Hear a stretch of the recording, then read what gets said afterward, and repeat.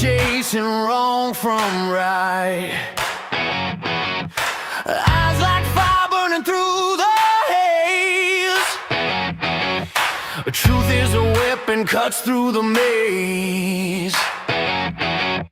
Some call her trouble, some call her brave.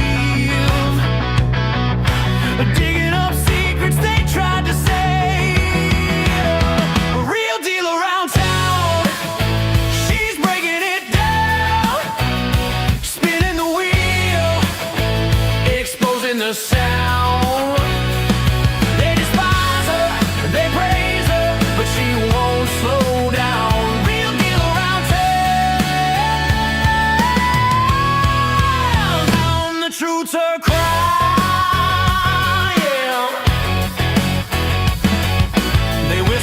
Shadows, they curse her name. Afraid of the spotlight she brings to the game. But the grateful ones, they cheer in the dark for the spark she ignites in their weary hearts. Some call her danger, some call her hope. She's the thin line on the tightrope.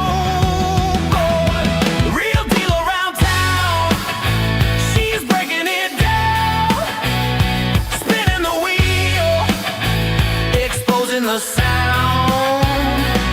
They despise her, they praise her, but she won't slow down. Real deal around town. The truth's her crown, yeah.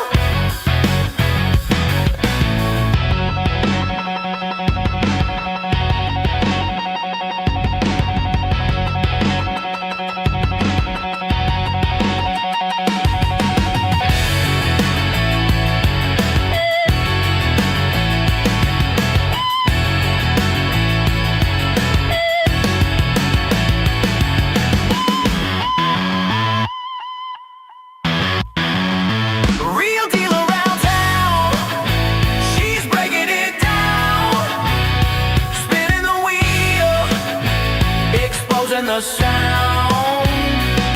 They despise her, they praise her, but she won't slow down. Real deal around town. The truth's her crown, yeah. The truth's her crown, yeah.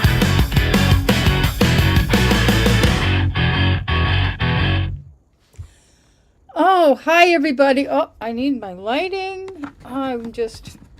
I'm sorry I'm really late today.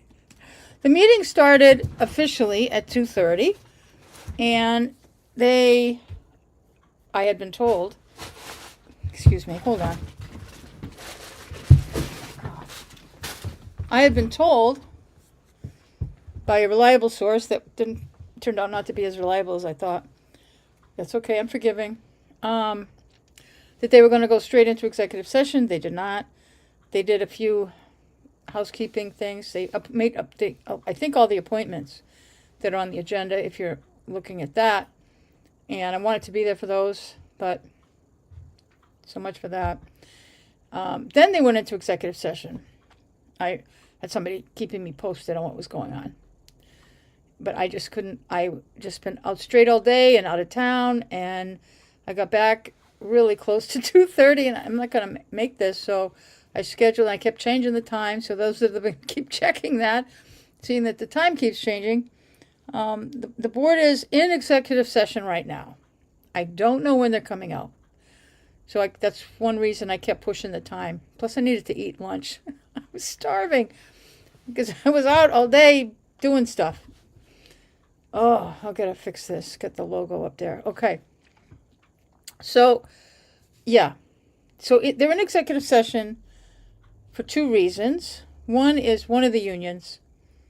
I can't remember. I think the regular employees, I could be wrong. It doesn't matter because we're not there and we're not going to find out what they talked about, so it doesn't matter. We don't have any money anyway, so we really don't.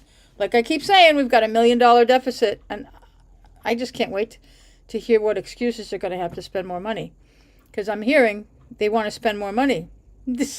Even this meeting might have some very interesting little conversations. Yep. You know it, because they do things their way. It's really getting disturbing. The agenda is, I read the agenda over a little while ago, and I'm like, wait, I didn't see this before. It was there, I just didn't see it. And there's some things on there that, again, more ethics problems. I don't know what to do. I just don't know. It's nuts. Things are going to get really nasty between now and May. Yes, it is. Really nasty.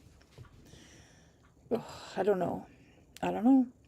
The other thing they're talking about in executive session is the RFS lawsuit. I keep telling, from the time the news broke that the lawsuit was served on the town, I have been saying they need to settle. They need to settle because we're going to lose. This is a no-brainer that we're going to lose the lawsuit. And every minute they spend discussing whatever the so-called defense is going to be, it's costing more and more. I suspect that insurance isn't covering this. This is 100% on the taxpayer, people. Yeah. I've been talking about insurance. As it turned out, I had the wrong policy. I had the current policy. I got a public records request in for the appropriate policy. But it's my understanding that we may not be covered by insurance for the RFS lawsuit. So every penny is going to come out of the taxpayers. And when we lose the lawsuit, or even if we settle it, it has to be an override. Oh, yes. It has to be, or we'll have to shut down really needed services. Like, we need to cut the police department by more than half, and half of town hall will be closed. Employees will have to be let go. This is not, this is not normal. This is just not normal. But it's normal for Townsend, but this has been building up for several years. This has been coming, and I think this spring we've reached the end of the line.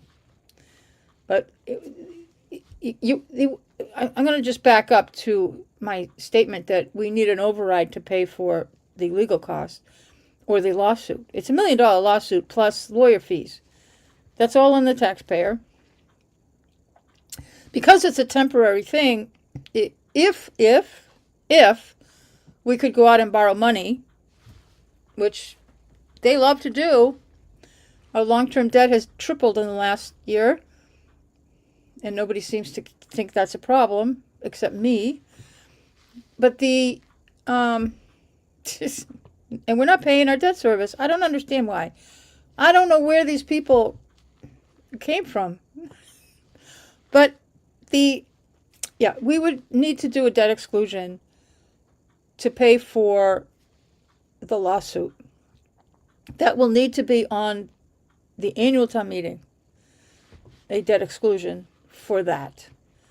They should also plan to put that on the April ballot just to save time. But they need to make public comments. They need to have an informational broadcast other than me doing it. I'm not speaking for the government. It's crazy. I'm doing most of the talking. They're not talking about anything. They haven't even told anybody that we're being sued. I'm the only one that told you, huh? Nobody has told you, except me, that we're being sued. Just me. That makes no sense. Not in a normal world does that make sense. So, I don't know. So we still need an override of $1 million to pay our regular bills. We really do. I can't minimize that number. That's bottom line. We need to do that. Then we need to do a debt exclusion. What a debt exclusion is, it does increase our taxes, but only for the period of the loan. And that would be, I would say, whatever that number is, maybe well, however long they could stretch it out, but maybe 20 years. That might be too many. I don't know. But they need to start talking about this. Because even if we're not going to win if we just go to court, the legal fees are going to be extraordinary. Every single person involved is going to be deposed. And I've said before, anyone who's been on the Board of Selectmen or Board of Water Commissioners since 2021 is going to be deposed. A deposition can take 8 hours. It can take more than a day. And that's paying legal fee. And there's a lawyer representing you the whole time. Then they actually pay you they pay you travel.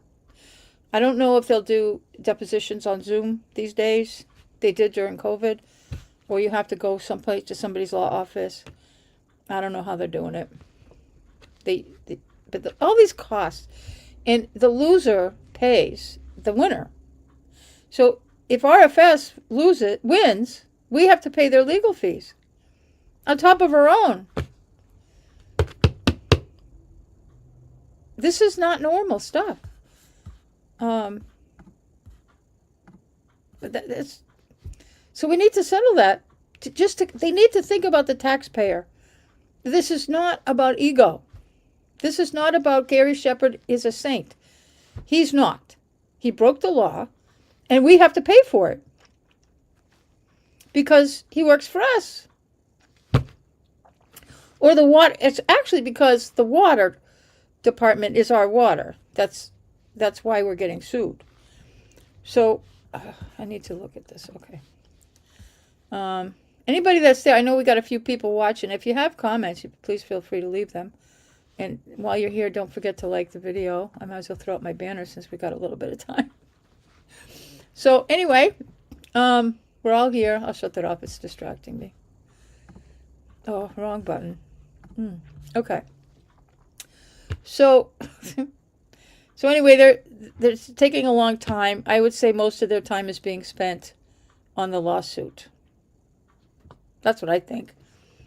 Because it's not going to get easier. The more, they have all these meetings and racking up all the money because Adam's there isn't helping solve the problem. They can't prove that it didn't happen. It did happen. Everything is real. And let's talk about the other part of the lawsuit. It's not the lawsuit. The ethics complaint and the proceedings at the Ethics Commission are completely separate and distinct from the RFS lawsuit. The RFS lawsuit is a result of what mostly Dave and Gary did regarding the water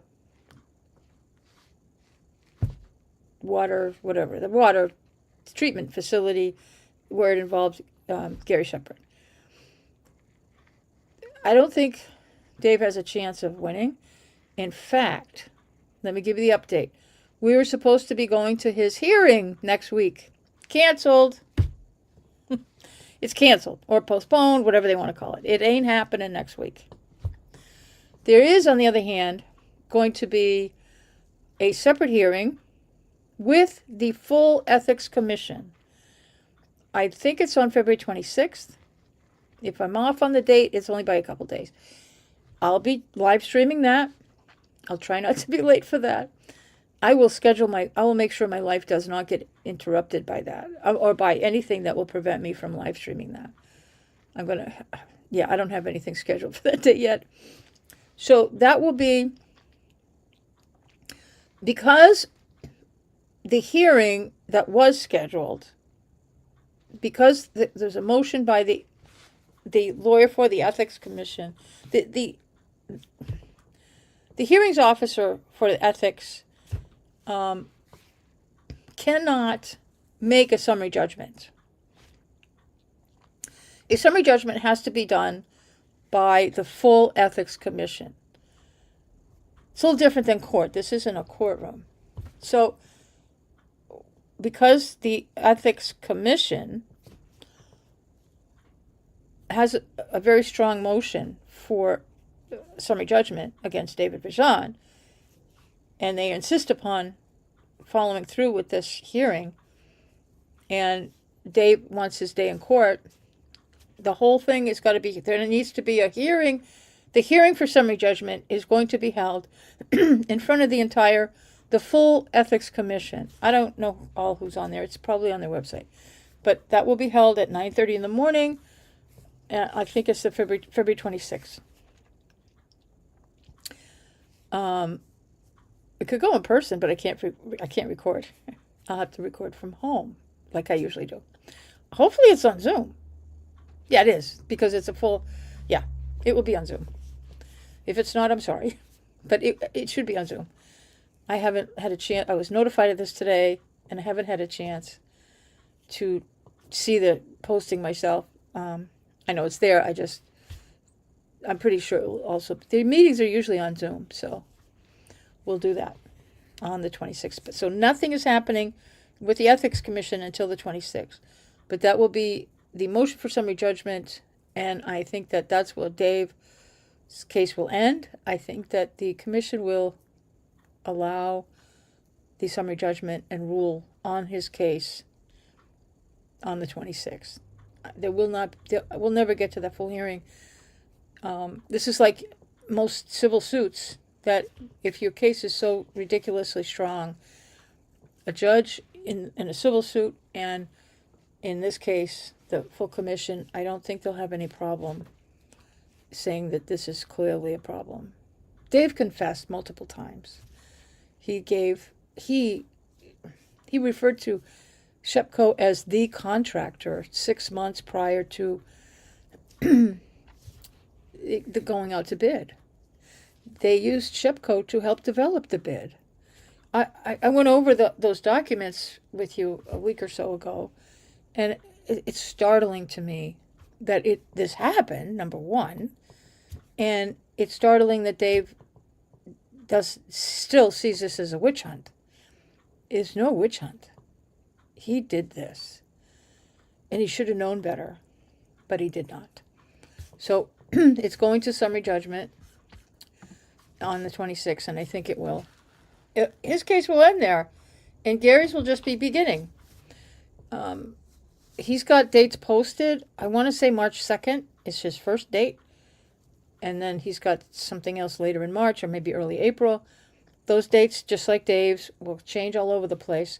But one benefit for us is that Gary got a lawyer right away. Dave didn't. And that's part of the problem with why this thing is being dragged on so long with Dave. Gary does, in fact, have an attorney.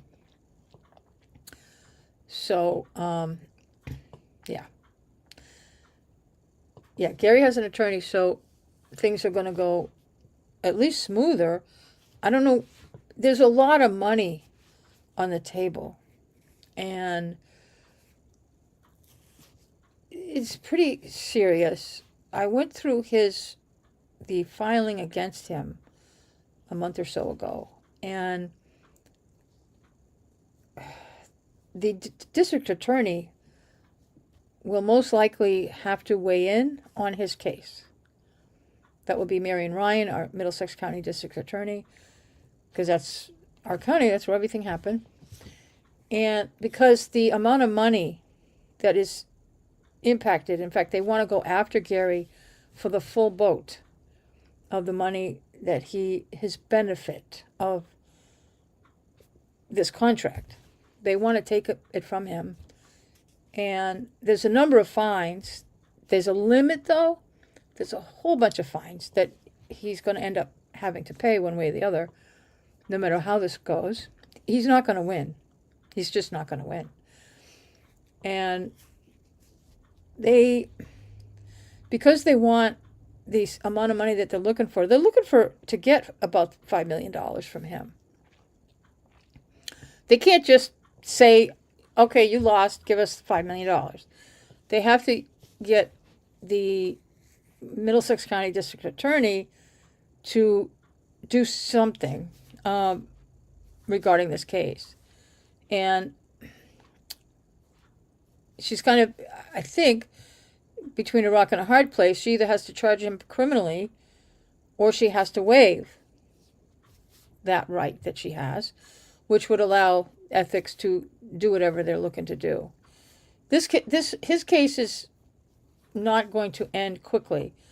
I think that because of what's on the table for Gary, it's going to drag on a bit and be very expensive for him, even if it's because he's got to pay the state's not going to refund his lawyer fees. He's paying his lawyer big bucks. I hope he doesn't have. I hope he has an attorney that specializes in this type of stuff, and not just a routine contract lawyer. That would be too bad for you, Gary. But we shall see. I know Veronica Kell is losing her mind. There's some items on tonight's agenda that, again, I really think are ethics violations, that they shouldn't even be on the agenda. But it looks like she's going to blow through. She doesn't believe any laws apply to her or the town. Unfortunately, Lori Schifrin is right there with her. And we'll see if Valerie Goodrich walks out of the meeting again. At the last meeting, she walked out of the meeting. Not only for one section of it, not the whole thing, but she walked out. A lot of people walking out of meetings lately. But she walked out because Veronica was going off on things that were conflict of interest, violating ethics that she's not allowed to talk about. And she insisted, and Valerie said, I can't participate in this, because she would be accused of, anybody that participated in the conversation that Veronica Kell had at the last meeting is subject to an ethics hearing themselves. And they're going down that road. It's another problem here that Veronica and Lori may very well end up, they're using town resources to allegedly defend Gary. One thing that concerns me about that is that they're also violating Gary's rights. Veronica is trying to interfere with an ethics commission case procedure. Gary Shepherd is a defendant in that procedure, and he's represented by counsel. She is supposedly trying to help Gary and defend him, and she thinks she's defending the lawsuit. It has nothing to do with the lawsuit. This stuff that she's talking about has no effect whatsoever on the lawsuit. She's interfering with an ethics commission procedure and interfering with Gary Shepherd's own defense. Gary has an attorney representing him. By her as a town official, and representing herself as a town official, using town resources to defend Gary, she is violating ethics all by herself on that. But because Gary is represented by counsel, she is interfering with his defense. He can sue her, but because she's functioning as a town official, she's using her position as a member of the Board of Selectmen, or Select Board, whatever the hell it is.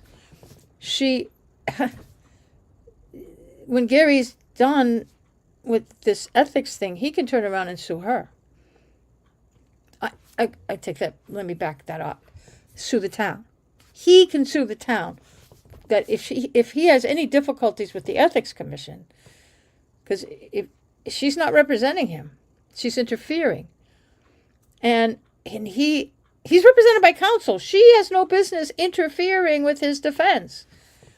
And it's my opinion that he can sue her. I mean, this town. He can sue the town because she's representing, because she would have, depending on which day, what hat she's wearing, but she, on all appearances, she is representing herself as a member of the Board of Selectmen in her defense of Gary Shepherd. And in that light, she has qualified immunity, and he can turn around and sue the town for her bad behavior. And if he has any problems in his defense, if she has interfered with his lawyer's ability to defend Gary, and he loses this $5 million, he could be the next lawsuit to sue the town for her interference. So those of you who do talk to Adam about this case, you might want to ask him that. Is Veronica Kell's potentially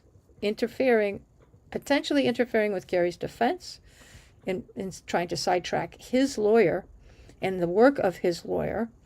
I doubt that his lawyer has talked to Veronica and said, oh, yes, please do all this bullshit. I don't think so. No lawyer would, even unless they want to see her.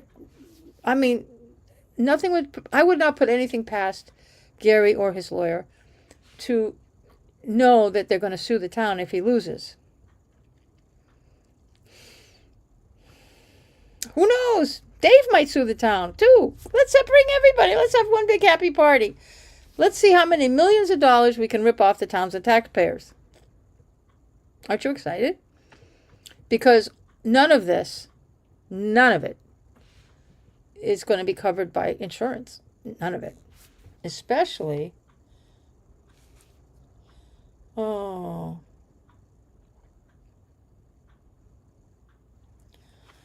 don't know. I'm sorry, reading a text. So, it's just pretty crazy. This whole, I don't know.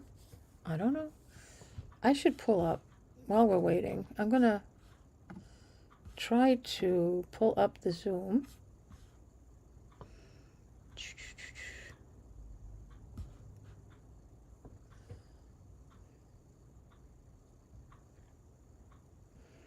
Don't ask me where it is.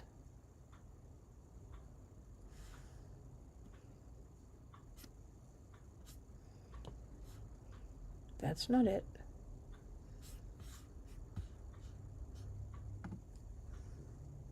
It should say select board. Does not. I have too many tabs open. That's one thing I have a problem with. Joining a Zoom meeting. No, it should say select board. Even though they're not there yet.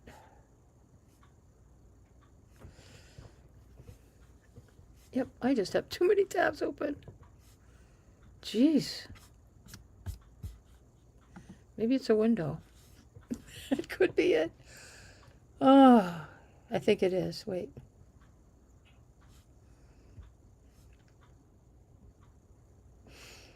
Oh, man. Nope, that's not it. That's not it.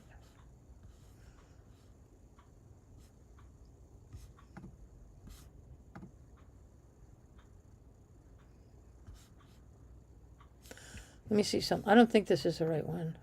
Oh, maybe. That's not it. That's not what it looks like at my end.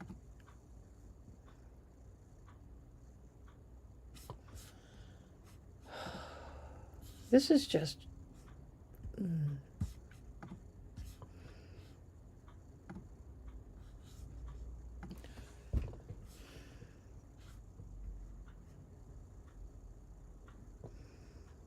I should close some windows. Make it a lot easier.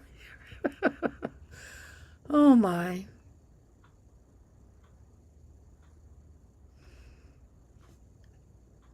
Going through all these, I'm not seeing it.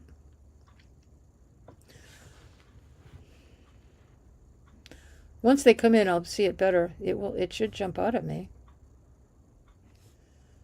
This is weird.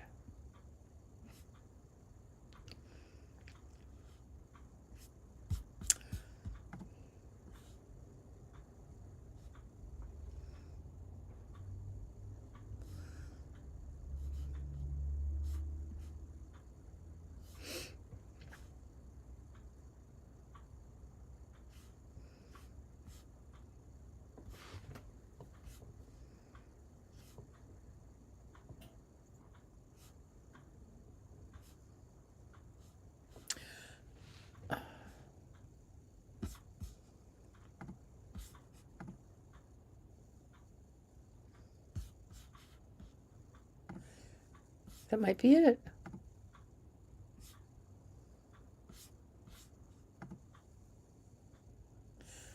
That's it. Then we go to black screen all the time. I don't know why this is doing that. I'm just going to leave it here for now. That happened last meeting. I don't know. We'll just play it. They're still in that executive session. It's 4 o'clock almost. Oh my. I should show a movie or something.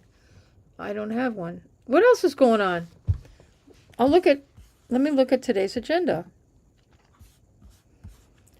What do we have to talk about? At some point, the select board is actually going to be having, not for another hour, at 5 o'clock, they're going to be having a joint meeting with the Townsend Housing Authority because they're appointing Irene Congdon to the Housing Authority. And, let me send me a text, no. And, and, what is that? Yes. And then Irene Congdon is also going to be appointed to the Community Preservation Committee, which is how to spend the CPA money. And they're going to appoint her as the Housing Authority representative to the Community Preservation Committee. Don't forget, if you're eligible for exemption from the CPA tax, which was on your property tax bills already, even if you have an escrow account, you need to look at that tax bill. Get your paperwork together. You don't have a lot of time because you've got to collect some documents. It's wishy-washy on what the assessor's office is going to want, but you need to be prepared to provide them proof of income or proof of lack of income. I don't know how they're going to do this.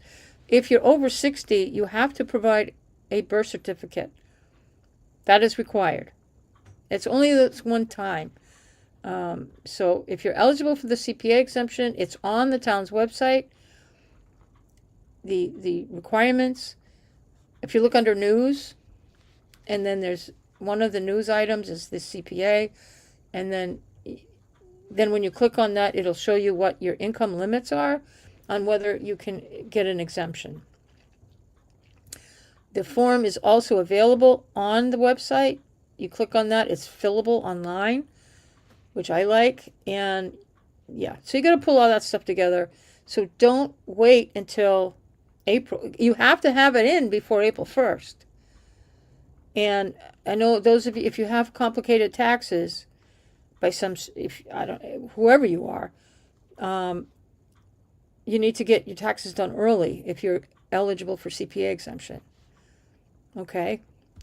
I know if you look at your tax bill, it's really not a lot of money. My CPA was $30-something, and it's like I'm eligible for the exemption. I'm gonna do all the paperwork.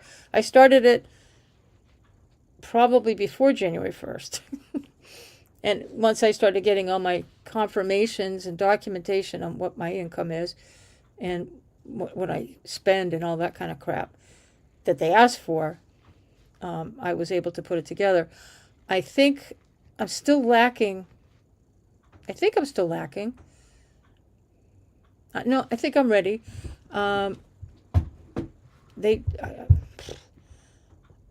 Some documents just don't exist, so I'm doing my best to give them what they want. But, you can't prove something you don't have. So, we'll see. I'm going to see how they're going to be. This is the first time for them to do this as well. And, yeah. I was actually looking at Tidman.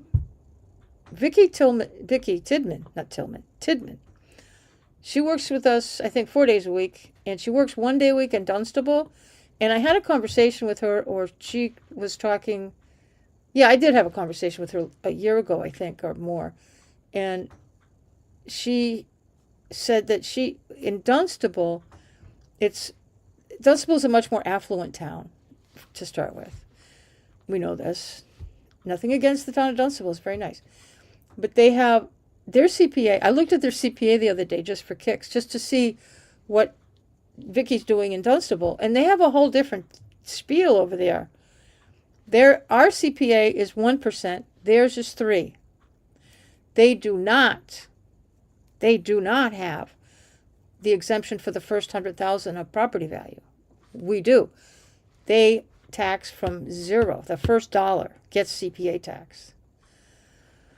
They also do not have the senior exemption. the seniors are treated like everybody else over there. They only have low income.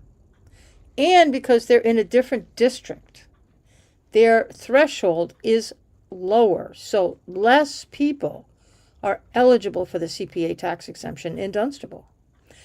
And I was startled. I'm like, wait a minute, I got to look at this. And it's really, wow, they do get a lot of money in from that. And also, the more money you take from the residents, the more money the state gives you, and apparently, the way it looks to me, because the state does this matching thing. It's a formula. I don't know how it works, but it's beneficial to a town to have a CPA tax.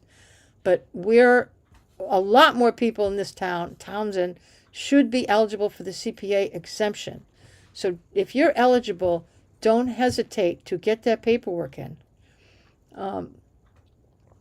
Yeah, it's important. You know, we at town meeting we set this up so that only certain people would have to pay it, and or that a number of people who just don't have the money don't have to cough it up.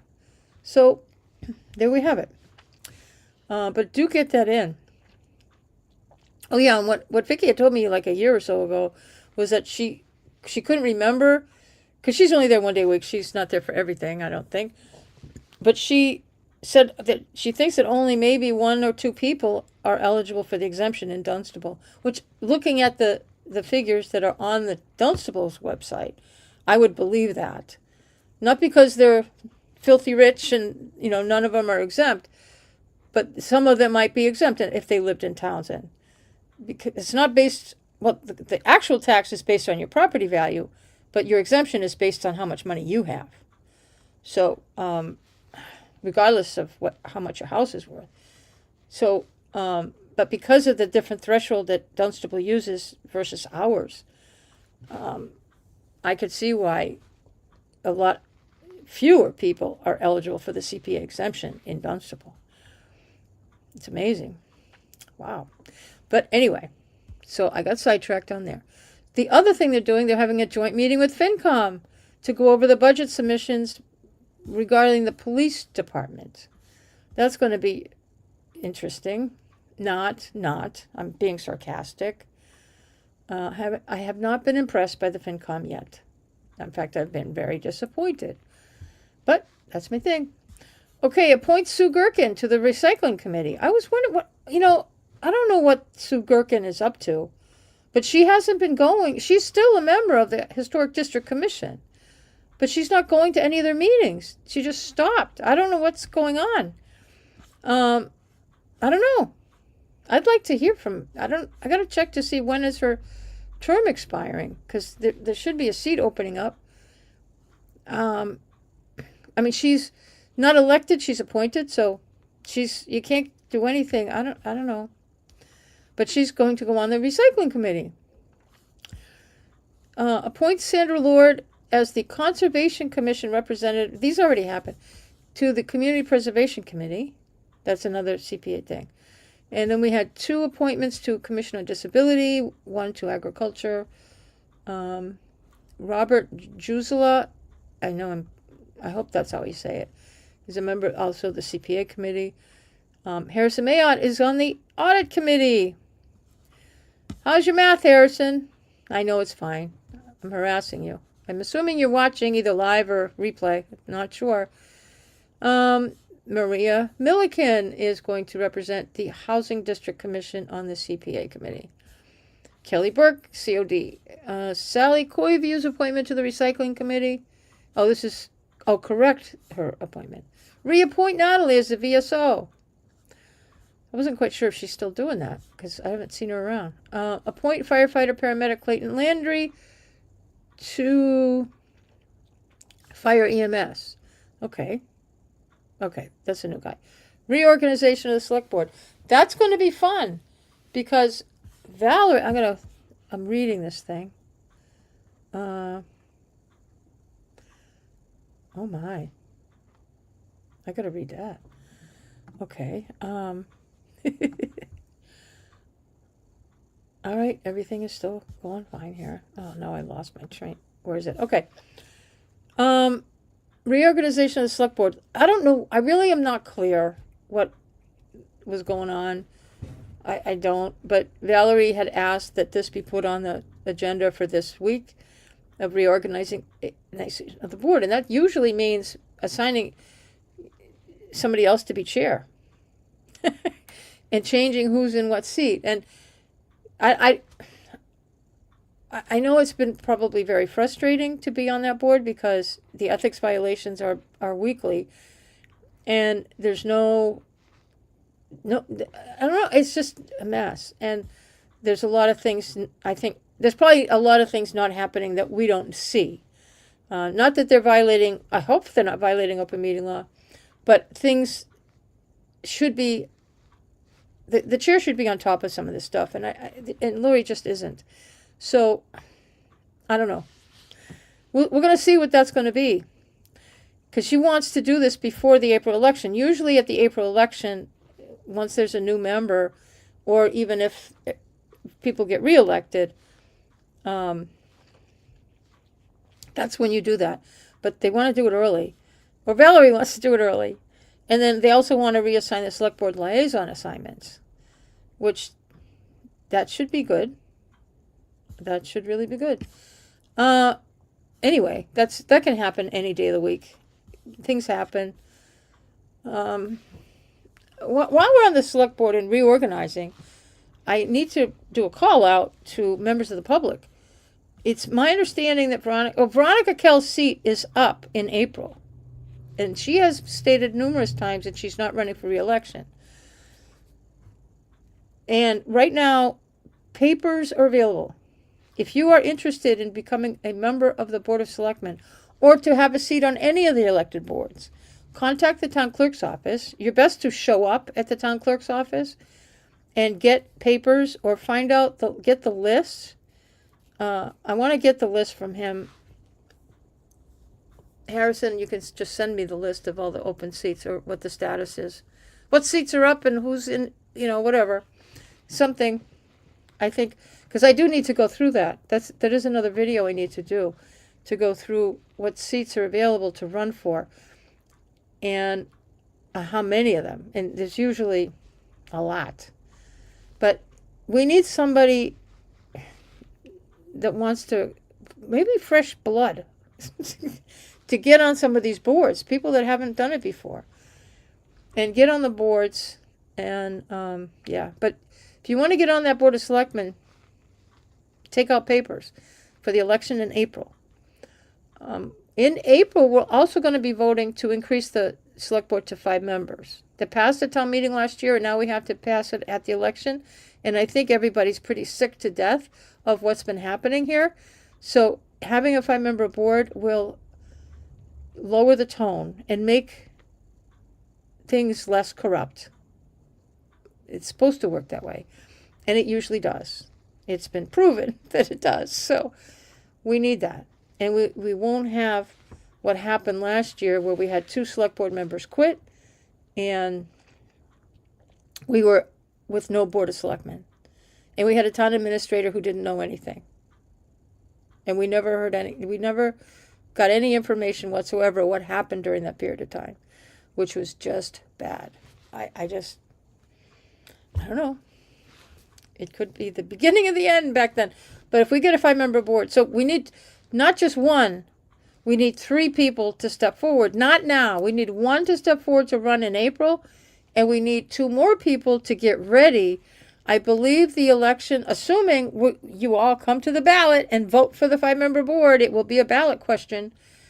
We're going to have 2 more seats available that are going to come up for, I think, July. When I put this through, because I'm the one that got the citizens petition to get the 5-member board. So when I was doing it, I was also thinking, because I think of the budget, I think of the ramifications, I think about the logistics of how things are going to go when I put something out like that. And I've still been hoping, when I do talk to town officials about it, I say I'm thinking, to be fair, have the election in July, even though that we're in the summertime.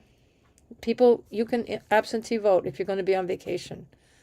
You know, but because everybody's got, they need time to revamp town government a bit, get nomination papers. You have to do the same stuff. You don't just appoint people to select board. You have to run, and it requires election stuff. And we need to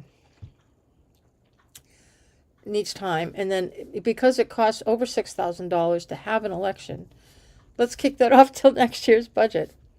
Another reason we need an override. No, don't blame me now. But this is absolutely in the best interest of this town, is to have a 5-member board. So plan on that. Let's see, what else are they doing? They're going to, okay, 2026 call for proposal. MRPC is doing something.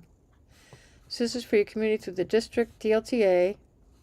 Work with MRPC to reactivate the hazard. It's not hazardous, it's hazard mitigation plan via land use, and or work with DLTA to review inclusionary zonings via Townsend's Affordable Housing Trust, and or work with MRPC to investigate. Oh, okay. These are just okay, which one are we going to pick? We only get so much grant money through MRPC, and we have to decide we need to do the hazard mitigation plan or the DLTA to review inclusionary zoning. I think the inclusionary housing needs to just forget it. No. It's such a mess. It's not going to get done even with MRPC helping. Just skip that. And I'm not getting into it right now, but that is garbage. Needs to. We don't even have any housing.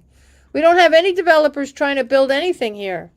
So we don't need, this is not a non-starter. Don't waste the grant money on that. Investigate design grant for 113, 119 intersection, which is in Pepperell, by the way. I mean, you know where 113 is in Pepperell? I don't know why we would, I don't know. I know they're working on the corridor on our end in front of between where the high school and McDonald's and Starbucks. All right. I've been so pissed about this for more than 10 years, let me tell you. Okay, so there's a number of properties that are, these are mandatory referrals. These are no big deals, but I'm sure they'll do something. They will not just let these go by. 3 Wheeler Road and 22 West Meadow Road. Guess whose properties those are? Did anybody say Gary Shepherd? You win.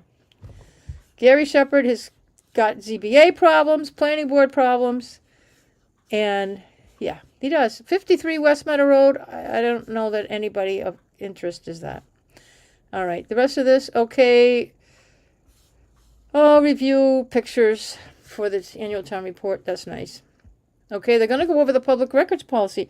This meeting started at 2:30, and it's now 4:15, and here we are.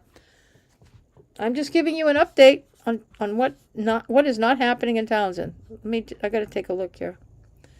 All right, there's a few people still hanging out. I'm about ready to call it a night. But I'm going to keep reading the agenda. I should just pull it up, but I've got the Zoom meeting pending, so I don't want to pull it up. So I'm just reading it. Okay, discuss. They're finally going to sign the lease agreement that we voted at town meeting for the Old Harbor Station and the Old Central Fire Station. Review, discuss, approve proposal. Oh, they want to, because there's so much going on. They're all complaining that they're having like 7-hour select board meetings, which will probably be tonight too. And they're all complaining about it, and they need to have more select board meetings, but shorter ones, which is probably a good thing. Review and discuss. They're going to go through the special town meeting warrant articles for 225. Oh, I guess I have to hang out for that. And then This is going to be a long meeting if they ever come out of executive session. Jeez.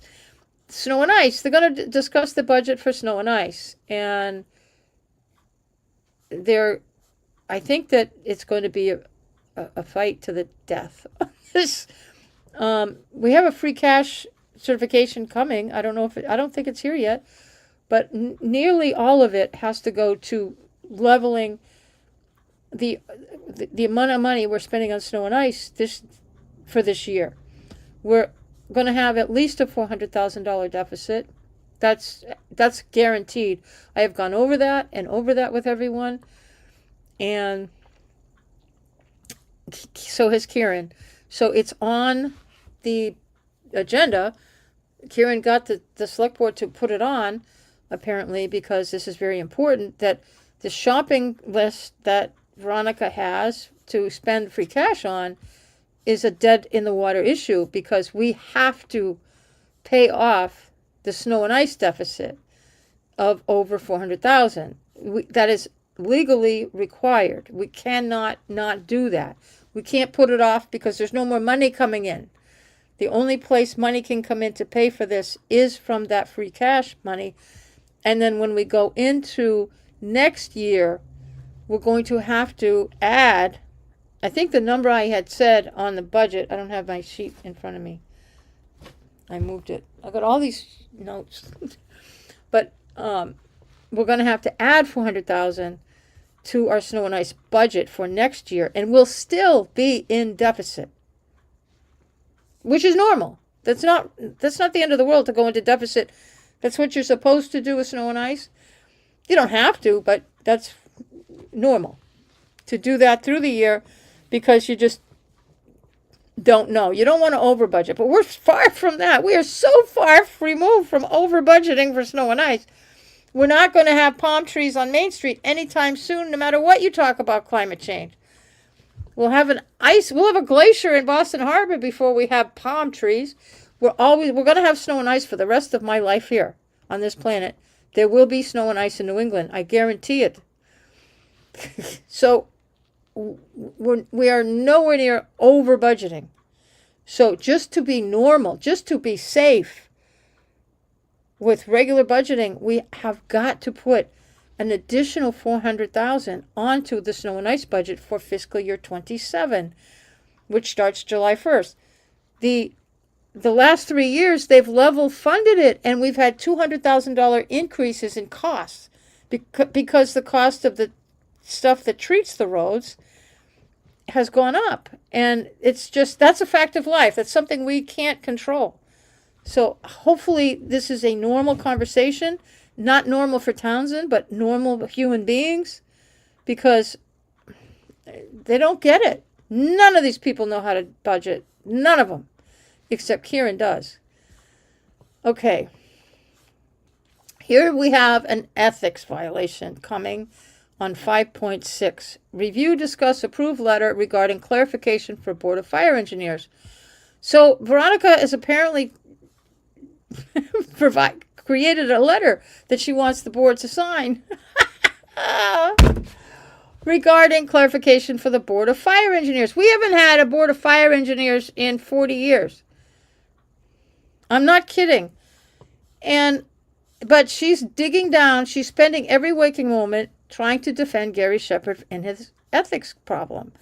And she wants the board to send a letter to ethics in violation of law. She's violating the law by doing this. She's violating the law even having this conversation at a select board meeting. My prediction is Valerie's going to get up and walk out the room and maybe keep walking. No, she won't. She'll wait. She'll wait. But there will be another ethics complaint filed. I don't know if people are, but I'm hoping somebody is filing ethics complaints against Veronica for all of these things. This is sickening to see this on the agenda. Without everybody, this is nonsense. This is an ethics violation because she is doing this, and she admitted it last meeting, to interfere with the Ethics Commission's proceedings against Gary. And, you know, I almost hope Gary sues the town because he can. She is interfering with his defense. That is up to his attorney to take care of things like this, not Veronica's. And it is illegal for her to use her official position as a member of the Board of Selectmen to do this. And she's really signing the town's death warrant because she's providing more and more and more evidence of the corrupt nature of the government as a whole, not just David and Gary. That I believe, and I suspect, that it may turn out that there was more collusion with the Board of Selectmen back in 2021, 2022, and 2023 to make sure that Gary got the contracts. I really do. That I think multiple boards were working to get Gary the contract. And I think that is going to come up. And I think that is where Veronica is going with this. I think that's where the evidence that her continued corruption is going to get the town not only losing their RFS lawsuit, but having more charges brought against more individuals who are current or former town officials. And I believe Veronica may very well find herself before the Ethics Commission having her own hearings, because this is completely sickening to me. 5.7, discuss use of ARPA funds. They're still, they can't get out of their own way on the ARPA funds for general government salaries. Who knows? But I just, ugh. All right, then we're going to have the work session, town administrator updates and reports. Kieran's going to talk about everything he's been doing, which is nice. This is nice to hear. His activity, budget, snow response, which we've had nothing but snow response for the last 2 months, school meeting with FinCom, MMA, and conservation. Oh, conservation. We also had a member of the Conservation Commission walk out of the Conservation Commission. Guess why? Corruption. I'm not kidding. Oh, yeah. Ethics. I'm out of here. Have a nice day. Oh, yes. That happened. It happened in the Conservation Commission. Overdue, let me tell you. Overdue. And it had to do with, guess who? I'm not going to say it. You already know the answer. Certainly did. Okay. There's a letter from the Pepperell Select Board to the school district. This is a budget thing. I don't know what this letter says specifically, but what it's going to say is about how much money Pepperell doesn't have, and that the school district we need to cut more education away from our children. Yep. If you got kids, if you don't have the money to send them to private school, you need to find someplace else to live. I don't understand. Anyway, so the police department, let's see, last year we got a dog. Now we're getting a motorcycle. We're going to be laying off cops shortly, but we got dogs and motorcycles running around. Nothing, See, what bothers me about these donations, the select board's going to be, this is great, more donation. Well, getting the bike donated is nice. I have a motorcycle. It's been held prisoner in my shed. I'm not going to tell that story, but hopefully I can get it out of there in the spring. Getting a motorcycle, getting anything donated, somebody gives you a gift of a car. Just think of it that way. Somebody gives you a car. What are you going to do when you get that car? Oh, thank you. Very appreciative. Oh, thank you. You don't have a car. Maybe you're young, or having financial difficulties. This is where it gets really bad. And somebody gives you a car. Oh, you got to get insurance. Yeah, you got to maintain it. Oh, you got to check it. Is it going to pass inspection? What do I have to do to keep this thing on the road? Oh, I got to put gas in it. Oh, how many of our police officers are currently licensed for motorcycle? They may all be, for all I know. Several years ago, most of the police department all had their own bikes. I remember that. It was kind of fun. Sometimes they would respond to calls on their own time, and they'd all show up on motorcycles. It was kind of fun. I think, back in the 80s, it was kind of fun. I was a dispatcher back then, so I got to see a lot of things that I don't want to talk about. Anyway, now I have to keep. There are secrets I must keep. They're not bad. It wasn't bad back then. At least I wasn't in on any of the bad stuff, if there were bad stuff going on. Okay, then we're going to have liaison reports. MART administrator appointment. Oh, yes, we are part of MART, so we have a select board will, I think that's what it's about, putting somebody in for that. Then they're going to talk about volunteer response forms. They've had a slew of them lately. Updated vacancies, see if more people will volunteer for things. The next meeting date, review and sign payroll, blah, blah, blah. Okay, I'm running out of things to say. I'm really running out. So they're in executive session for mostly, in my opinion, the RFS lawsuit. And they're also talking about, the other executive session is the union negotiations. They're not in union negotiations. They're only discussing their strategy with respect to collective bargaining. They're just trying to figure out what they're going to do with no money for the clerical union, supervisors union, highway water union. As much as I hate to say it, I'm familiar with how much money we don't have. We are really in financial straits, people. And I hate to say it, but level funding might be the thing to do. Or a small percentage, 1 or 2. I've been hearing 4% rumor control. I don't know where these numbers are truly coming from. I'm thirsty. But I think if 4% is true, I think our employees deserve it. But I don't know where this money's coming from. If we don't do $1 million override, there's no money to pay them their base salary. Never mind a 4% raise. No, it's just not there. Okay. I'm going to go over someplace else in the world. Let's see. I'm going to look. I hope that I'm entertaining you, because the select board is in executive session and I'm just talking about whatever comes to my mind. I wish I could show movies so that I could go, I don't know, refill my coffee cup. I don't know. Where am I? I'm on the town website in case anybody cares. If there's anybody still in this in this video with me. Let me see. Is anybody there? Oh, I got 5 people. Hi. Big crowd. Hi. Hi, 5 people. Leave comments. Say something in the comments. Let me know what you... Oh, somebody left. If you got anything you want to know about what's going on around here, leave a question, a comment. Let's see.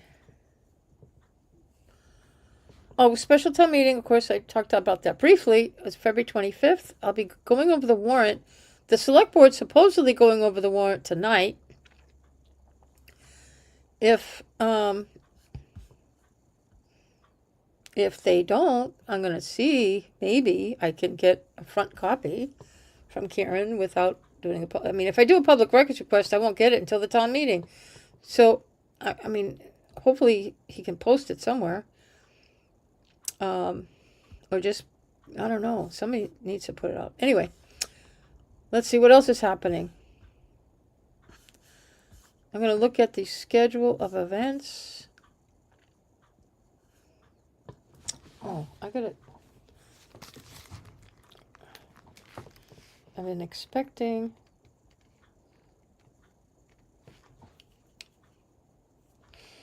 Oh.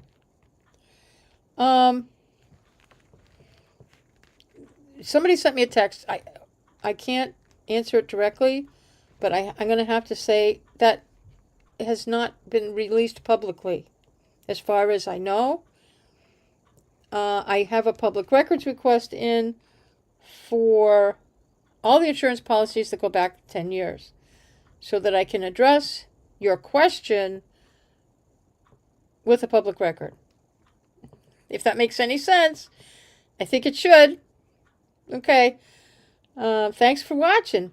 Hang out, oh, don't forget, like the video, blah, blah, blah. What else is going on? Anybody send? I'm waiting for somebody to send me a text. I guess I'm not going to get it today. Yeah, probably not. Probably tomorrow or the next day. I'll get. Probably not. Oh, I don't know. I'm trying to do a couple things out there in the world, and very stress producing. As I wait for somebody to get back to me. Oh, perfect. Okay, so you did understand what I was trying to say. Yeah. Basically, we're screwed. We're screwed. All right, let's see. Tomorrow there's ZBA. What are they going over? Let's see. They're going over... Oh, if you're from Townsend, you might be familiar with the building. It's a little bit of an office building.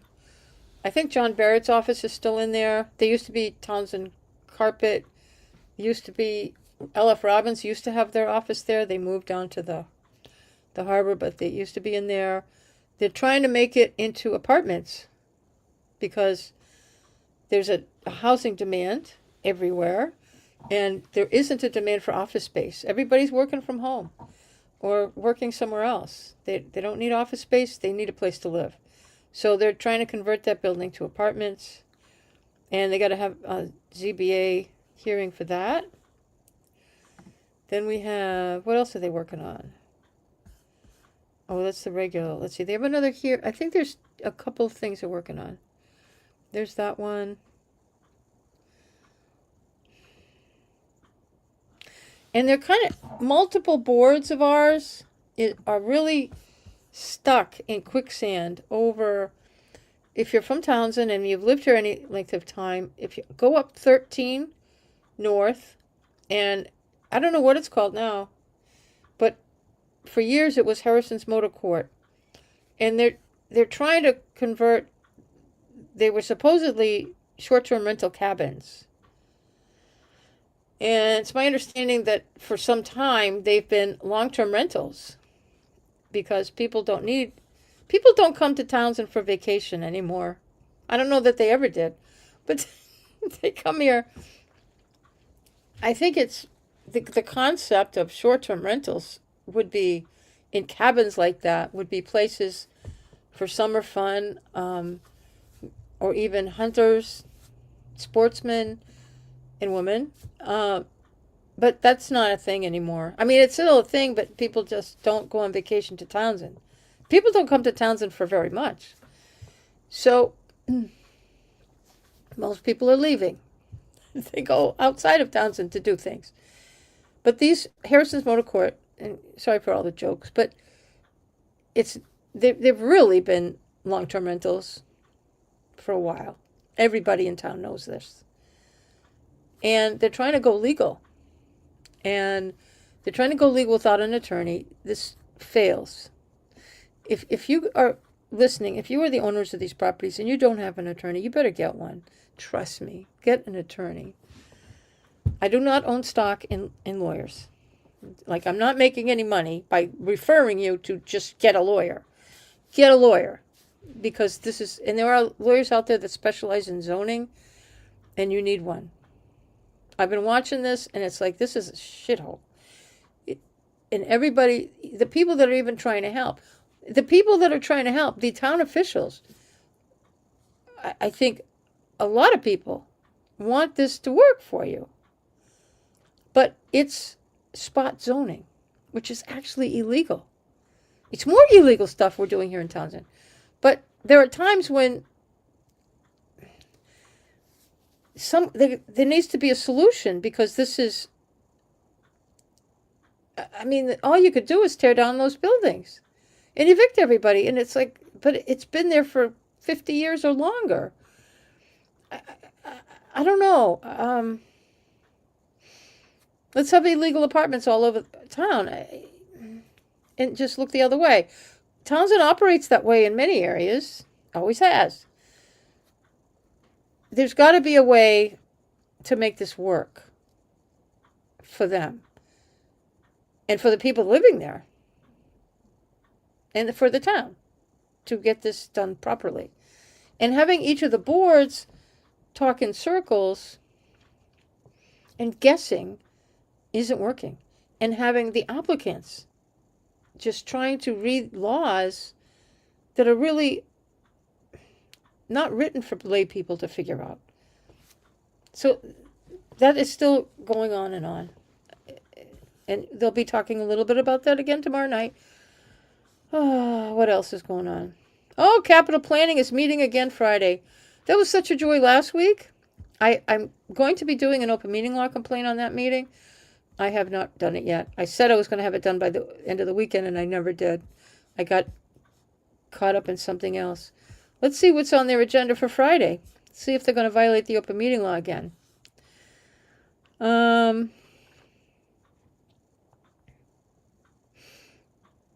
What is the select board doing? Okay, they're going to approve the meeting minutes. I bet they don't put on there what they did in doing the minutes that they went offline and that I'm filing my complaint about.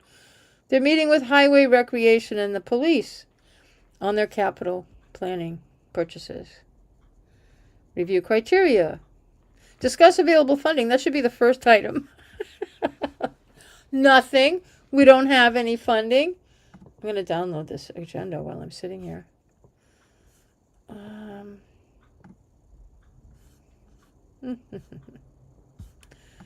Try to find the folder I'm keeping these in. Townsend. Uh-oh. Oh. Capital planning. Put it there. I'm trying to get more organized. Really? All right. What else we got? Board of Health is meeting on Monday. That was an issue. They didn't meet last Monday or the Monday before because of the snowstorm. But somebody actually reported that they had and that they approved somebody's septic. Oh, it didn't happen. So I caused a little ruckus at town hall when I asked questions because, wait a minute, they didn't have a meeting. How did they have they had a meeting and they approved the septic? So I started asking questions. Come to find out, Board of Health didn't know anything about that. What is the Board of, so the Board of Health has actually got the same agenda that they were going to have the other day. Let's see. They got a bunch of septic permits up. There's like 5 of them. Then they got a manure management plan. See, this is 1.7 on the Board of Health. That's going to be an open meeting law complaint. They're not putting actual addresses for these places. That is against the open meeting law. Minutes, invoices. See, they got to put minutes. What do you mean minutes? You can't approve minutes without saying what minutes you're approving. Sanitary survey noncompliance. DEP, I'm going to look that up. DEP correspondence regarding sanitary survey noncompliance. I have no idea. Oh, appoint a pay-as-you-throw enterprise fund administrator. That's going to be fun. Because I don't think it can be Carla. Next meeting, okay, 3/9, in case you're marking your calendars, will be, that is not Earth Day. Earth Day is not March 9th. Okay, but why does it say that? I don't know. March 9th is not Earth Day is in April. And townwide cleanup is at the same weekend. It will not be in March. It's too cold. It could be snowing. I don't know. I've lost. I can't keep up with the nonsense. Oh, guess who's coming? Ooh.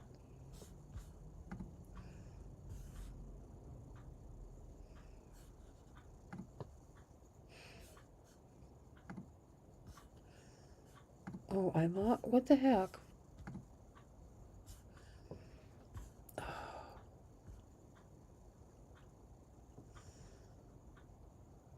I lost the Zoom. Recording in progress. I can't find it. I lost it. IT Cam, can you hear us? All right, I think we're back. If TCAM can hear us, okay. You can hear you. Thank you, sir. I'll try to find it. For those that joined us, we had kicked off a little earlier for an executive session and we were back to the agenda. Okay, so we are reconvening at 4:45 PM. We have a roll call for the reconvening of the meeting. Veronica Kell, present. Patty Goodrich, present. And Laura Schifrin, present. So we are going right to 3.3, appointments of officials and personnel, some of which have already been appointed when we first began the meeting. So, and I don't see anybody of the remaining that are here. Go ahead. If it's okay with the board, I'm going to move to appoint multiple people, if like in one motion. Okay, well, go for it. No objection. The ones that we have not done yet. I'm trying to get it up for you. You were hearing the I, Valerie audio. Goodrich, move to appoint the following individuals. Susan Gherkin to the Recycling Committee effective February 3rd, 2026 until June 30th, 2026. Sandra Lord as the Conservation Commission representative to the Community Preservation Committee effective February 3rd, 2026 to June 30th, 2027. Sorry. Robert Jusela as an at-large member to the Community Preservation Committee effective February 3rd until June 30th, 2029. Maria Milken as Historic District Commission representative to the Community Preservation Committee effective February 3rd, 2026 until June 30th, 2027. Sally Kovu as the Recycling Committee by setting the term, to correct the appointment of Sally Kuvila to the Recycling Committee by setting the term expiration to June 30th, 2026. Natalie Call as Veterans Service Officer, Veterans Agent effective February 7th, 2026 until February 7th, 2026. 2029, sorry.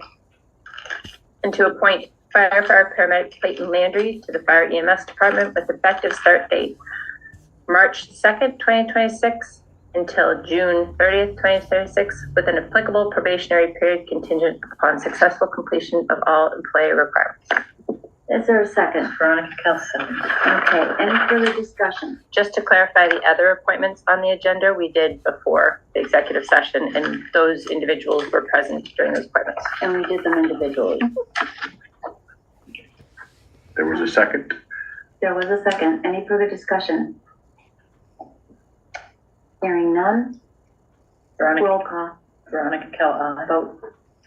Valerie Goodrich, aye. And Laura Schifrin, aye. And thank you to all those who have volunteered today. We were very happy to make all those appointments. Okay, 4.1. Valerie, did you want to speak to that? Yeah, so my interest in putting this on the agenda is not necessarily to question, any one individual, but more as a statement of, I think this board has not been necessarily acting as efficiently as we could have and with the goals that we set in mind for the past, since this summer. And I don't fault any one individual, but I think you can see it in how long our meetings are taking at times, 6-7 hours. And we kind of are getting into the nitty-gritty details of some things and not going back to those goals that we set. And those seem to be getting lost to me. And I'm not sure the right course of action to take and if we can remedy that or start to steer the ship in a more precise direction. If that makes any sense. And this is in no way a statement on anybody's efforts. You guys all work so hard. We all work hard. And not a commitment to this board. It's just a question of, this is the best way to ask you guys if there's a way we can get a clearer direction from the board and maybe a little bit more efficient progress, if that makes sense. And feel free to ask me for details or specifics. Well, I agree that we have really long meetings and they're continued even though we have a new town administrator. But I do think that there are efforts underway. As far as the goals go, we haven't gotten back to the goals since Nelson turned in his resignation at Absolutely. the beginning of December. So I've kind of abandoned the goals and I am the short timer here. I'm here only for 3 more months. So I guess 2 months. I would like to give Kieran more time. I mean, just an example being that just doing what we just did with appointments Yeah, that's fine. eliminates a lot of time. So I think there are time-saving things and things that we can work with our interim town administrator on to make things more efficient when we come to the table. I mean, you guys could both take this as kind of a call to action from me, and that as the newest member of this board, it seems chaotic, and I hope we can all work together to get it back on track a little bit. And I know a lot of that had to do with not enough leadership from the corner office. But I think, how are we going to attract other members of the select board when we have 6-7 hour meetings? I don't think we can. Well, the time before here, there are some things that we can't anticipate, 100%. like lawsuits and things like that. I mean, So we just, executive session meetings. yeah. And executive sessions have been a lot of the reason that we've had long meetings. 100%. Very big problems. So And I think if we each get Kieran had sent out an email about agenda items. I think if a lot of the thing is getting the agenda set sooner and getting the information into it. And just in the past couple of weeks, we've gotten better at that. I think that can also help to eliminate the time, if we've all had time to review before we come to the table. Yeah, and I bring this up acknowledging that everything changes in May. And this isn't me attempting to get any position or do anything like that. It's just having the discussion of how this board is running so that we can work together to make it better. That's what this is about. Which is why I agreed to the discussion on the organization of work. But I think, I'm laying it all on you, Kieran, I think that there's a lot that can be done in setting up the meetings. Not that I want you to spend all your time setting up the meetings, because God knows there's so much to be done.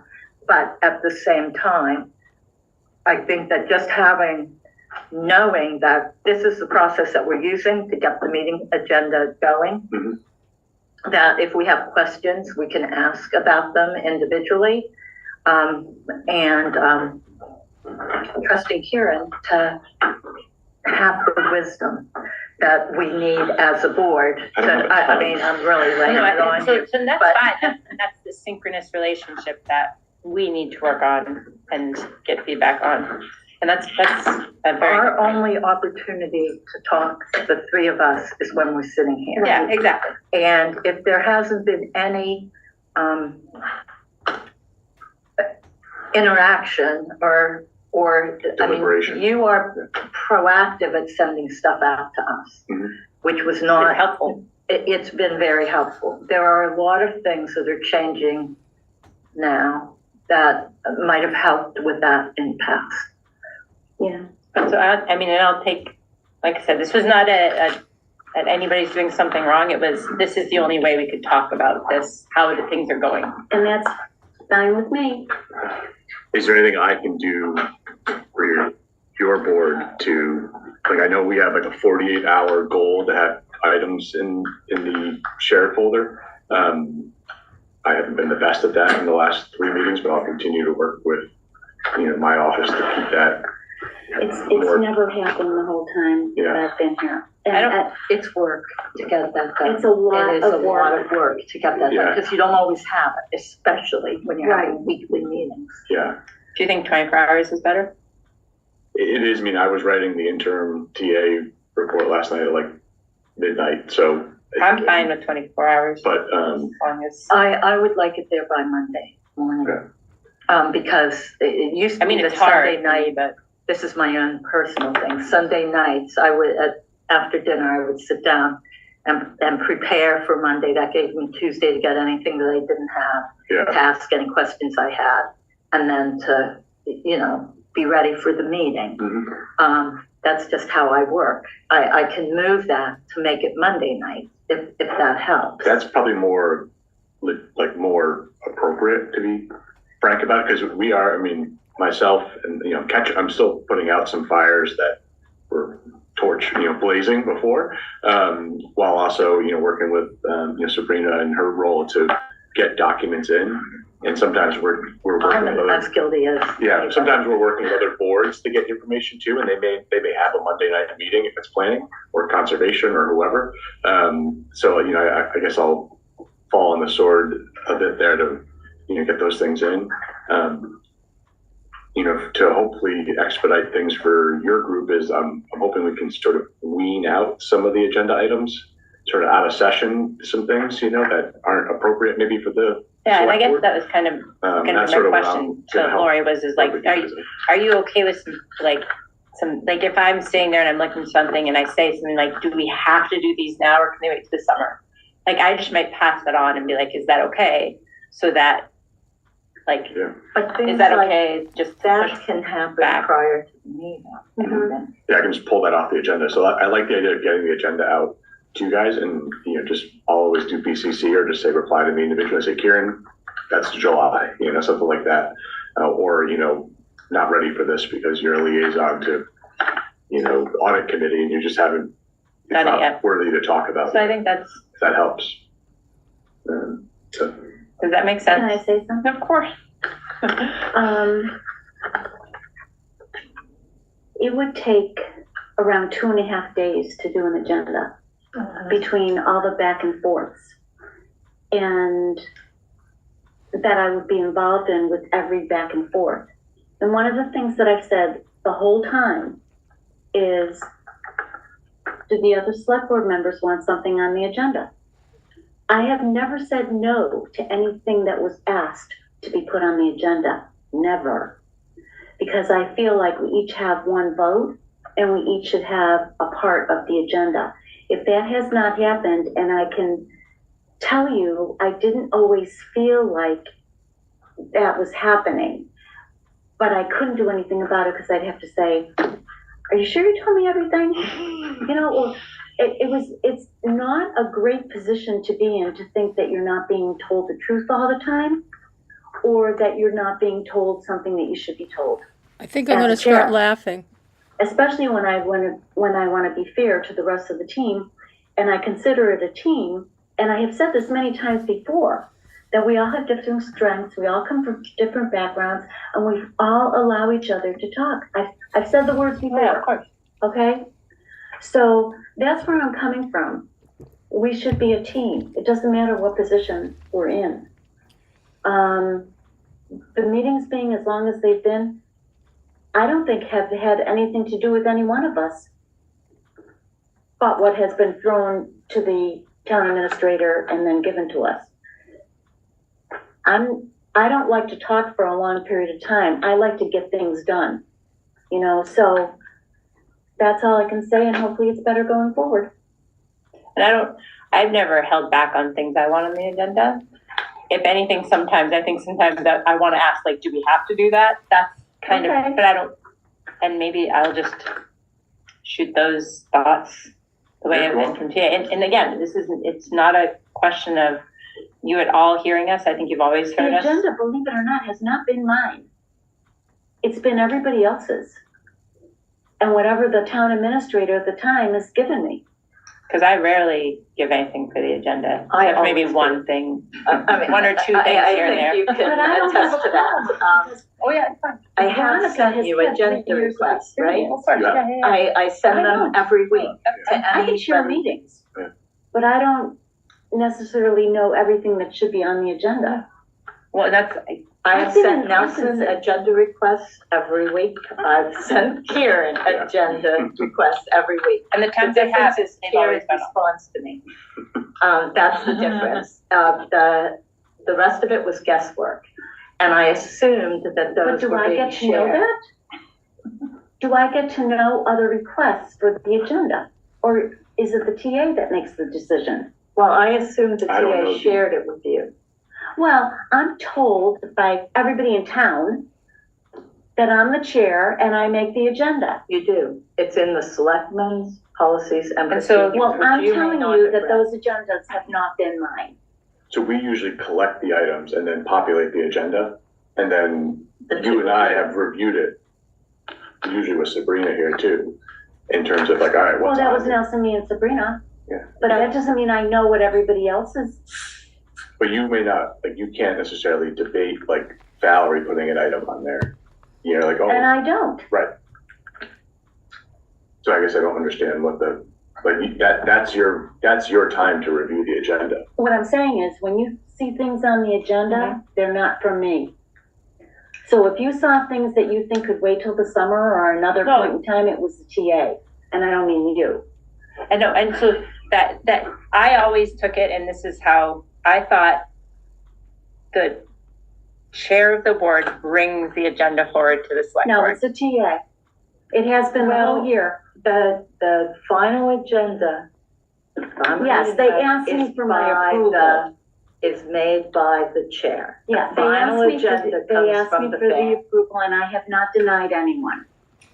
So, I have no problem having anybody discuss whatever at the table. It should be, well, if somebody maybe has I a would question. CC you when I send my agenda request to, I Yeah, BCC you when I send an agenda request usually. Yeah, because because Right. it's an agenda item, and that's fair game under the open Yeah. meeting law. So- Okay, I did, I think And- for a recent one, I asked to have put on, because that is, you can and send. they've not been agenda items. denied. No, of course not. I wasn't saying you were denying any agenda items ever.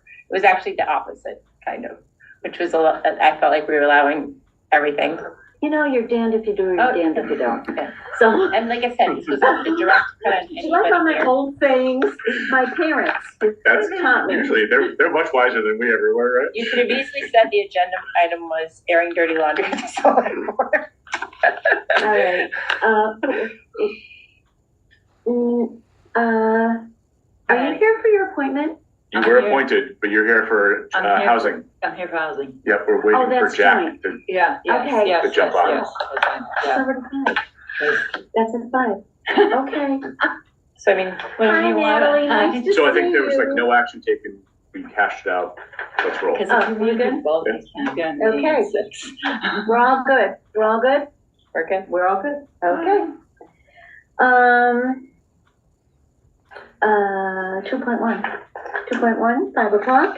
Yeah. We're having a joint meeting, but are you the only one on? Yeah, we are waiting for We have to Jack wait. Moran Yeah, to join yeah, us. yeah, nothing. Then we can't join yet. Can't join till, Can't join. he just emailed, and said he was gonna join us, so I'm hoping Yes. he does that in a moment or Okay. two. Yeah, because I've got a meeting at 6. Yeah. Back at the post. So, Okay. we did appoint you as VSO, so that's good to go. Oh, There's, good. Mr. Moran right there, so Yeah, we can do it. I will encourage our housing authority. Hi, Jack. Once Jack can hear us, to, call meeting to order. Yeah. Let's do it. I'm gonna make sure he can hear us okay, and he gives me a thumbs up. Let me call the order first, the joint part for us. Yeah, it's probably, Yeah, while Okay. he's getting his sound yeah, organized. you might as well.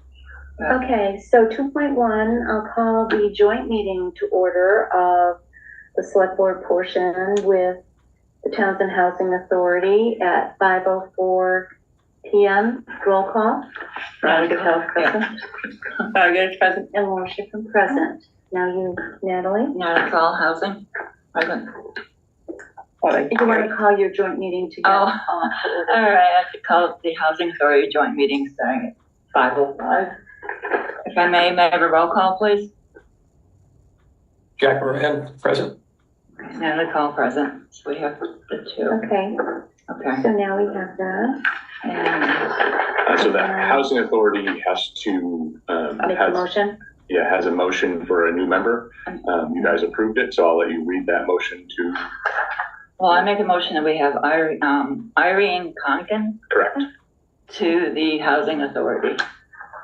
Second, The date, effective date, February 3rd, 2026, through the annual town election on April 27th, 2026.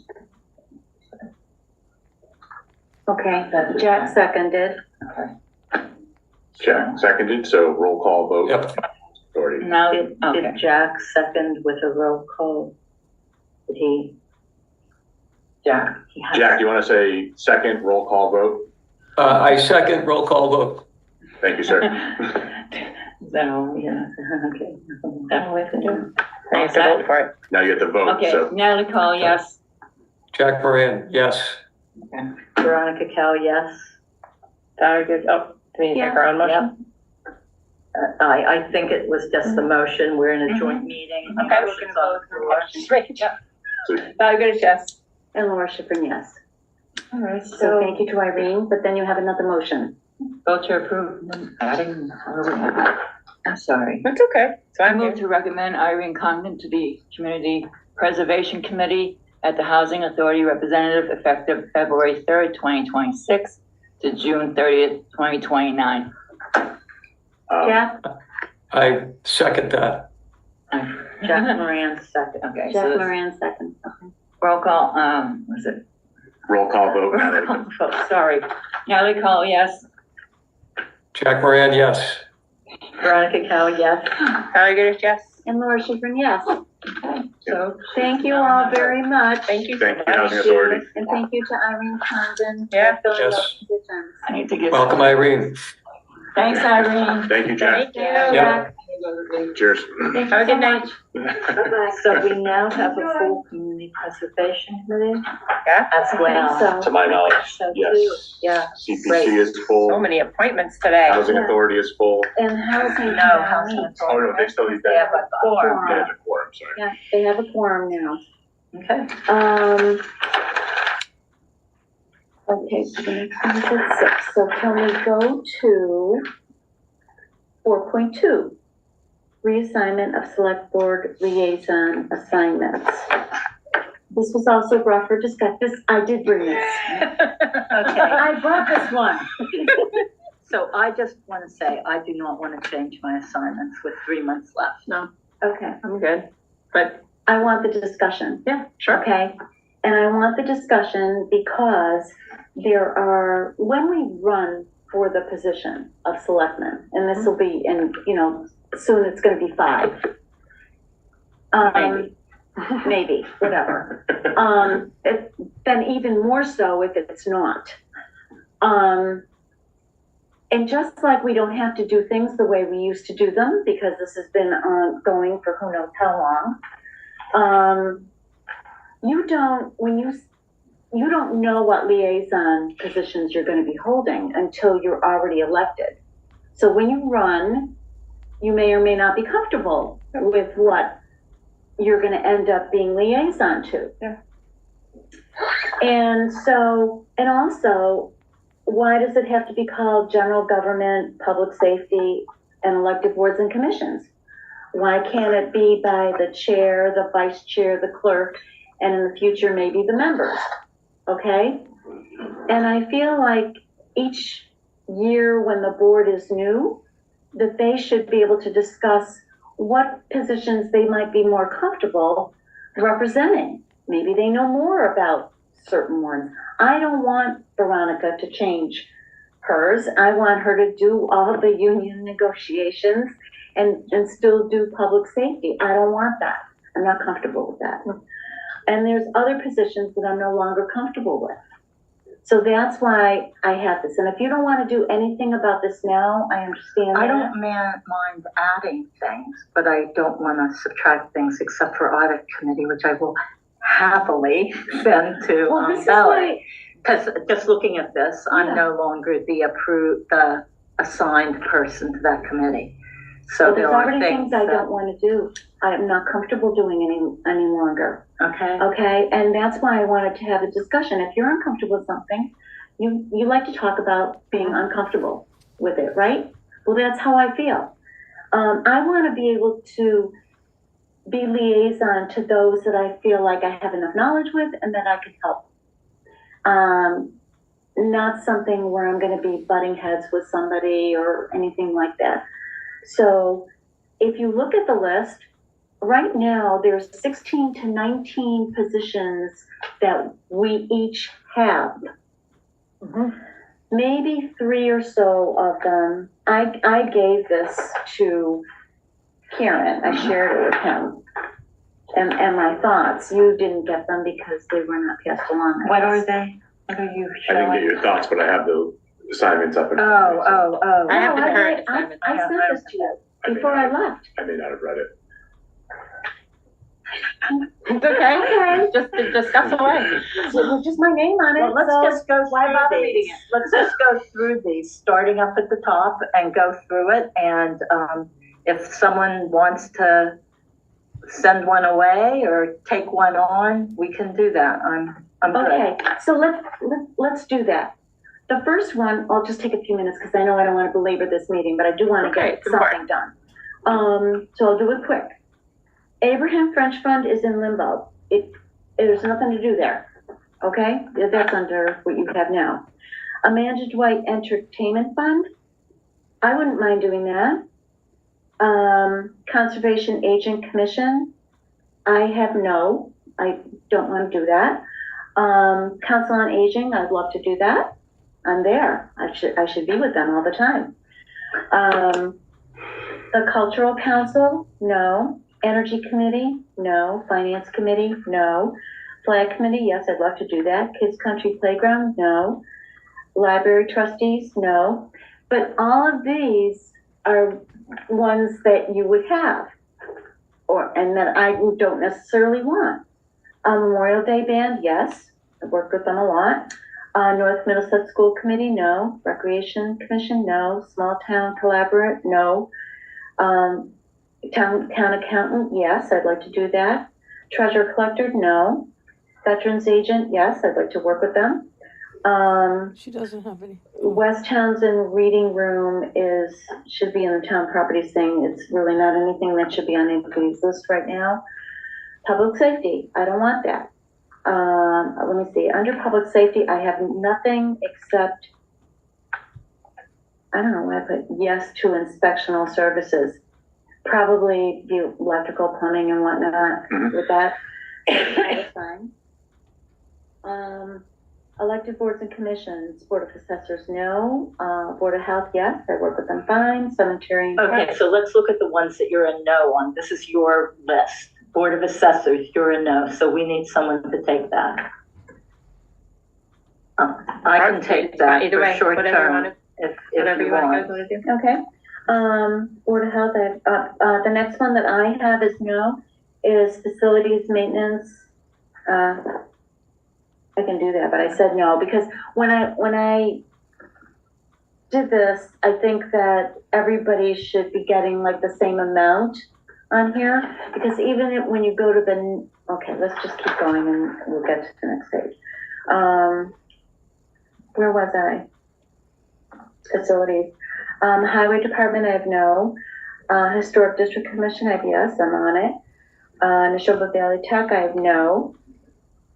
And then my next no is Town Clerk. And then Tree Warden, yes. Board Commissioner, yes. Agricultural Commission, I have no. Rural Towns Check-in, which I have no idea what that is. I go to that. Okay, so from I time to know. time, she does, it's like a Wednesday morning thing. There's a, I see the emails Online about it, thing. but usually I'm. I have attended a lot of them. Some, Okay, that should depending be on on the my topic, list, because is what I'm saying. I can take that one, the Rural Okay, Towns and Check-in. MBTA Transportation, I used to do that all the time, but I have not had time to do that now. And then when we go to the assignments that Veronica has, Take me off audit committee. Yeah, so audit goes under That me. goes to Okay. Valerie. Do you have to do a letter of resignation and then reappoint? We already appointed me to the audit. I just took my Okay, My term ended. left downstairs. got it. I'm sure we'll keep them all in line if something has to be done here, Karen. RCC Regional Coordinating Council, I don't even know what that is. I do, because I attended that once, and it was really meant for, someone from like, the senior center to attend, and there's nobody who, It really should be an employee. it really should be an employee that attends, so I went once. Okay. Just because I wanted to make sure that the town stayed on the distribution for Could that. I also maybe put a little call out? It seems like maybe that could be someone from the Disability Commission too. That could be, that would work as well. Yeah, So blend them that together. might be something we want to transfer. They have regular meetings. And they had a document coming anyway. Yeah, there's a lot of potential there. It's just too much. Yeah, it's just, One board to take. right. Okay, Mart Advisory Board, I do attend that. okay. So those are all under yours, and then are you making notes? I am. Okay. I'll take agriculture. Okay, If you want me to. I'll take assessors. sure, thank you. And committee assignments, the MRPC alternate, you have that, and Yeah. JTT, okay. And Commission on Disability, I'd like to do that. Yeah, that's fine. And then what's under me, Cable Advisory is, dissolved. MPO, I can do if you want, and Town Properties, I'm a yes. Or somebody else can take it. Well, so I guess I would have this question for you. With regard to MRPC and MJTC, you seem to know the most about those. I do. So if you want me to take properties and you take those, that's probably, and I'll take agriculture and, That would be great. Yeah. so you take those two. I'll take town properties. Okay. And then I think you said you didn't want agriculture and I haven't, no on that, right? what was the other ones under your elected boards and officials? Assessors, I grab. So she got Okay. highway and facilities. Yeah. Highway and facilities, that's fine. Okay. And then And you land use coordinator? That's Oh, not that's applicable. NA. It's NA, you know, so I'm that's why some of these things don't have to be on and why they should change yearly, really. So that everybody is, the best talents that they have are being utilized. And with the new list, which I'm thankful for to my board, I would like that to be changed to chair, vice chair, and clerk. Yeah. Okay? instead of the, And Oh, then I you don't, see. it can be mixed however you Yeah, want to no, do that it. makes sense. And then, I'd like the new, the interim administrator's name put on the list instead of the old one. And I think those were on my, no, Did you say the clerk too, Lori? For Housing Authority, you shouldn't be the. Yeah. You want to She's be taken- that. It should be someone else. Valerie's taking the town clerk. You're taking 10. That's fine. And you're gonna take council on aging? Yeah. That's fine. I would really appreciate that. And there's a couple other, you said the flag committee, did you say? Yeah, I'll take that. Flag committee and I think Memorial that's Day. Natalie. Memorial Yeah, I'll Day. take that. Okay.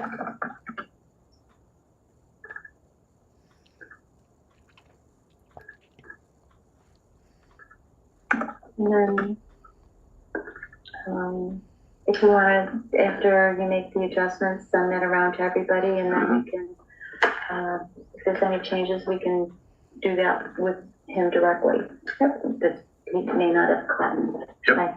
Because I'll watch the video again. I don't have that pink version. I have the actual list. I'll give you my notes and please, my hand, I'll end up scanning it to both of us so we have a copy. I already have it on the computer that I sent to you.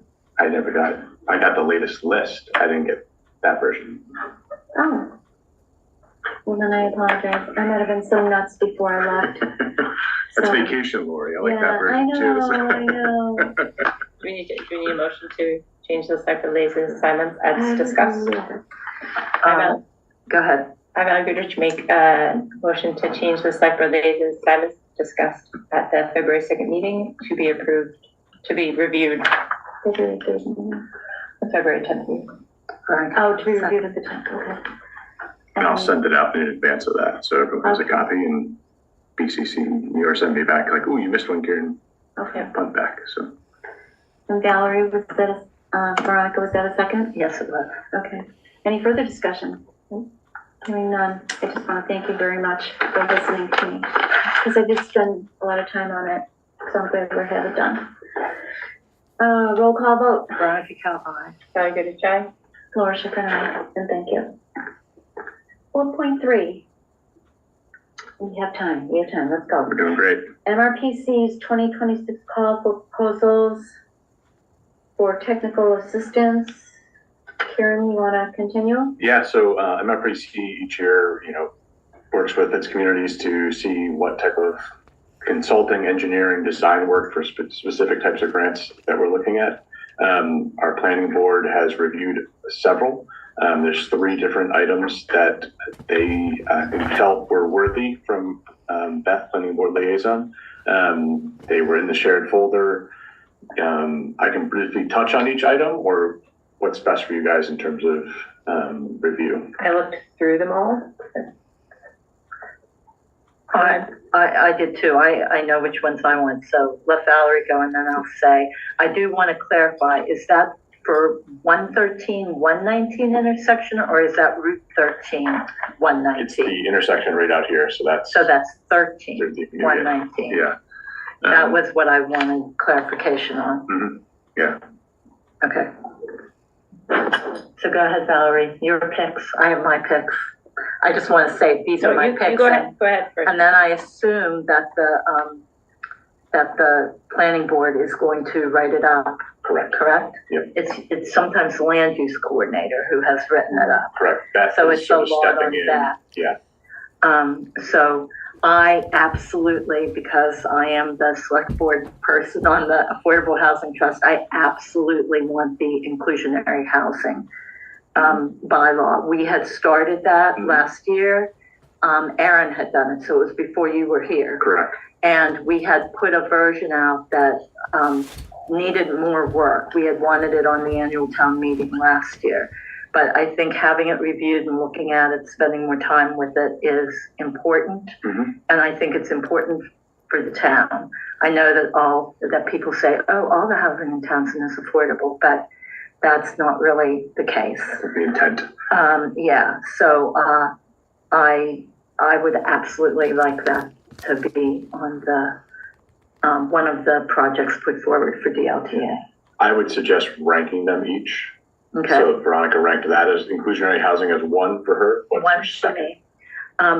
My second one would be the 13119 intersection, because, and my reason for putting the HMP third is because I think we can maybe get that through grant funding. Get that Other reviewed, sources a for that. different funding source for that. Okay. So that's my reasoning. So those are my 1, 2, 3s.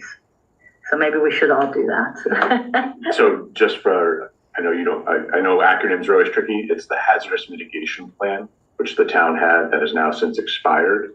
It's a very useful tool for, hazardous management, emergency responses and things like that. So that's what HMP sort of exemplifies. Again, the housing is for something the trust had began and then got sidetracked. And the 119 studies for out here.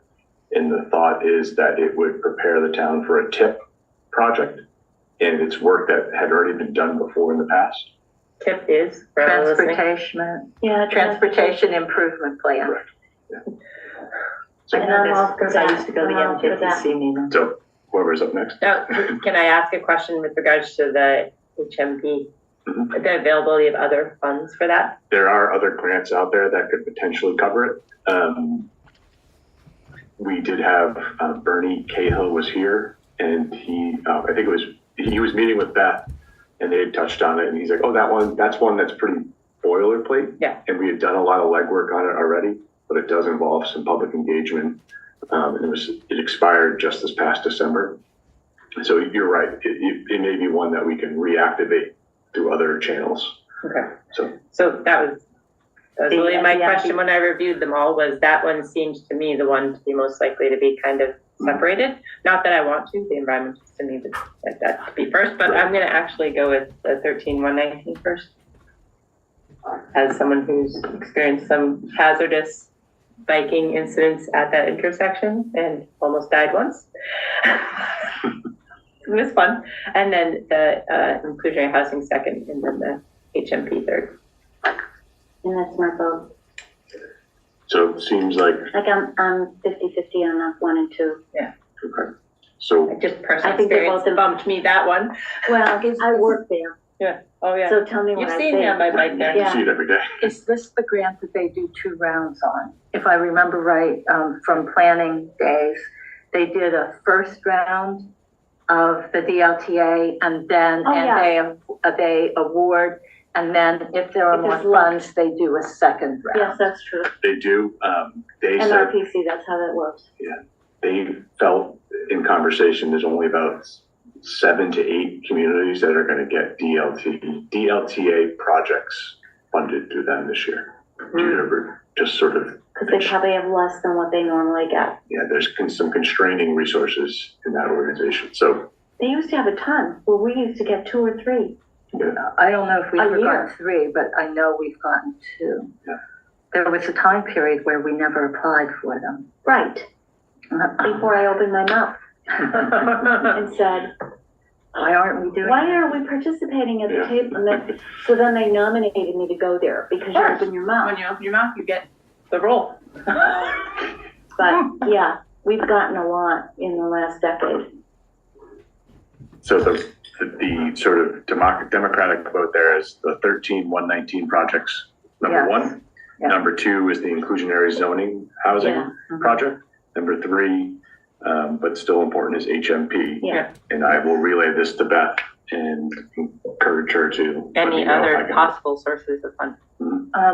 The MVP grant, will that help with them? Because we did Not those with documents together. We did Tried already. MVP with HM. They don't, it's Okay. it's MEMA, and it's its own organization now, Okay. and that agency is now closed. Yeah. So I applied for it back in November, and Okay.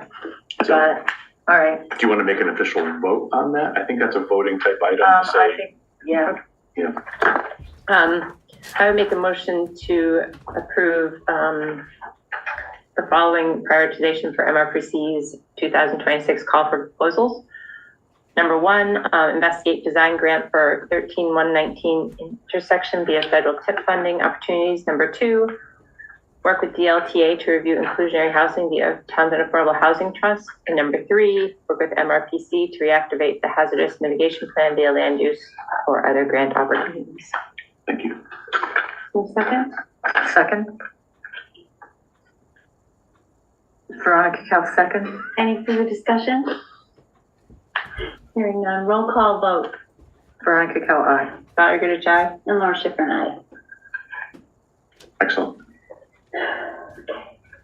We already had a DLTA review, or was it UPWP, for the walkability of this Yep. part of town. I actually applied for AARP walking study grant too to help with that, but I haven't heard back yet, so try it on a bike. TBD. Yeah. If I ever don't come to a meeting, just find me out there in the end. And I try to avoid it, but sometimes I have to. Okay. 4.4. Mandatory referral zoning board of appeals. Board makes comments on three-wheeler road. That was the CBA one, right? Correct. Yeah, zoning board of appeals. Comments? Yeah, look at that.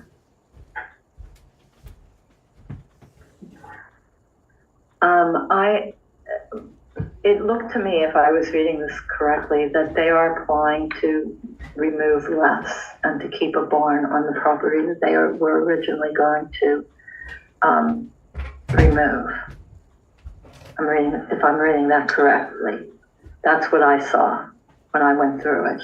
Am I missing anything? And I am good with that. If it's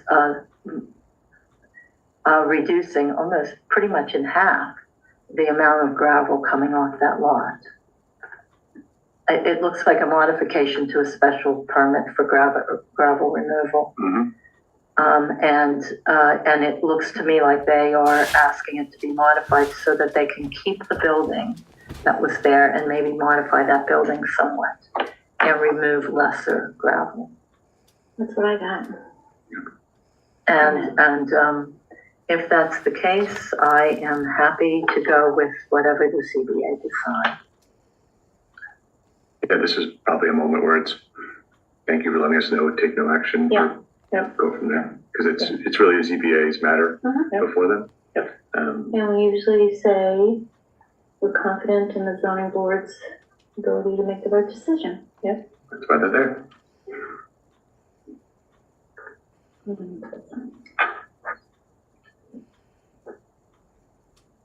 It's the same topic for planning board.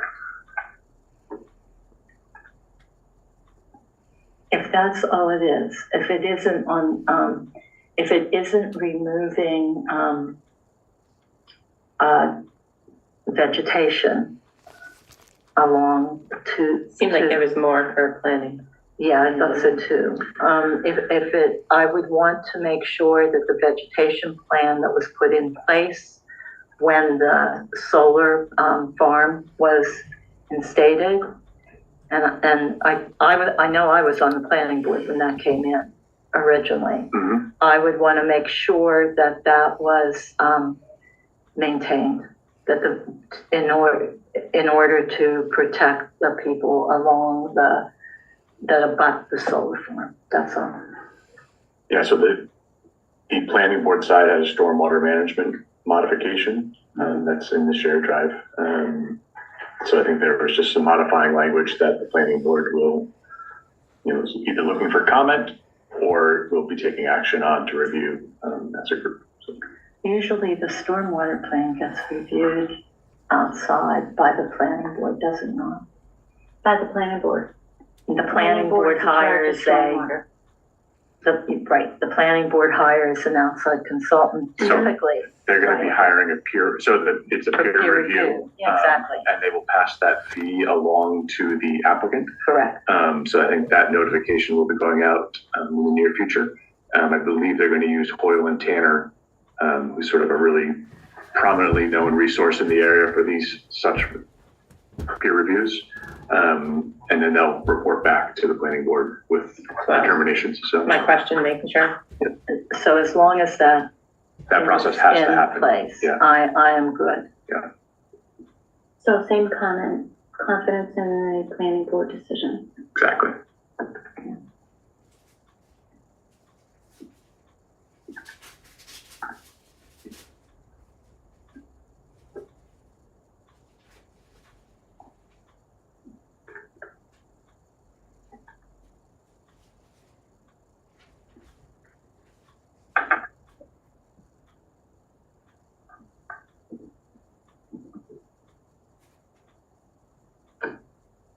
I think this is the one. The next one was the change in the, Vegetation. Mhm. it was basically just what I understand it was saying it didn't have to be there as an annual review anymore. Yeah, this is the West Meadow Road. The original permit was ground mounted in solar, also known as Lockbrook Solar, within a aquifer protection overlay. And Townsend Planning Board wants to hold a hearing to review that and heard the mandatory referral notice. So. And changes involve removal of vegetative screening along that West Meadow Road. So again, they have certain standards to. They still have to keep vegetation, we're just not going to screen that they're doing it every year is what they're asking for, basically. They could be. I don't know the exact. That's how I read it, but. Yeah. But I guess my point on this is I would like to make sure that the residents are visually protected. We did a lot. I was on the committee that did the solar bylaw. And we did a lot of discussion on view shed. And that you don't want to, I mean, if you're living in Townsend and you have had a view of a farm field, you want to make sure that your view of that farm field doesn't change, even though the farm field is no longer a farm field. mhm. And so, I would want to make sure that the planning board does everything possible to ensure that. This is actually the opposite. This is a, Well, this is the tenant, the property is owned by Gary Shepherd. The planning board ordered the owner of the solar farm to put the vegetated screen up there. Every time they put stuff there, they plant stuff, Gary mows it down. So there's violation after violation against the person who owns the solar panels. So Veronica doesn't, I don't know if she realizes it, but she was targeting her friend Gary because there's a big problem here. And the solar they wanted, because Andrew is the chair of the planning board, they're going to change the requirement for the solar panel, please. So remove the requirement for the vegetation there because Gary doesn't want it there and it's his property. So this is all to appease Gary Shepherd. I'll be doing a video on this as we approach the planning board meetings and the zoning board of appeals or whatever it is that's having this, because this is I have a concern. I really have ethics concerns about how this is being handled. Just stand by. Major stormwater management permit, and it came to the Townsend Planning Board. Are they gonna have that same That's peer their review? thing. I, Are they gonna have that they same have to. review? Okay, They have to. just making sure. well, it looks like they're asking to be exempt from a major stormwater management. Yeah, this is for a new single-family home. I highly doubt they're gonna do that.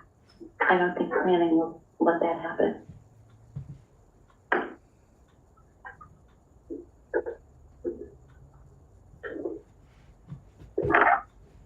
I'll trust them to go through what they need to. I don't know the lot or the location, so it sounds like it's pretty There- challenging, right? There's a, God, who used to be the, he's gone, was it the conservation agent or maybe land use? I forget his name, that was here when we first started this, and there's two categories. If it's, well, obviously this one's gonna be major, because they're having a public hearing. Because if it was minor, it would be just in-house. Correct. So this is, obviously I haven't walked the site, so I have no idea. But I would want to make sure that, the landowner and the abutters are protected from whatever, I trust planning will do that. I trust planning's gonna do that. Do you want to note, like, I just haven't gone through the documents, soup to nuts, in terms of are they getting a peer review or not, but it sounds like this one may, if it's part of that world, deserve it. Is that, If it's not minor, they're gonna get a review, okay, because they won't give a decision, planning won't give a decision without it. okay. So how do you want me to word this? Respect member's decision, pending review as necessary, as They're gonna do it. They have to have a peer review, and the applicant pays. this request for exemption from that. Yeah, like Stamsky printed out where the house is gonna go and everything, so, on their plan, the septic plan too, it's a drainage, huh? That's, make sure it's reviewed. I guess that's all I want to say. say what you said again? I'm gonna tell them, make sure they have peer review. Yeah, just Yeah. Please require peer review as necessary. as required by Yeah. stormwater management plans or by major excavate, or whatever the Yeah. phrase is.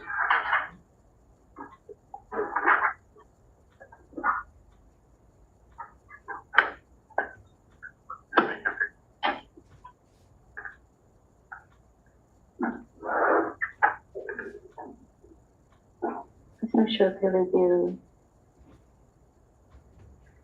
This looks like a major. Looks like, there's like some way to phrase it. I can't think of like, So, usually I'm pretty quick on this, but so what'd you write so far? I'm trying to like time it. Undertaking. Yes, good. That's it. The Reaper comes out. Whenever you needed thesaurus, yeah. I don't know when it, where it comes from sometimes, but yeah, I get it.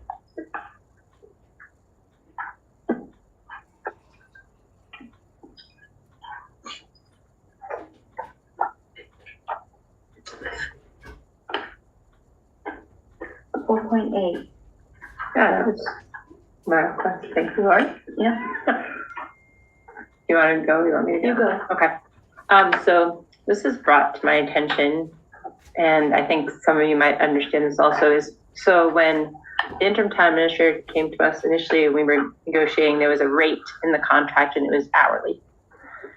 And you can correct me if I'm wrong, Karen, at any point in this conversation, but what happened was we added on the grant administrator responsibilities to the TA position. Correct. Initially, we had thought we'd do, 32 hours as TA, 8 hours as grant administrator. Doesn't work that way. No, it doesn't. And I thought that, so I'm surprised that we need to make this adjustment because it was intended to be, his job is this. Yes, It's part of his and that's how it's job written. at this rate. So, but that's not how it's, So what happened was the rate was adjusted so to that put was in the grant administrator EAS. rate. That's where it happened. Yes. So when that was calculated, Okay, had I been paying enough me attention, too. again, crazy Yeah. me, is like, I would have seen that. But when we changed it from an hourly to a weekly, we didn't catch that rate had been changed. And it's not a separation, it was adding of responsibilities. That's what we did. It's not two separate jobs. Exactly. It is So a we single took the job. town administrator position, we added responsibilities on top of it. Correct. And so I don't think that means then we should be paying less for the town administrator position. I agree. You're welcome to not do this if you don't want to. I don't, I mean, I this honor is the not- contracts I signed, so. This was not advocated to me by the interim TA. This was, when I became aware of this, I was kind of mortified that I hadn't caught it. Yes. Is there a motion? Yeah, sure. I moved over to accept the MOU for a salary adjustment for the interim town administrator and the EAF change as presented. Which we Veronica Kell second. And it's not a big change. Important. Any Appreciate further the support. discussion? Hearing none, roll call vote, Veronica Kell, aye. Not a good job. and Laura Schifrin, Thank you. I don't think putting my dog in doggy daycare overnight on Tuesday nights a little bit more affordable. That's what I did for him. Oh, guys, you never know. Yeah. Yeah, literally. And he was like, I'm not around. I'm like, oh, he's going to doggy daycare. I have a friend. Thank you. But I'm like writing a grant at 11:45 midnight. Oh, okay. Go team. Before I do that, because I want to go into the 5.1 old business. We have to do 4.9, right? Acceptance. 6 Oh, p.m. yeah. At 6 p.m. is the joint meeting with our FinCom friends, and police chief's going to present to us as well as FinCom. I'm gonna put All right, sign very this good. third, this day of Thank you. 3 February. Okay, 4.9. And this is a very pleasant one. No, it's a happy thing. I know. I like that. Let's make the motion. I love them all. Can I make just one comment? Is these all the pictures that are gonna be used? This in the If entirety? they fit in. Okay, if they fit in, and additional ones could be used also, we're not saying just these ones. Well, this is what we have. Okay. These have been given to us. Of course, yes. So we're We're, accepting these. what I was from- saying is from we could this add without other ones, her. we're just adding these to the file. Cause it We're seems to be, accepting there them. seemed We're to be, just it was kind of accepting them. structured to one thing. We're and not laying them Other out. areas. No, there's other things. Okay, so just making sure. Other departments, other whatever. Okay. And That's fine. I do get to work on this thing, okay? So when it comes through, Yeah. I may have some decisions as to where they go in the book. That's about it. the irony of it is like when I got the file, I thought I had to pick one, and I was like, oh man, No, like this I is didn't not wanna good. pick- I don't want this I responsibility. wanted to know. So then like I saw there was one that's Just shut your eyes beautiful, and I and was go like, like I see the American flag, I see like the nice like stick. I was like, that's pretty sharp. Pond, the Yeah, like, snow. it's like I feel like in America, and I'm like, it looks good, but I'm like, is this the only? Like, I don't want this pressure. Little Like, vibrating snow. Oh, no. I asked, I said I can use all these, right? Yeah. I don't have to pick one, do I? No, so it's for all of them. I move to approve the donation of 19 pictures for the annual town report 2025 by Norman. Veronica, I'll second. Okay, any further discussion? Only that there can be other pictures. Yes, that was all I wanted to Besides those. make sure. Okay, roll call vote. Veronica, aye. Patty Goodrich, aye. And Laura Schifrin, aye. 5.1, first reading, public record policy revised. Hold on, handle it. Why don't we move this to 310? 310 or 210? 210? Oh, 210, sorry. 310? 210, What's your next week. pleasure? I'm just thinking, There's a few moving parts on this one. We did have some staff ask for it, so I shared it with them in its draft format. well, do we want to do it? I have not received feedback on it yet, but I shared the document. Would you like to wait for feedback? It's up to you. I could. It was our town clerk's office. They wanted to review it and get a glance at it. I haven't heard back yet. Okay, sounds good. February 10th I think we. for 5.1. 5.2. I'm trying to move this along. I like it, Lori. See, you have a Okay. good conversation. See if we can get it Do on. we have, 5.2 was looped in with Ms. Kell. She had been working with the town council office on this. Last I knew, you're up front. Was Elise in there? Did it get put in there? I didn't look at this one because I hadn't. So you were I don't have reviewing edits with town council. I don't have anything on So we this. may not have any action on this, would be my Okay. guess. So let's move this to next week, and if you haven't gotten 5:10. this, I I'll have put not. it in there. I asked my question in the email that I wanted, to be certain that we had, and the answer was positive, I thought. Okay, Maybe we should talk. We should move, I would like to move this to next week, 210. to 210. 210, that's all. And that will give you and I time to talk, and that will give us time to send it to, Share it with the team members. yeah, and with you guys. So, all right. Was it in here? Nope. And, Okay. no, it's not. No, it So that's wasn't. being moved. On to 5.3, the weekly dates. First of all, we're not meeting on the 17th. That was school vacation. That was a long discussion we had. So I have 210, no 217, and then 224 would be the next meeting after that. Correct, Okay, and then special town meeting 225. correct. So what are we doing here? Did you guys think we were meeting on the 17th? I'm fine either way. I thought we were. I thought that we were meeting with FinCom today and the 17th. I I thought think it was those the were. first 2 meetings in February of the policy. So that would be today and next week. Did they Yeah. agree to that? Yes. They did. So it's, Okay, so that's the so it's first 2, meeting. 3, and 210. And that's Okay. what I thought. Because. So then my question was, is that if we have the budget summit on the 7th, Mhm. do we really need that day? Which Because day? Which day, the 17th? Yeah. And I guess I would defer to interim TA in this. I think it would be useful to have some time. So maybe not a meeting, and then like just give myself to keep working with the mentor. I come up with some really good ideas, so I would appreciate a little more time. And it would also give you guys a chance to. I'm good. And then if at any point in time you need us to get together in there, you just let us know. And we can, I will say on 2/9, I just want to know if there'll be a quorum at the school budget hearing, What is the time on that? I have it 6 on p.m. mine. 6 p.m. And I can bring this up more in the We town didn't administrative. have- I report, but have just it for in meeting purposes. From way back, but it's 6 p.m. I'll be there. I'll say I'm the school liaison, so I'll be there. You can do it hybrid, you can do it virtually, or you can go there in person. They've asked who's coming in person, so I just want to make sure I respond. I'm going to go in I'll person. be there. Where is it? It's at the high school room So 120. then we have to post the meeting. Correct, But you can, also do Zoom? correct. Okay. Last year, I'll the do either FinCom one. and the select board zoomed Okay, from so we'll here post, yeah, we'll post. for that meeting, and we posted. Mhm. That's what we did. We didn't attend in Yes, person, we I zoomed. answered you on that one, because there's no meetings that night. Yeah, you said like, I know meetings, It's the following week. that planning has the meeting, right? Yeah. Okay, all right. So we'll Or get the that up. 23rd. Okay, so I'll be in person, so we should post. Okay, So not the 17th.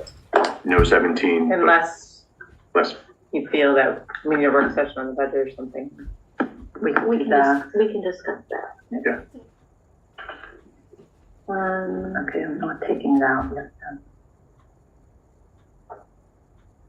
Do you want to go through the rest of those? Is that why they're here, the ones in red? Are we supposed to approve these? I thought the reds were the ones that were certain, and nobody said anything about this. And the blacks were things that were maybes. That's the way I read this, but I put everything in. So, just because if I don't, Yep. yeah, you know, so, We can update it next week too. Okay? If something. so at least I mean, I'm through- fine, I'm fine with We don't getting, need a motion for this right now, I Yeah. don't think. I'm fine with giving our first and third and adding as needed. That's fine with me, Okay. generally speaking. Well, but that's not exactly what we're doing here, because we just crossed out. Oh, other than February. Okay. February is different. Our All right. next thing is the warrant articles, and we don't have enough time to go for that you probably do not have enough time. before that joint. Yeah, We'll have to do that after. Yeah, We we do will. need to do that today. Yeah, Mhm. no, we will. We have to do that today. All right. And, do you want to take a quick peek at the snow and ice spending so far? yeah. I shared 5.5. Correct, 5.5, we are at a number of 326,145 right now, so that's a negative deficit balance of about $85,000 from the allocation of 241. It's only February 3rd, so just something to be. Okay, so we're dropping into free cash at this point. Correct. This is where we're starting the free cash allocation. And just for Yeah. clarification, our free cash we think is going to be, She said use 500K as the placeholder. just wanted public Yeah, knowledge on that one. I don't have the hard number No, yet, that's fine. I just wanted a general, 500K. everybody to hear the number that we're dealing with for future. We're not gonna allow it to happen. So, that's the expense summary thus far. I hope it stops snowing. Well, the cost is typically the salt. That's the line that last year bumped us up, and I thought he, Just got a shipment of salt. right, and So he that's did that one at the 105. end of last year. That's why we're as low as we are here, Mhm. because he did do that. Mhm. But if we have to do another shipment of salt, that'll kill us. Mhm. So if we get to the end of the year, I wouldn't restock until next year. Just saying. Mhm. Yeah, there's one truck that got dinged, so that's another issue, but, maintenance and repair. So Do we have insurance? I've asked, waiting for an answer. We're gonna take a few minutes before we do FinCom joint? Yes, we'll Yeah. take a 7-minute recess for our TCAM friends who are listening, and we'll be back in just a few minutes.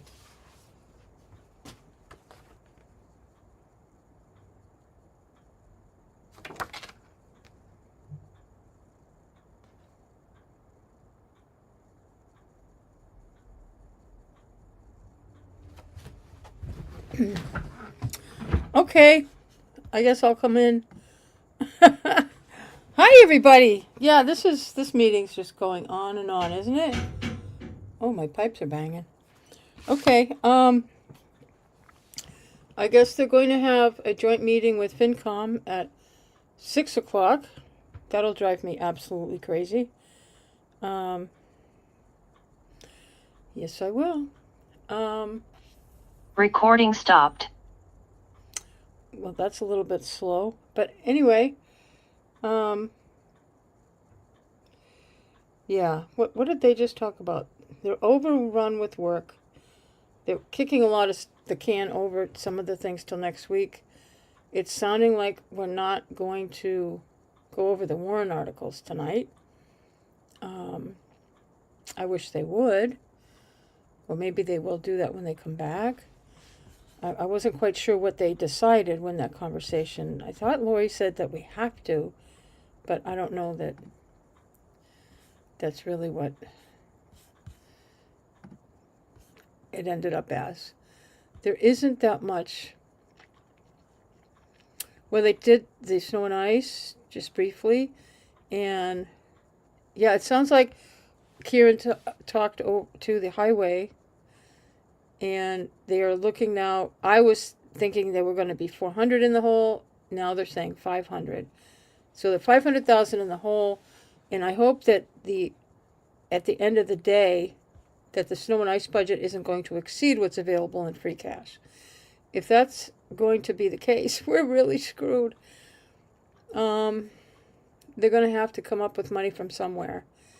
And they really can't take it from the FinCom reserve account. They just can't, because there's other things that are going to be going to that. Trust me. This could have an impact on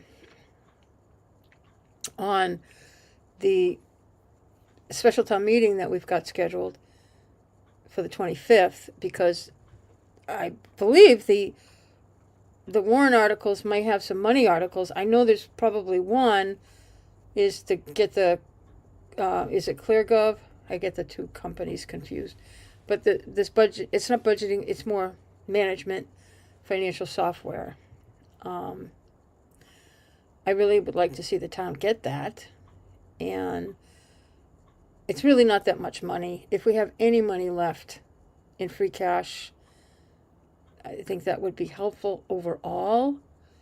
It would we'd get more bang for the buck than if we try to find somewhere else to spend the money. I know that there's capital expenses. Well, that's for next year. The capital planning committee is meeting to discuss issues for next year.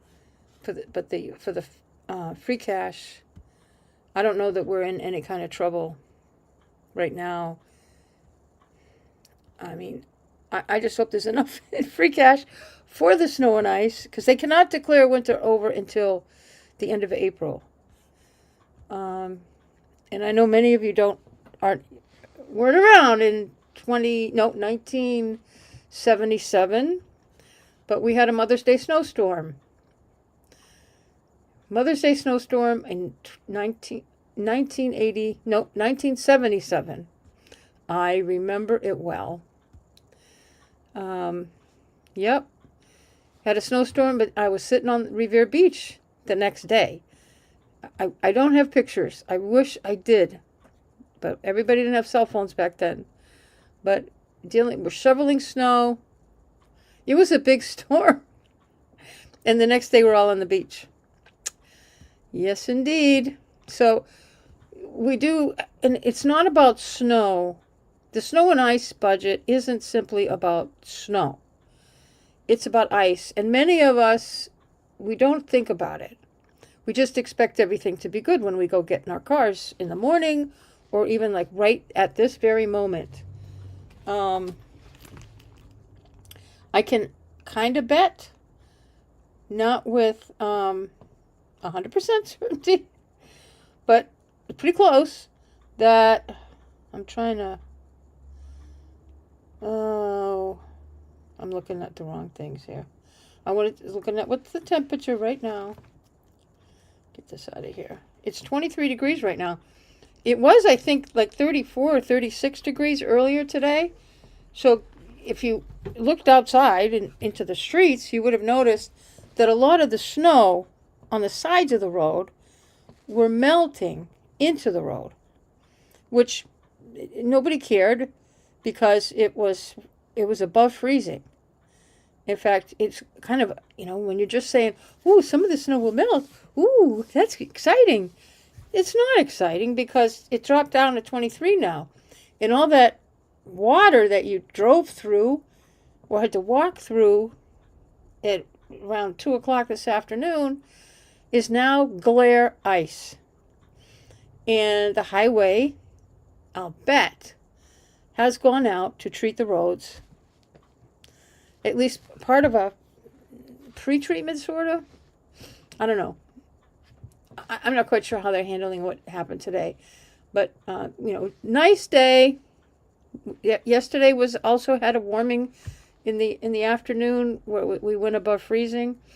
And even with the I'll call it solar melting. The sun all day is pointing on some of the snow piles all day long. Even though it might be at or below, just below freezing, you still have melting. And it's causing some ice onto the roads. And the highway has to go out and put salt down or whatever the chemicals are that they're using.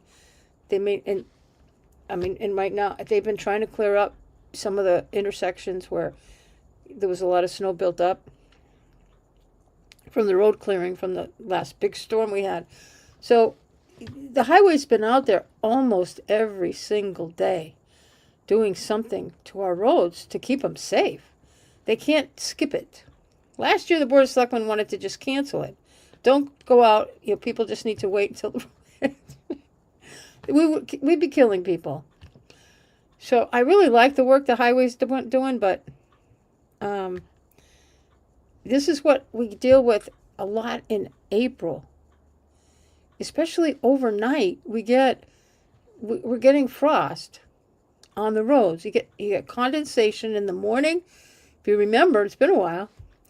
You get up in the morning and it seems to be foggy. Recording in progress. All right, we're back. All right, good time. Hey, We're back. All right, Oh, we're FinCom's back. We have here. a couple of meetings to call to order. That's okay. I can't take this. I know this is going to be set. really hard to handle. All right. We have a joint meeting tonight with A few minutes of stupid Townsend Select Board questions. and Townsend FinCom, so I'll let the powers that be. I'm getting out of this picture.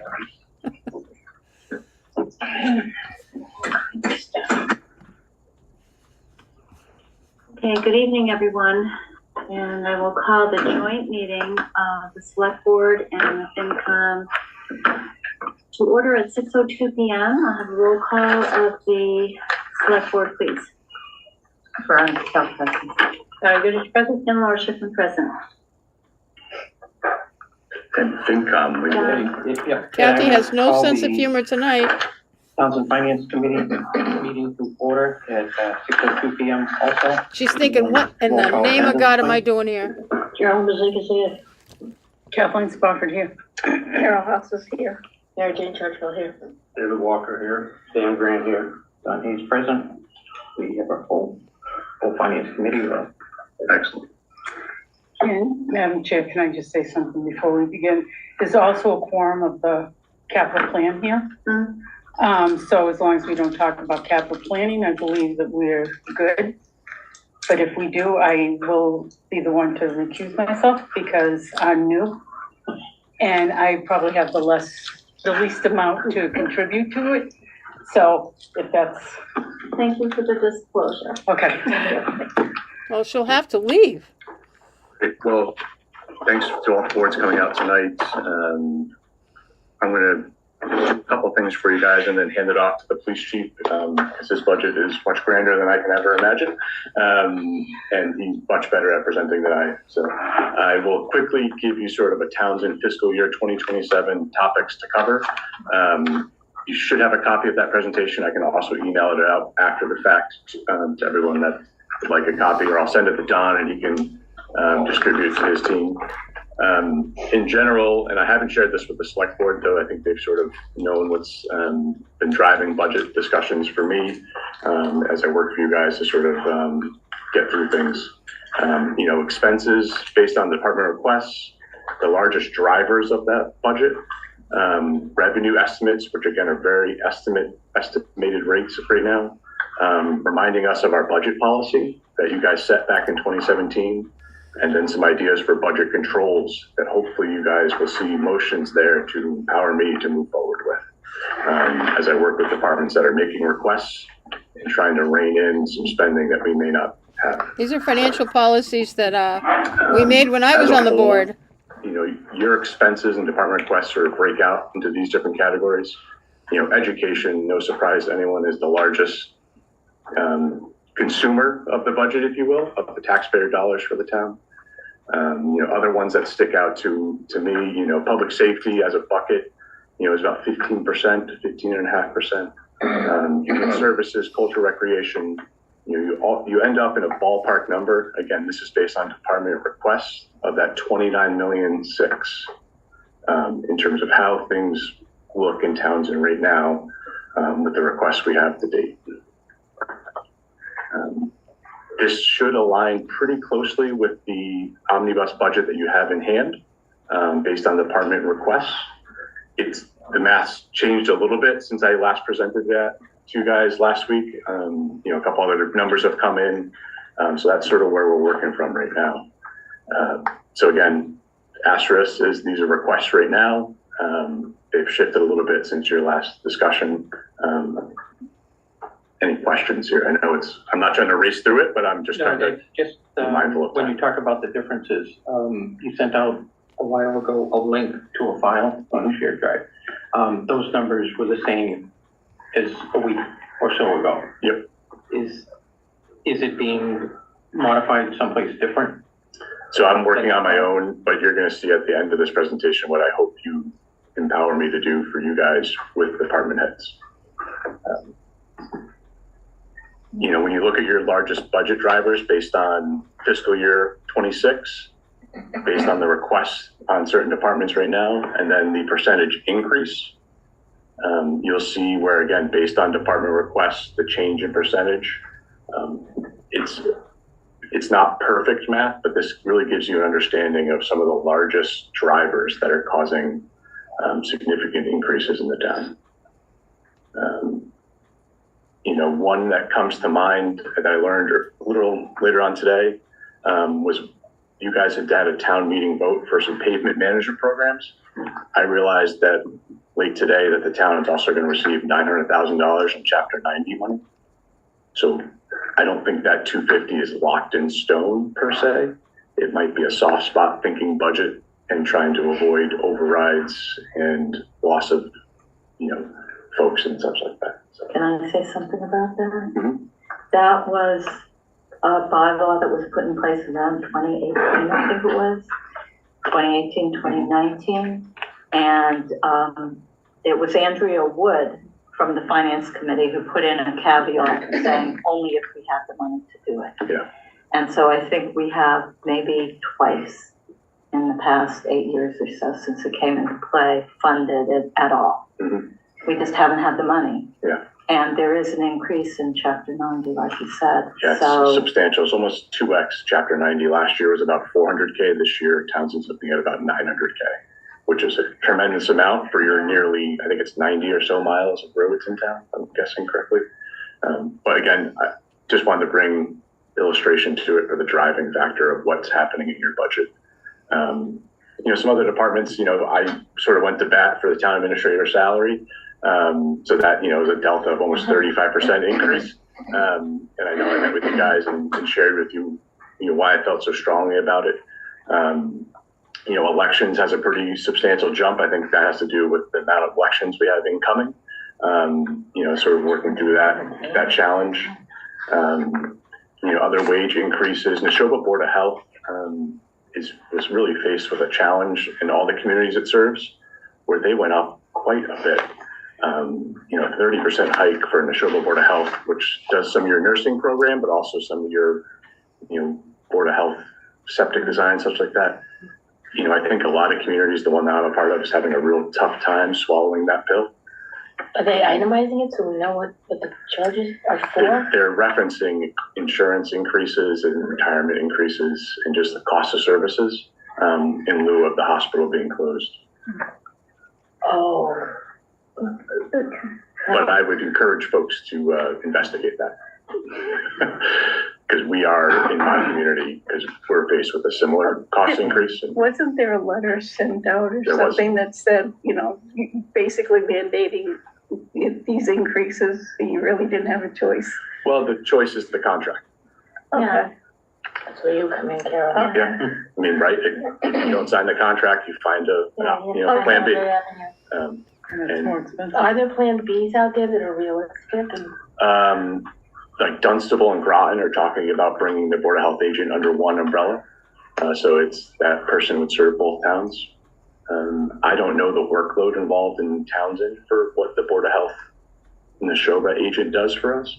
It might be something to check with Pepperell, Ashby, or other communities that they serve to see if they're also experiencing that hardship with cost increase and then trying to blend them together. is that Carla?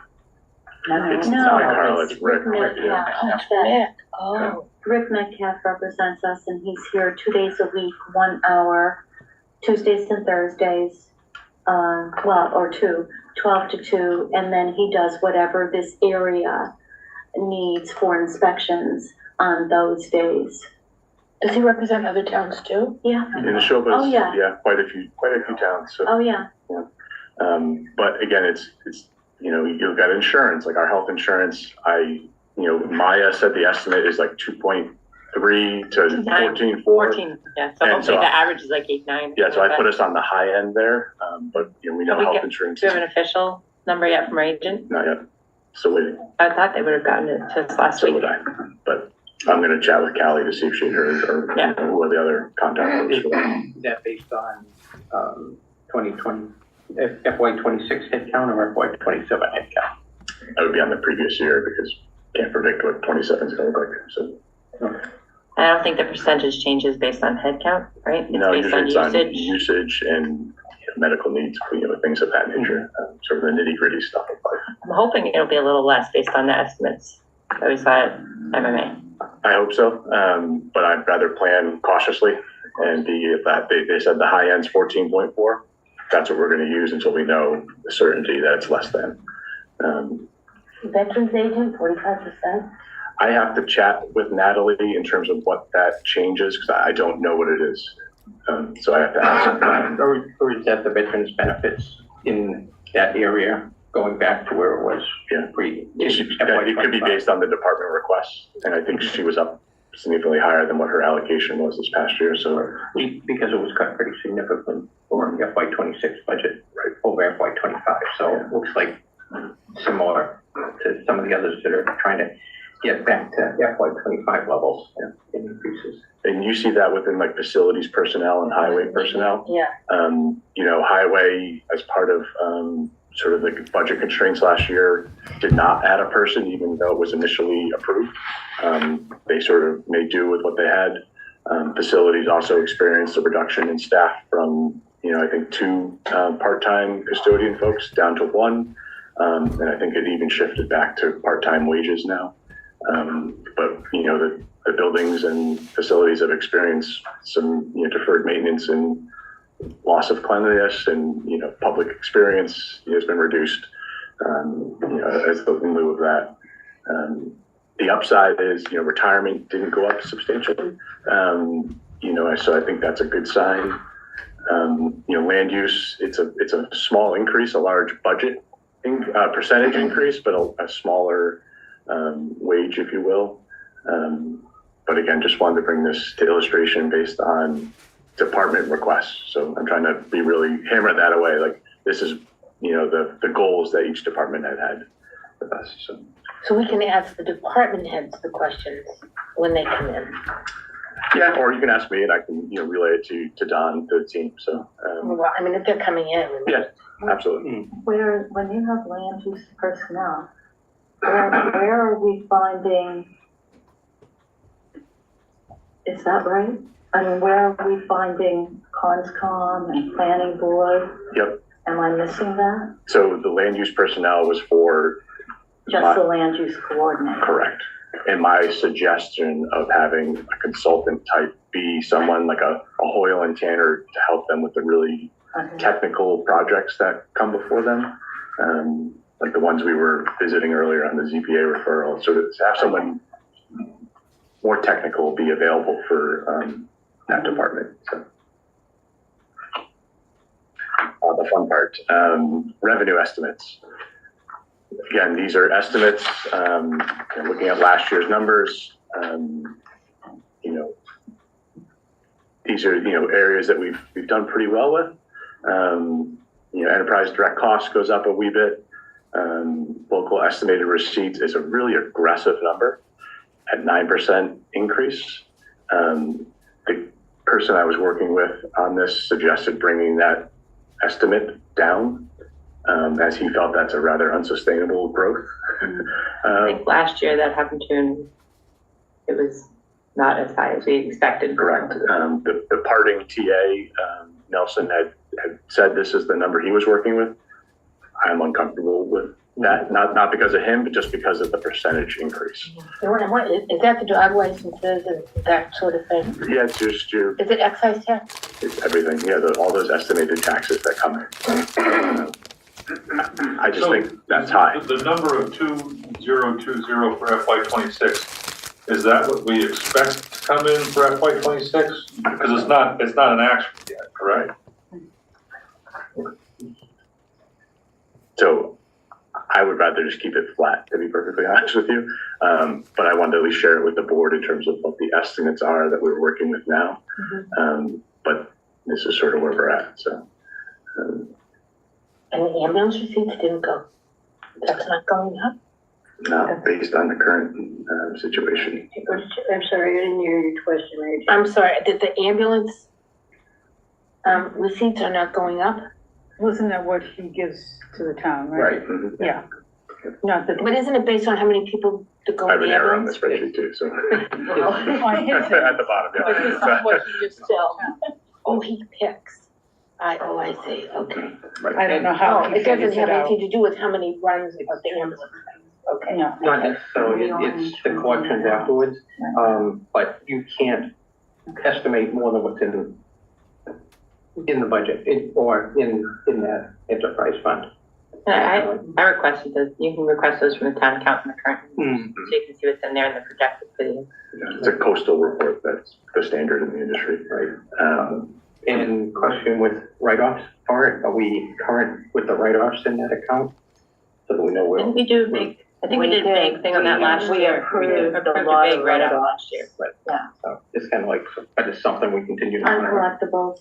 Right, I understand, it's kind of like, Thought we- usually that's I thought we something that kinda you don't zeroed want it you out to last just year. build up. Why do I remember I that? did, because I think we did. We did. Two things, that total revenues, I copied that cell in by accident, so ignore that. And then Veronica made the point of transfer from reading room of $5,000. That's in the event that we're continuing to rent out the reading room. There is strong discussion, and I'll be visiting with our Townsend Properties Committee about dispersing of that parcel and selling it. Because it needs a new septic system. The exterior facade, though historic, needs about $100,000 in renovation type work. A meeting room? The reading room. The West Townsend. Build one, build a new one, build a retail one. So that the building's facilities said, you know, exploratory work for that septic system is about $5K. And he goes, who knows what we're going to find? You can't use it during the winter. There's some pest management issues going on over there, and the siding in the building in general is in pretty tough shape.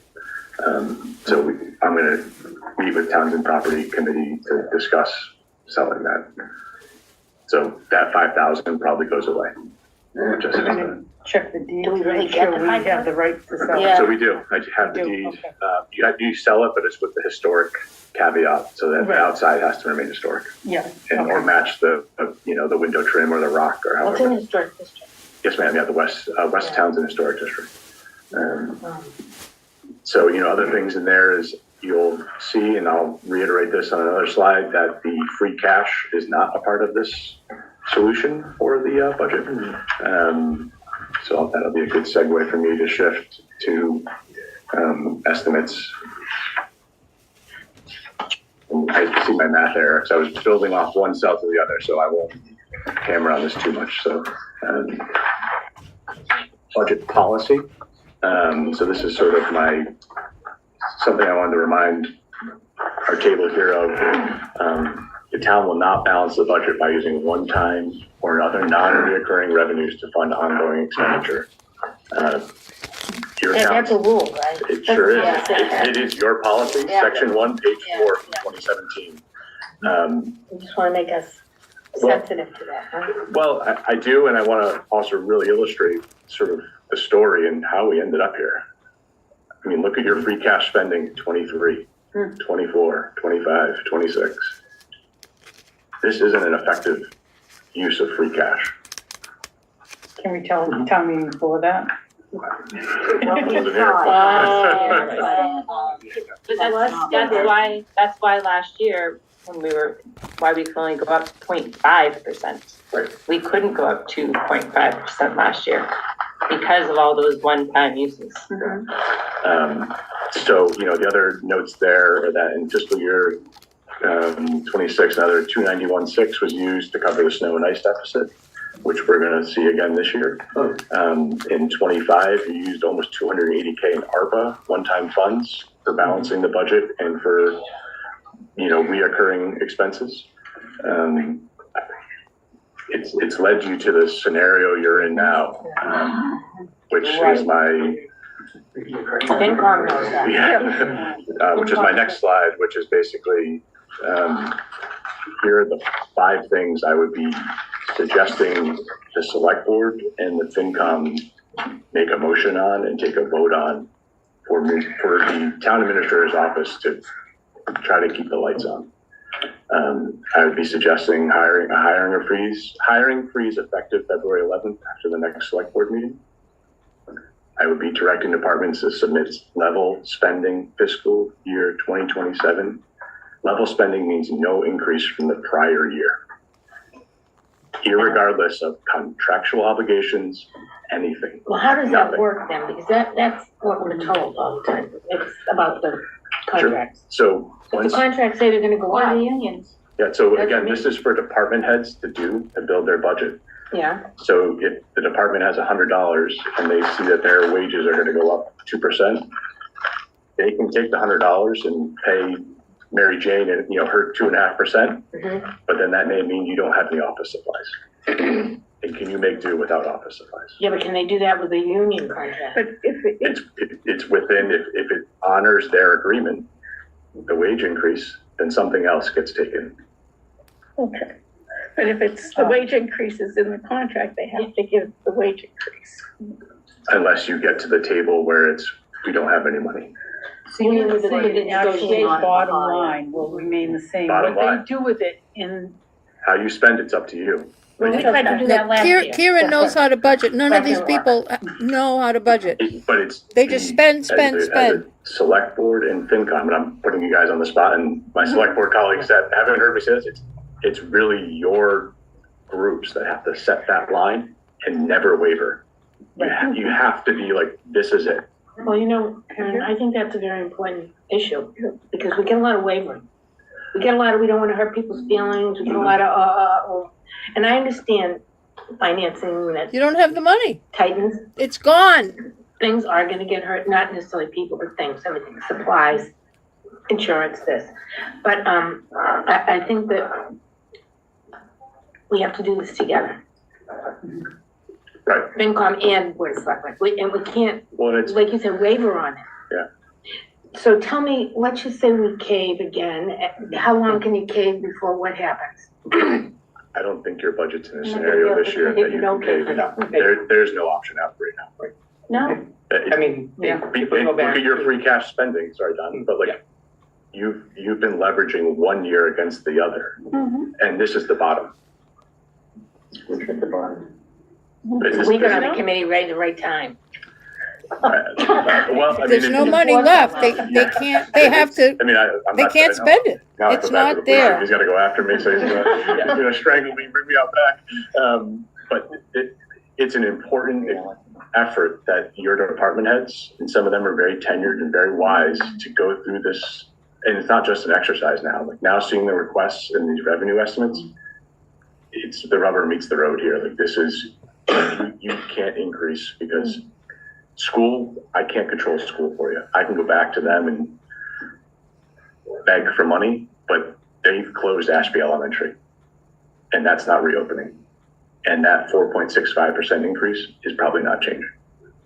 Like, that is the number. Health insurance, which, you know, is however you feel about it, like, it's going up. You know, debt numbers, I can't get you out of that because that's years past. Here we are. So again, just to illustrate budget controls, yes is level spending. No, it's not level services. There's often confusion in terms of, oh, level services. I'm like, no, level services accounts for COLA, inflation contracts. We're not at that point. And then third is this would be a joint select board finance committee directive. And I would ask the folks in charge of their budgets to bring that back to me by February 26th. And then anyone that can't do that, you know, give me a paragraph or so I can revisit with your teams to say this is why town administrator's office just couldn't flex. You know, Kieran doesn't know what he's doing, you know, something to that effect. Or like it's, you know, we're experiencing such personnel turnover that we can't fill the seat. And then that's when I would build the omnibus budget for you guys. So, question, so if we do this, and we're strong about it, and we stand united, does this put us, this just keeps us out of the drowning? This does not put us on a track to regain, okay. And even with level spending, We need an we're override, still in a deficit scenario. $1 million. So, and Come that's on, where Karen, say it. that actually empowers the town, the municipal side of the town, to go to the school and say, we're out of resources. We've got nothing. Or it invigorates your citizens to say, we need more than just 1 day a week, you know, in the town clerk's office or the town administrator's office open every week. Because that's sort of the reality. Your reduction in services, I don't think your citizens have experienced that yet, where there's only 1 day the building's open. Do we have anybody who's monitoring that? Like, for example, is the clerk's office saying 53 people came in today and here's what they wanted: dog license, marriage license, chit chat? No, but I mean, even if It won't matter. it won't matter. Yeah, Lori's If it's right. 1 day a week, they'll have to come that day a week. Well, I understand it doesn't matter, but How people don't experience interference or disappointment until they get here and the door's locked. you're talking about the people, but I'm talking about the office itself. How many people do they serve? I mean, is it 100? Kind of irrelevant. It doesn't really It's matter. irrelevant. I'm not trying to be rude, but it just doesn't really matter. They'll still service the same number of people, just It'll one take day longer. instead of 5 days a week. Take longer. And it's library, it's senior center, it's everything. Like band concerts, committees. Like when you're Or we can handle that. looking at like $400,000 deficit, it's anything that's left that, you know, isn't 1 day a week. It's all right. What can you do? So that's where the budget's really going to be built out of. So. The can is, what he's saying is the can has been kicked down the How many road. hours to do the too required long. work. There are many offices that have to do a set amount of work. We need a over different reset. days. We need an override. I think And it's that- town clerk, they have to. and that's file with the legitimate. state That's with not audit. a bunch They of have to stupid be open. stuff. The treasurer has to be there to collect money, so there's gonna be a certain number of hours. And now with CPA, we have hours, again, the CPA is gonna bring in revenue, and I think it's up to 5%. Not for the budget, that it's can be not. spent on administrative. The CPA does not bring How- in how revenue are we to the going town to budget. Monitor the number of hours we're spending on CPA work. One of the, because I've had 2 employees approach me about, you know, what happens if we have to cut, and I say, you get done what you can get done. That's the reality of the But situation. some things Yeah. have to be done. Oh, yeah, I know. But it's Oh, the bare of course. Right. But you do those first. Yeah, And so make sure you get it's, those we, done. if we can't, like, how am I gonna get this work done if I'm not the employees in the might, like, which comes first? If we can't pay, you have to prioritize and do less. And there's nothing, we're not saying which of those things you do or don't do. We're just saying this is all we can give you for funds. I mean, and the corner office there, the town administrator is one of the ones to fall. And that you'd say, well, we'll just hire a part-time guy for 8 hours a week and pay them $60 an hour, and that's it. Because they're literally just keeping the lights on to make sure the building functions for the one day it's open, Wednesday every week. And that, But I know, like, for the town clerk's office, and I can only speak for that office because I know it, but when we have early voting in person, it has to be open a certain amount of, is it required or recommended? I know weekends, it's 6 hours on a weekend. It can be 6 hours on Saturday or Sunday, or 3 and 3. So then the town But it's clerk would just say, required, and I believe, I don't know about the rest, it's office hours. right, so it'd be Wednesdays and Saturdays and whatever. Yeah. Oh, no, I think And it's that's more it. than that. So do we need a motion? Yeah, I mean, I guess I would say the boards can deliberate, or you can tell me to be quiet, or you can make a motion. Because in order for this to really to come to fruition, it needs to come from both boards. Hiring freeze, any posting that's on the board or on MMA's got to come down on the 11th, because I think you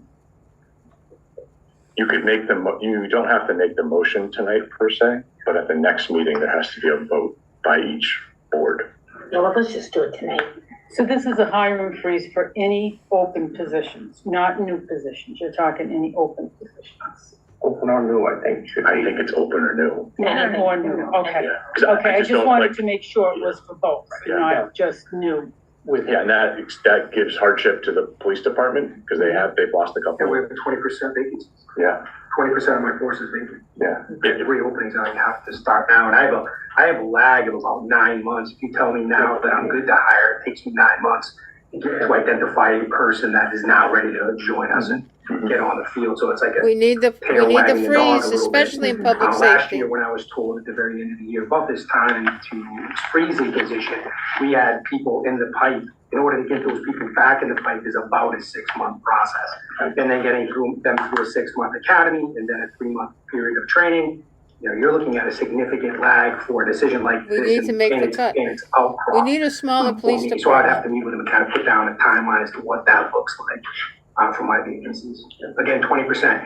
The issue that I think you run into in my specific situation, Mary Jane touched on it, which is we do have a contract for minimum manning. So it is virtually impossible for me to make good on a contract we have with our employees relative to how many people will be working with the staffing level that we are currently at without hiring. That would be impossible. You'd work your guys to death to do it, and I'm not even sure even then mandatory overtime, you would even get it done. I don't know how I would be able to do that. So I think we have some contractual and legal things to talk about relative to it for my specific situation anyway. I think a lot of departments are gonna be in that situation.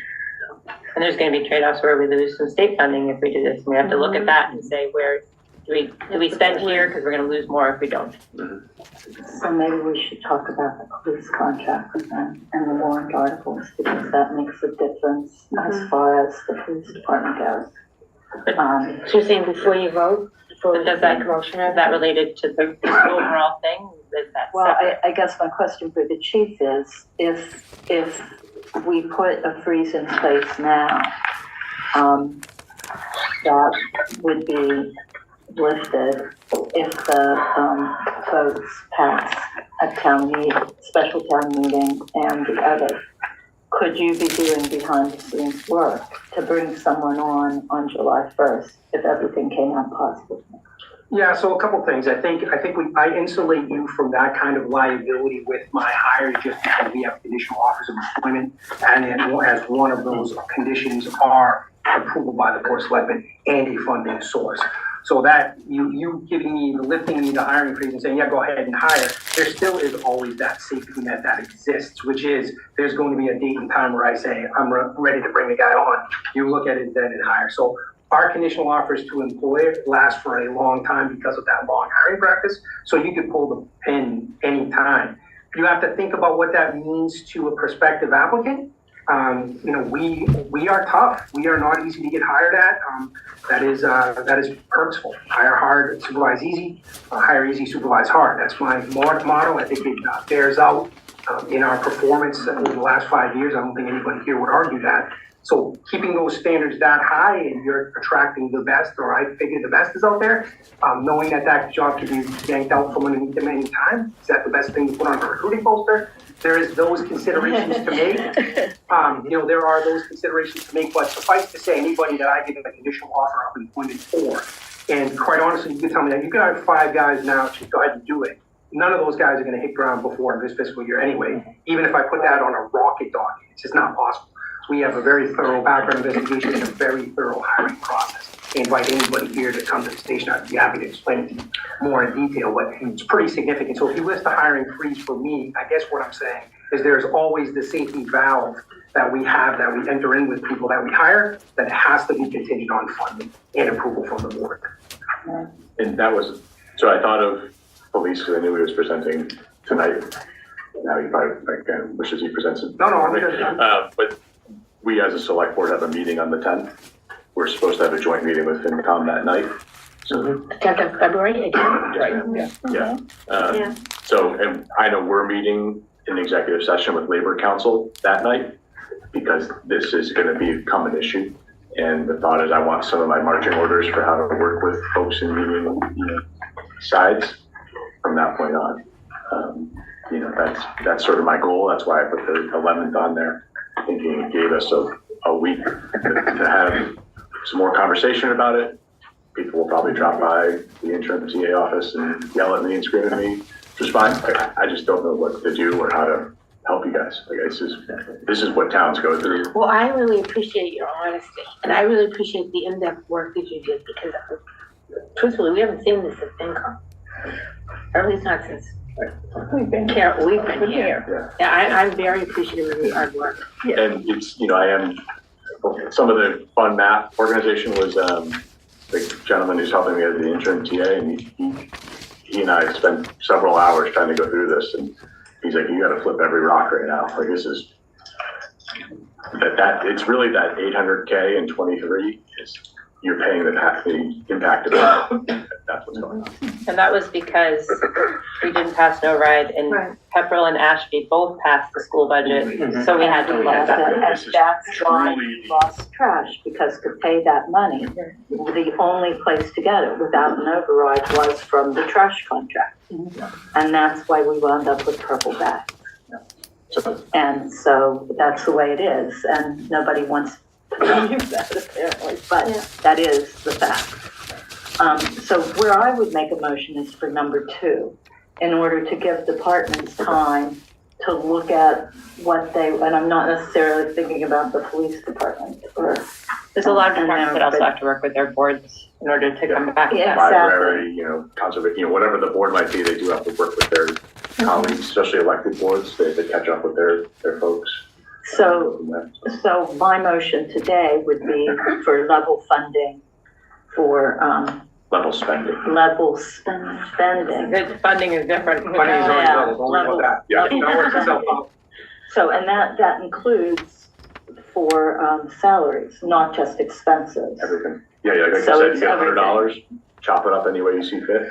But if you run out of copier supplies, you better open a computer. And I will say that I think most of our departments are working on, they have already cut most of those things, so they're gonna have to look elsewhere. It's gonna have A lot to of come them have from zeros the in salary those lines, lines, so it's gonna because have to come from. the expense lines were decimated last year in order to make our budget work. So anyway, if you want that motion, I will make that motion I would today. just say a little more discussion on, because right now I would say an open position is a town administrator position.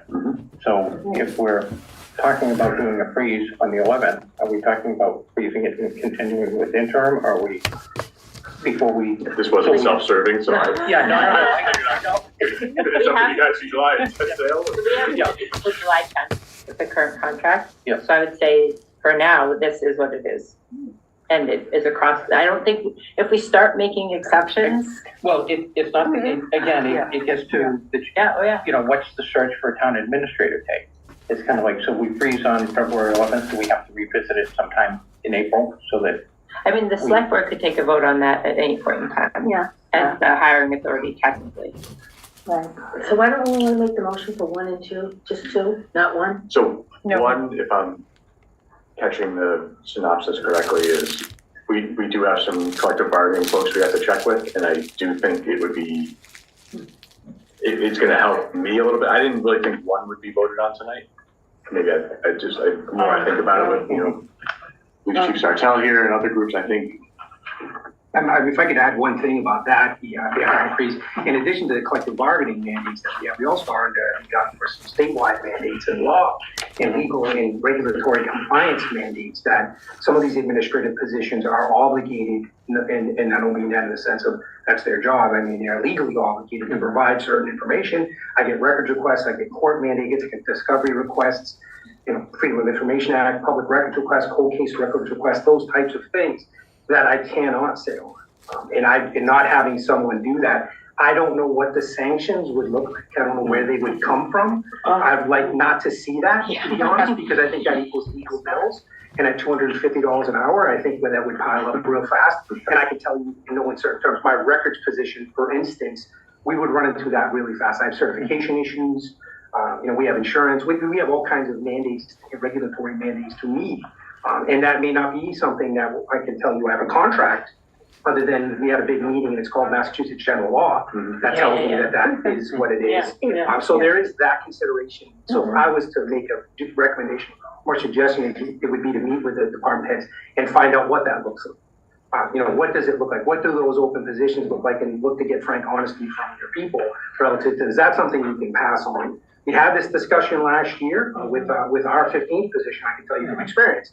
And I think that's the same kind of discussion you should have this year. I think the intent is very clear, and I think it's unambiguous, but I do think it's complex. Yeah, everything is complex here, so. Unfortunately, I think Chief Sartell, I think you're the most openings right now. Across the board, so. So, I don't know if that answered the question, but maybe it's, I notify every budget of level spending, and we revisit this on 210 in terms of hiring freeze, and gives me, you know, tomorrow and Thursday to catch up with some department heads and sort of share the news, if you will. I have another question. So if it's to remove all vacant positions, that means nobody's in it right now. Well, I'm not gonna talk about the police, because I understand that's different. But for the vacant positions from online and building postings, so if they're not there, are they necessary? Are we getting along without them right now, and we're doing Well, if you were swapping along with exceptions? Yeah, if you looked on the board, and then, like, I just it caught my eye earlier, like, town accountant was up there. And I'd gotten a resume, I think it was late last week for it. It's like, we're not in a position to hire, but I think we touched on it at the FinCom. But we have an accountant. We have a work contractor. being done, because we have, okay, right. So, like, So the job's getting done. correct. So I would just leave it alone. I would pull that down for now and just keep on the contractor. Maybe we should, would it be in our best interest to know what those positions are that are? I think it's a slippery slope though, once you. Yeah, I don't want to cherry pick per se. I'm not saying to cherry, just to say, just to get an idea of what the government would look like. Well, I guess it is looking like right now, if those positions are not filled, but you just told me. I think Mary the Jane account needs is to, filled. Because it's through a contract, yeah. Correct, but there may be. You're not gonna cut $1 million out of the budget There isn't a contract, any other way. Well, I so think it's that not would be getting done. That would be up to the department head to be like, all right, you know, maybe I don't need. You gotta support an override to you know, begin Kieran, with. the town administrator, the select board may say, you know, we don't really need Kieran. We're gonna do it on our own. That's up to the department head. They are the department head. So the department head, again. has Don't do $100 that. to spend. Kieran's the only one that knows what's going on around here. So what about number 2? Number 1, we hold off till next week. Yep, so number 2 would just be a motion from select board and then FinCom directing me to require that all department heads build a budget that is level spending. All right. You could say so moved. I have a question. So moved. Seconded. Oh, somebody has a question. But are we realistically even going to have enough income for level spending? Oh, there you go. Probably not, Start there, right? but I gotta start somewhere. All right. I just wanna tell my listeners that we need an You override. have to tell them it's gonna be less than that, because we don't have it. So then with that in mind, once they've We shared the really level need to put spending $1 budget, million it's like, override on the ballot in in order April. to meet the deficit that we have, can you live with being open 1 day a week? But it may not, it could be 3 days a week, Yeah, it could be. right? I mean, depending on what it is. It What truly the depends outcome- on the role. Right. Oh, the role? I mean, again, the town administrator can be here 1 day a week when the building's open, and then you'd only pay somebody for 1 day a week. And that would save you a significant What amount. about those contract people those union people? I mean, Do you do they need, get paid X whether they're working or not? I think that's why we're having meetings next week to figure out how those logistics work. that's next. Oh, okay. But if you're still gonna have a deficit, so if you tell everybody that they gotta come with a level spending, but that's not real because you're saying there's a deficit. So why don't we just go in with a real number and say you gotta not do level spending, you gotta cut everything by 1% or 2% or whatever, whatever what the reality is. Yeah, you do have to have a process, and you do have to involve your collective bargaining agreements at some point, and you need to work with them to say, what are you gonna do? What are you gonna bring to the table? Okay. And you'd say that to school as well. You'd say, school, school district, we're 400 in the hole. Is there any wiggle room on your 4.65% budget increase? Can you make it 4? Human resources. Yeah, I mean, that's up to them to say, is there any reality that you could constrain? I also would say that this puts the power in the department heads, because none of us know how to run a highway department or a police department or any of those other departments. And this puts that Well, back in their hands. which makes a good point because highway's gonna be out there. If there's snow, they have to be out there. Or maybe not. We may say that we don't plow unless there's 5 inches of snow. Well, good luck to the police department and the fire department then, because that's gonna jack up what it is. If the amount It of will kill snow is people. less than 2 inches, Actually you don't plow die. until 7 AM. But that's for And the highway to schools decide what the That's amount of money we're highway's getting. That's a public call. safety. That will Whatever. literally Whatever we can. kill people. It's gnarly. Like, it's not. I've been asking that question about why are we plowing a quarter inch of snow? Since I moved here, what, upwards of, over 15, 16, that's a long time. And, I came up from Pennsylvania and yeah, maybe if, the main highway, like 119 here, but, and 13 were plowed, but, Old City and Tyler, they got plowed later. Yeah, I hear you. And, so I know, I've always been very amazed, to the point of being a little upset, that my tax money is going to pay to these guys. And I do know there is, I wouldn't, and nobody else would, of our contractors, go out for, a 1 hour job. There's gotta be a certain minimum length of time if I'm gonna get in that truck and drive. And I know all about that stuff, but it's about when do you get into that truck in the first place? Yeah. I also know that the new, I assume he's still using a half-dozen-year-old, or more, pre-salting on the road or pre-treating the roads. I assume they're still doing that at the highway department? I'll let you ask the department head at the next meeting. Okay. If that's okay. Yeah, he's really trying. I know. We do have a motion on the floor from the select board, so Is it just to second? rein us back. Second, It was number seconded by the two? whole, this is the Okay. select board. We don't get to vote this one. Right, We Well, have to. we're in joint. No, I get it, but we're not voting, you are right now, and then we We will. can vote our own. And then they vote ours, right, Okay. And then we'll get the And police chief And then before. we'll get Yeah. Holding him hostage. That's on the floor. No, that's all right. I've already Are you got good? Yeah, my Okay, all right, I thought there was a question.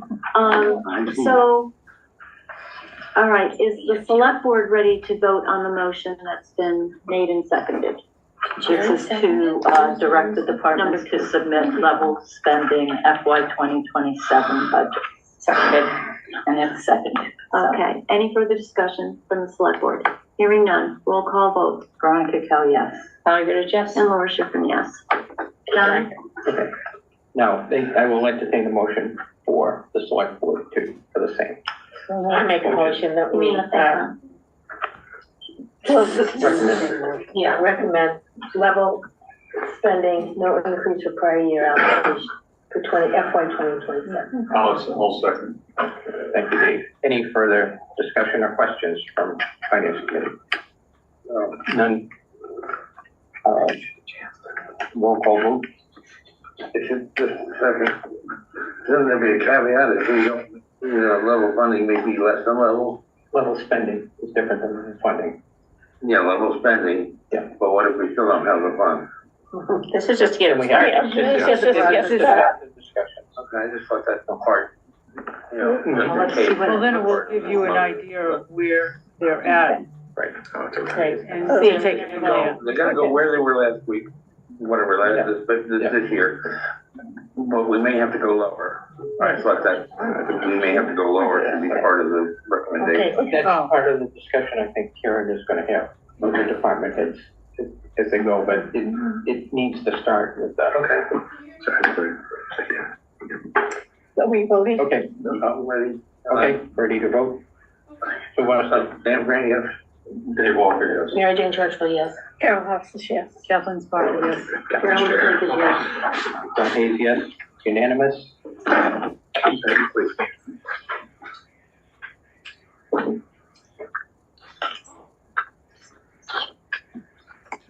So, oh, you took it down? Why did you take it down?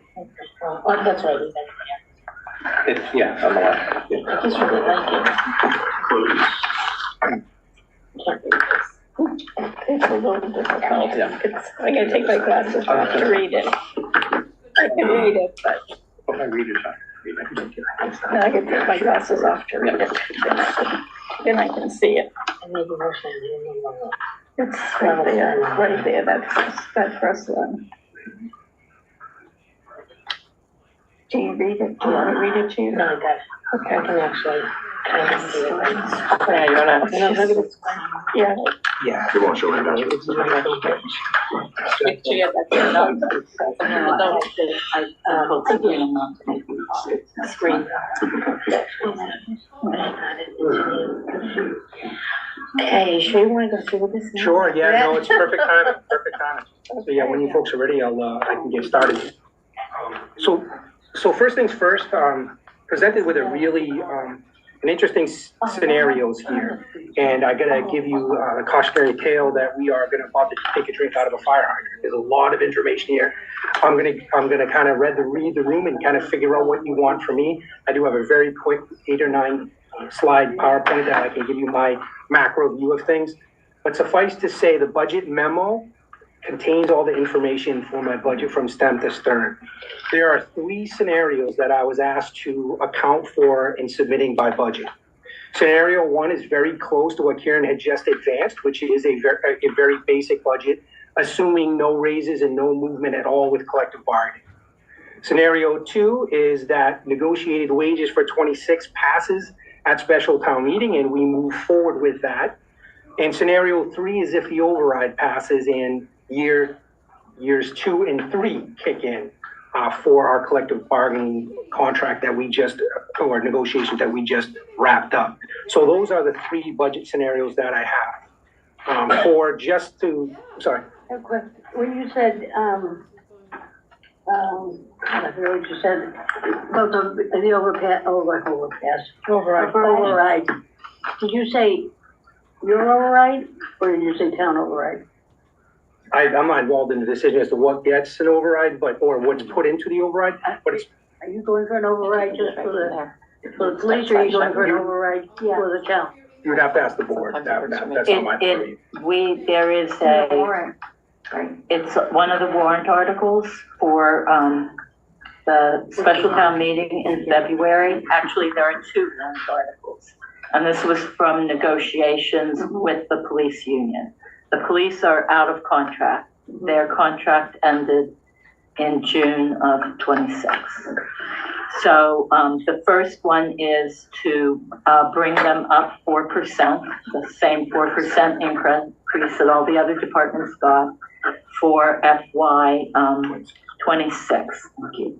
And that will be covered using ARPA funds, the ARPA funds that we have remaining for general government. And that is a 1-year memorandum of understanding. The second warrant article is asking for an override of, $370,000? $27,000. $327,000 for the police department to fund fiscal year 28 and 27 and 28, based on the terms in the contract. So that is why there are these three scenarios. Scenario 1 is nothing passes. Scenario 2 is that 1 year contract for 4% passes. And scenario 3 is the override passes and we get all the enchilada, the whole thing. So it's a pretty significant, If the override passes, does that have to go to a townwide vote as well? Yes. So we have to put the article on the February 25th, and then we'll vote it at the annual election. Okay. The town election. So those are the three budgets that you will find worksheets attached to this memo. I don't like this. Not asking you to look at those now. I really don't like it. I will explain the rationale, but just continuing this package so you can use this later when I'm not here. The second document in there is our staffing matrix. It'll give you an idea of exactly what the amount of positions we have and whether or not they're filled or whether or not they're vacant, whether or not they're authorized or approved. I don't like doing this at the special town meeting. The third one is a organizational chart so you can understand how the It means we're department only doing an override for the operates from an police and not the other organizational things that we need an And then override it's just, for. it also I'm really included a opposed section to where this. it actually has the people's names associated with the positions and exactly which ones are vacant. This needs to Then there is, be for the not dealt math with at geeks the in the room, special. This should there be an is the annual town meeting. numbers.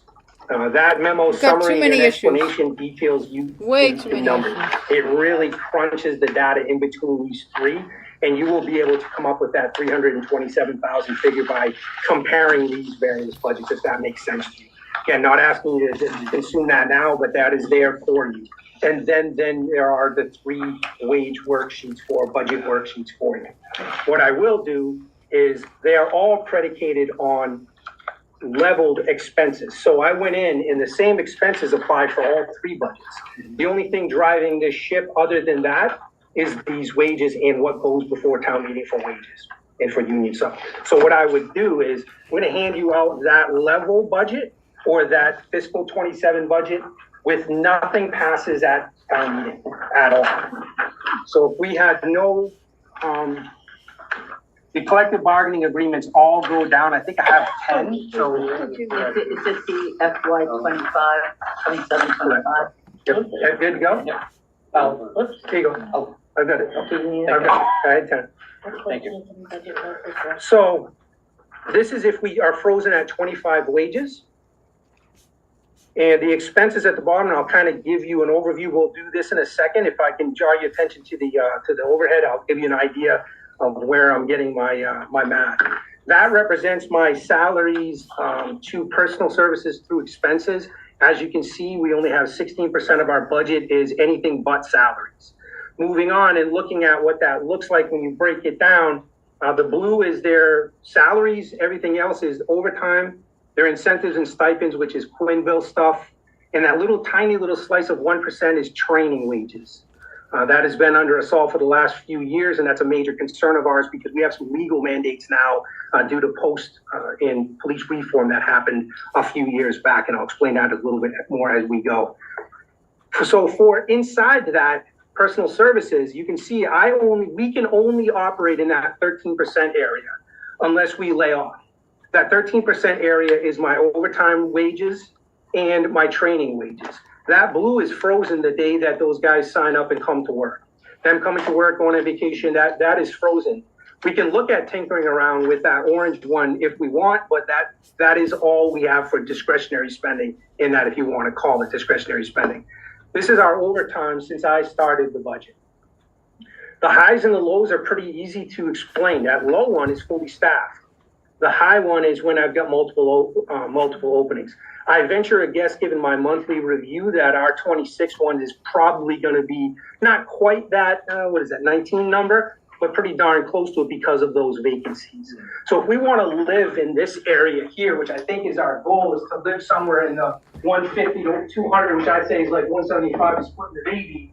I think that mandates that we maintain a consistent staffing level. The volatility that this slide does not show is what it takes us to get back up to staffing levels and how that's throwing good money after bad.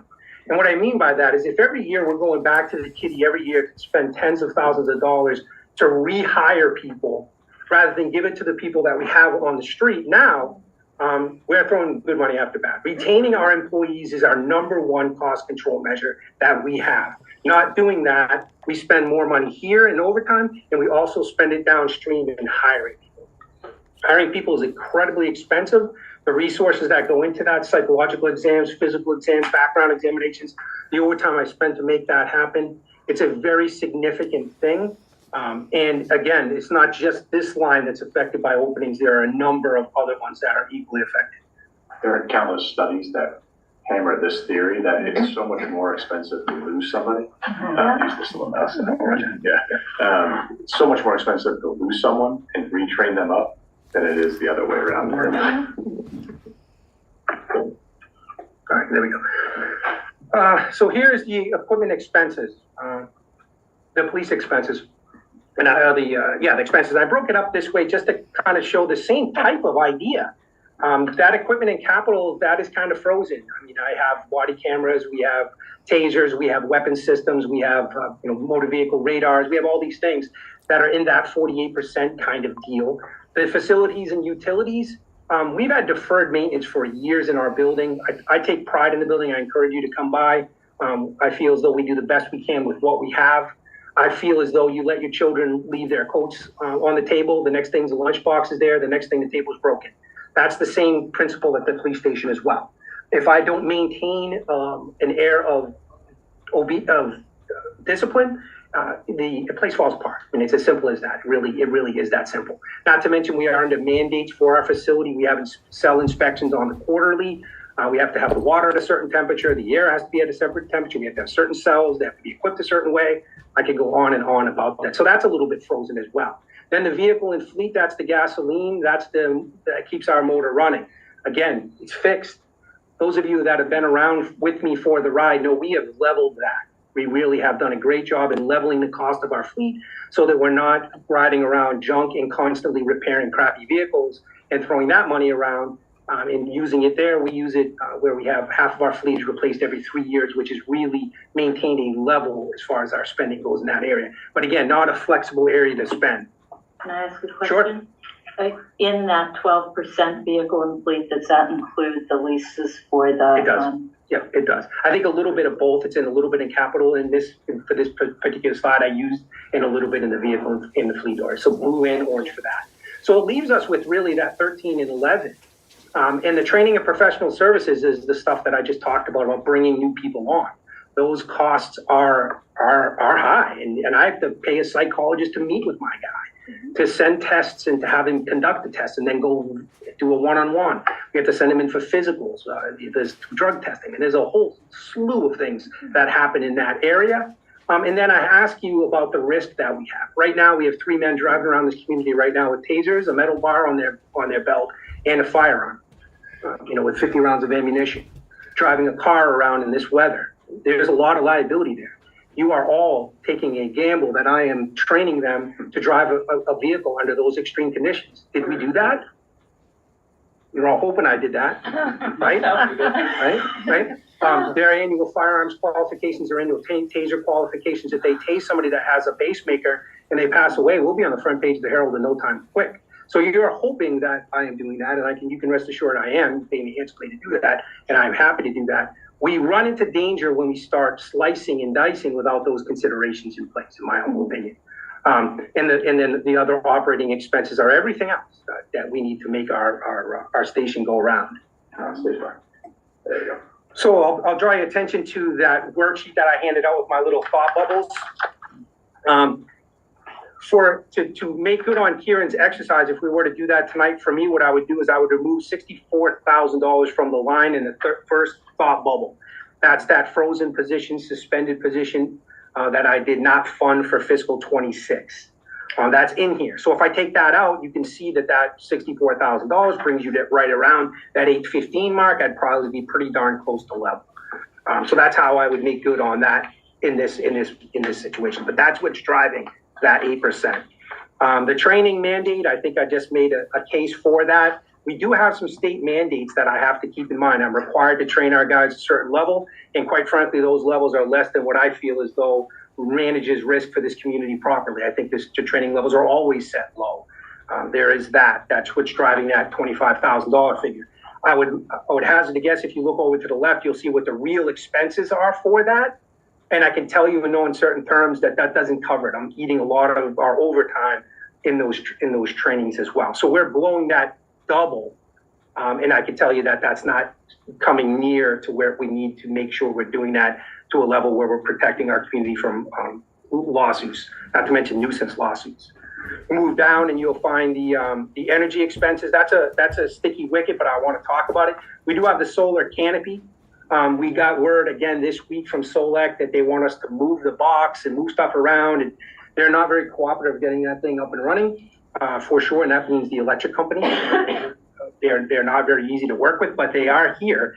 I don't know when that's going online. I have no idea. I can tell you that we cannot sustain the energy based on the figures that I have budgeted for 26. I can tell you that. So you're not getting any solar power from that? As of today, nothing, because it hasn't been turned on and juiced. Again, we are in the queue for the final sign off by the state or by the electric company. They come now, they want us to move where we have stuff. So we're in the process of kind of understanding that and what that works on. It's been a long process. Suffice to say, when that comes in, if this was our company and we weren't talking, if this was just you and me talking and we had a two-man firm, I would tell you we fund it like we didn't have the thing until we can take some data in and determine what this thing is really going to save us before we go cutting. I have to keep that building clearly. So keep the building, keep the lights on. I mean, we have to all those. So that $25,000 figure we put in there last year does not reflect what we're going to spend. It doesn't. I asked for 28. I still think that's a little dicey. I can tell you if we turn it on and that happy accident happens and we spend 14 of the 28, outstanding. Great. Goes back in the general fund, we start over again, right? But coming to you halfway through the year, 3/4 of the way through the year, I don't think that's what you expect me to do as far as being the steward for this budget for me. Moving on, I think the next two big areas, which are repairing, maintaining the building and equipment, there's some deferred maintenance costs here. Mary Jane had brought this up last year when we were talking about that, and she pointed out very rightfully, if you're not spending that every year, Chief, why would we fund it again?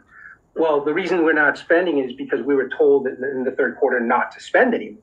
So any of my ammo purchases or any maintenance that we had planned was deferred to the next year. Doesn't mean it went away. Doesn't mean those concerns went away. Doesn't mean that went away. All it meant is we're going to do it next year. And if next year you reduce my funding, we're going to get into this vicious circle and the building's going to fall down around our ears. You'll see the West Townsend reading room, but it's 70 Brookline Road. And that's how it works. I mean, that's the reality, right? I mean, deferred maintenance. So they're both modest increases. They're only $1,000 or $2,000 each one. And then the last thought bubble is the one I told you about of increased hiring expenses. It's more expensive to send someone to a shrink. It's more expensive to put them through all the testing that we're required to put them through. That just is the reality of it. The total overall increase from 26 to 27 is $10,300, which is less than 0.5% of my total budget.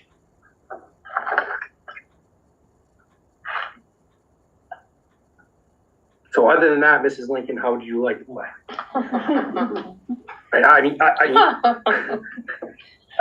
So I encourage you to look at the three budgets that were submitted. You have all of the information. You've got there's a lot of data in there. I explained the rationale for it. I explained what we do. I have worked with many of you in the room here, so you know we zero base our budget every year. I go through every single one of our monthly bills. We track them. If they need to be reduced, they're reduced. If they need to be up, they're up. That's the way we do it there. We have ledgers for each of these lines, and we pay real close attention to it.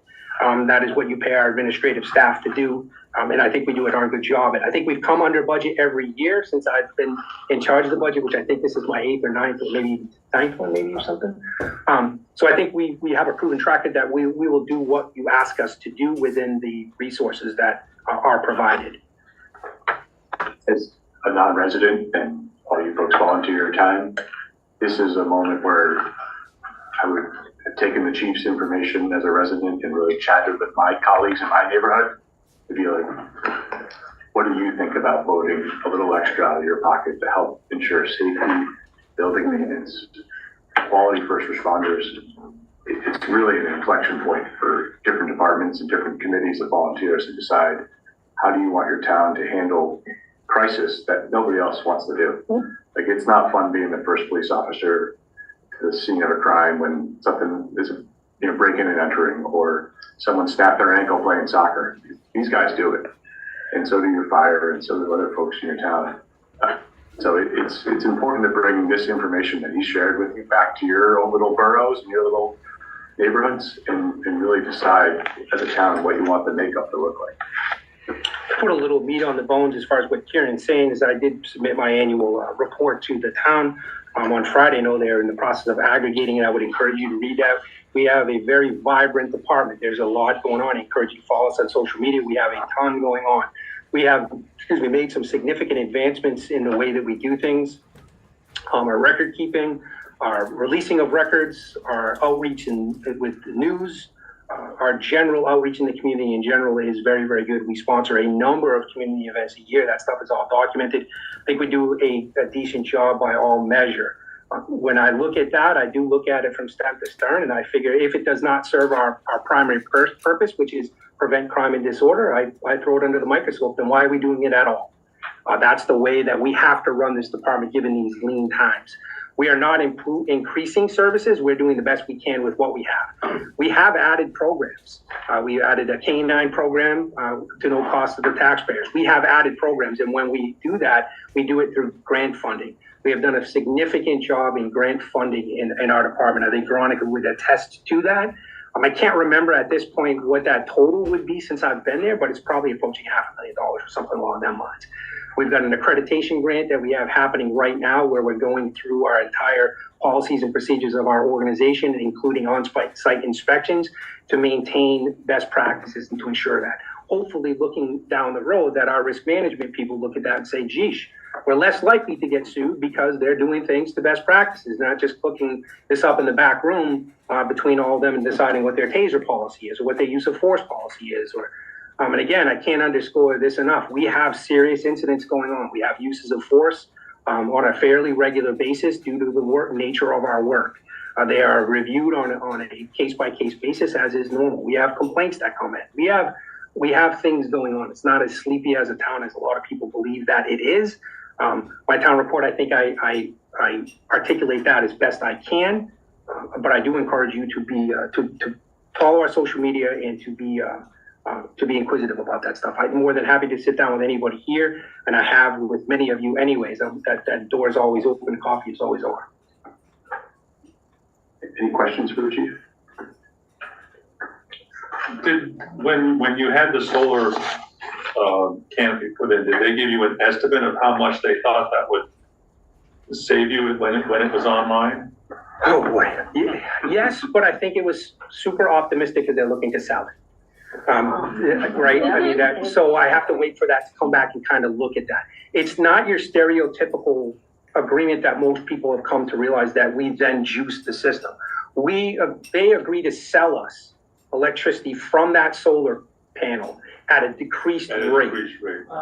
And at least cover at least X amount. So I can estimate very roughly what that will give us if it meets their minimum standards.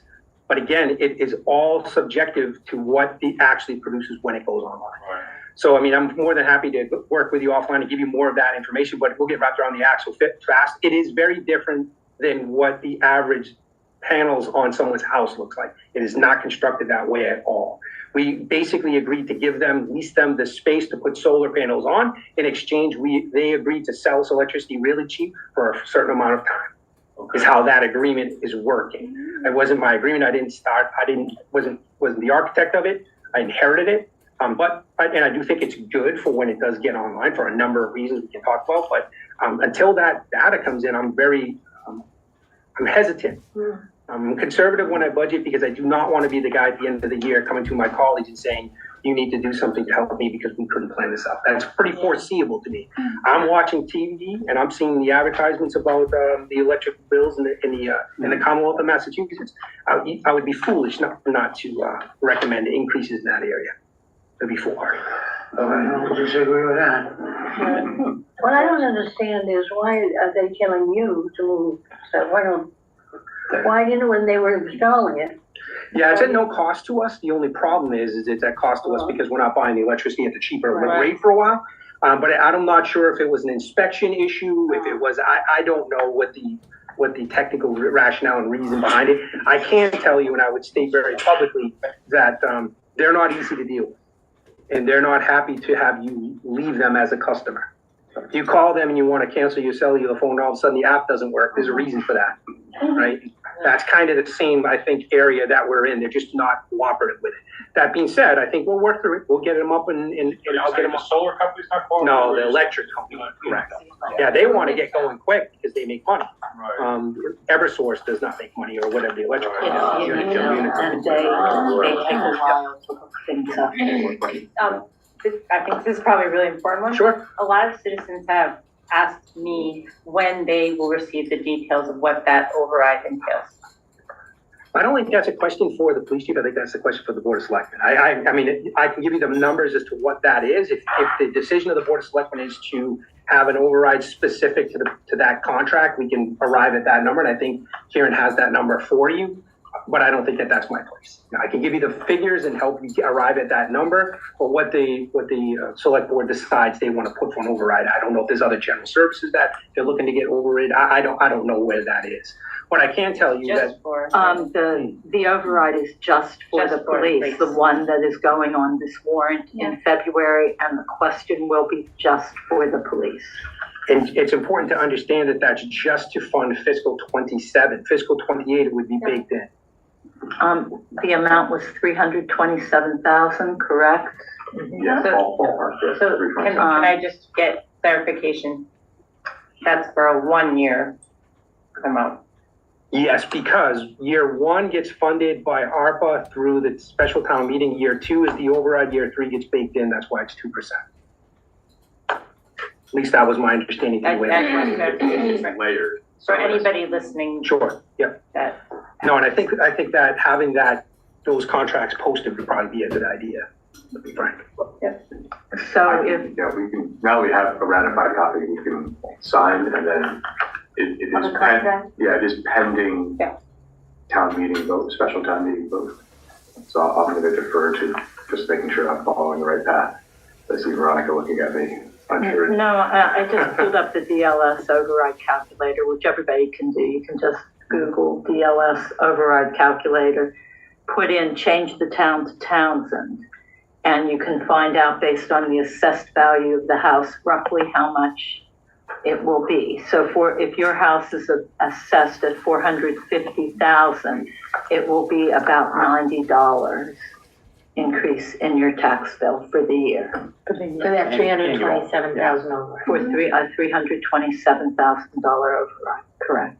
Yeah, and I would likely, will take that website, and I think I've used a similar one, and probably build out a slide for another version of this budget presentation Yeah, down that's the a road. good idea. We gave a number last year when it was 1.2. Next week, want to know, like, how's my piggyback affected? Well, does it save the Does that include the CPA too, or you don't include that? Yeah, CPA would be another few dollars. That's a different. Different Different surcharge. calculation. But the CP, so as that goes up, so if you increase your tax assessment by, say, the $90, then your CPA is gonna go up by a fraction, but That is correct. accordingly. The 3% of that, so. that's a- 1%. Yeah, like- Only 1%? We only Oh, so do. it's another 90 CPA cents. 90 cents. You're $91. $91 extra per year. For the year. Okay. So, and it has all $91, different what's assessments. Your house is assessed at $1 million, it's 210 a year. Any other questions for the chief while he's here? There's one question I thought that would come up that didn't, so I think I'll fill the air, is that how did we arrive at those numbers? How did we determine what the officers got for raises? Where did that come from? Right, it wasn't just a number we pulled out of the air. The police union and I worked together to pull contracts from comparable communities. Kieran has a list of those comparable communities. most of them, all of the Collins report communities are included in there. And I think they threw in a few others just for purposes of regional, being regional. Ashby, I think, was one, or whatever the case may be. And they averaged that out. Very difficult to do because contracts are complex and wages can be a funny thing. If I pay you a little, but then I throw you this big time sick buyback incentive, that it gets tricky. So we did our best to kind of look at that and digest it. And based on fiscal 25 numbers, not fiscal 27, they were anywhere from 4 to 9% under average. So if you add the 5% conceivably growth the last 2 years, now you move to 10% to 15 or 14% or whatever the heck that might be. It's pretty considerable. And again, it's below average. It's not average. It's below average.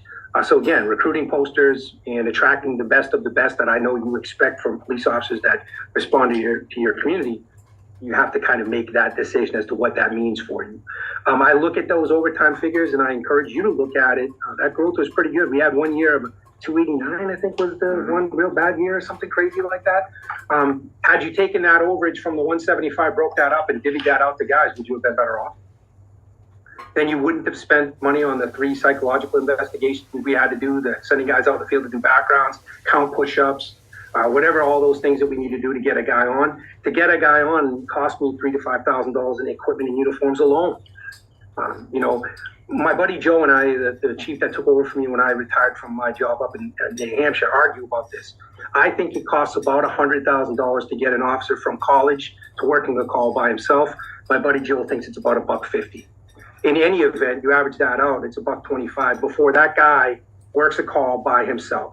So I ask you, every guy that you let go that you have to replace, think about that. That's 2 full officers to get that officer, 2 full officers for a year, to get that officer to work a call by himself. It's a pretty significant endeavor. I've got PowerPoints ready to go. If you want to come to the station, have a cup of coffee. It's what I do for a living. I'm more than happy to break it down to you to very, very granular fashion if you want. But suffice to say, retention is your best cost control measure. Period. Hard stop. I don't care what. I'll take every bit of information, anything I've studied. That's what it tells me. Being a training ground is not cost effective. Not to mention the backside of that, which is an experience gap that can get you sued. And I do think that our legal expenses in this community, you don't need me to tell you, are a cost driver. And I think I only represent 10% of the town's expenses as far as a department goes, but I can tell you the liability, I don't know anybody else that's got that going on. Every day they've got I think our guys drive between 85 and 90 miles a day around the roads of this town with a gun and a badge. That's a lot of liability you have. Whether or not you want them to be new guys that are 23, 24-year-old. I can tell you what I think of that. So what is your retention rate? Is it? We've had people leave, and when I conduct, what do they call those? Exit interview. Yeah, when I conduct exit interviews, which I just had one with us, and schedule is bad, pay is good. Those things come up. I mean, it is what it is. The job's not easy anyway. So I think we are in a recruiting crisis nationally for all these other reasons. You just throw this on top of it. But it's the worst it's ever been, and I've been a police officer for 30 years. Now, are these same candidates going to the comparable communities? I think so. I track it as best I can. We do have some good software to track where those candidates go. We do most of our hiring administratively stuff through an online portal that I can see where they end up. And then I'm pretty good at networking, so I know. Yeah, I think so. That's the way that it works. If you have a kid that grows up in Townsend or grows up in Pepper or grows up in Brookline, where's he going to work? Generally speaking, to be close to home. Right. As best you can. That's the other thing that happens as well, that we've had a couple of times where a kid comes up and works for us and then can't afford to live here because of housing prices, and then he goes back to where he's from. So I have to consider those things when I have a kid sitting before me that I'm about to invest $100,000 of your money into. We did do some good work in this contract to try and save us when we are involved in people coming for a training ground, getting back some of the resources that we allocated to them. That is a concession the union made in this contract. Highly encourage you to look at that so that they would end up having to pay us back some of the training money for it. I did it in the most responsible fashion that I could. I think when you read that, if you have questions, feel free to hit me online. But we are addressing that issue.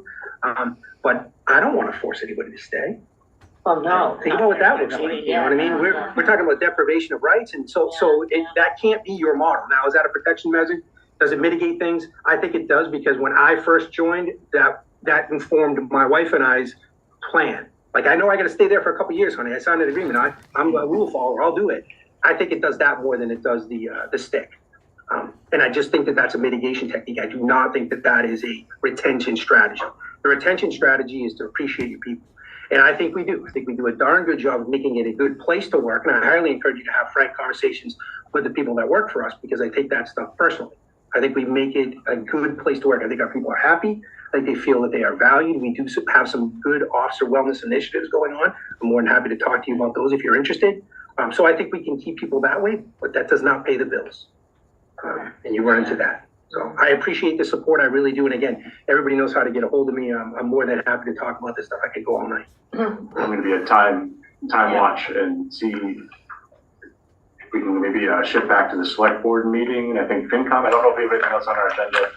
I'll let the chief break out of here and Yeah, well, appreciate it. You're welcome. Thank you very much. So much. Thank you very much.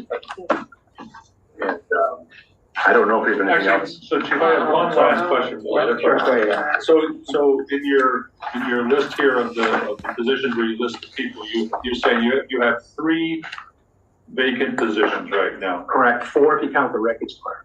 Right. If we were to say, okay, you've got 4, I can give you 2. Which 2 would you go for first?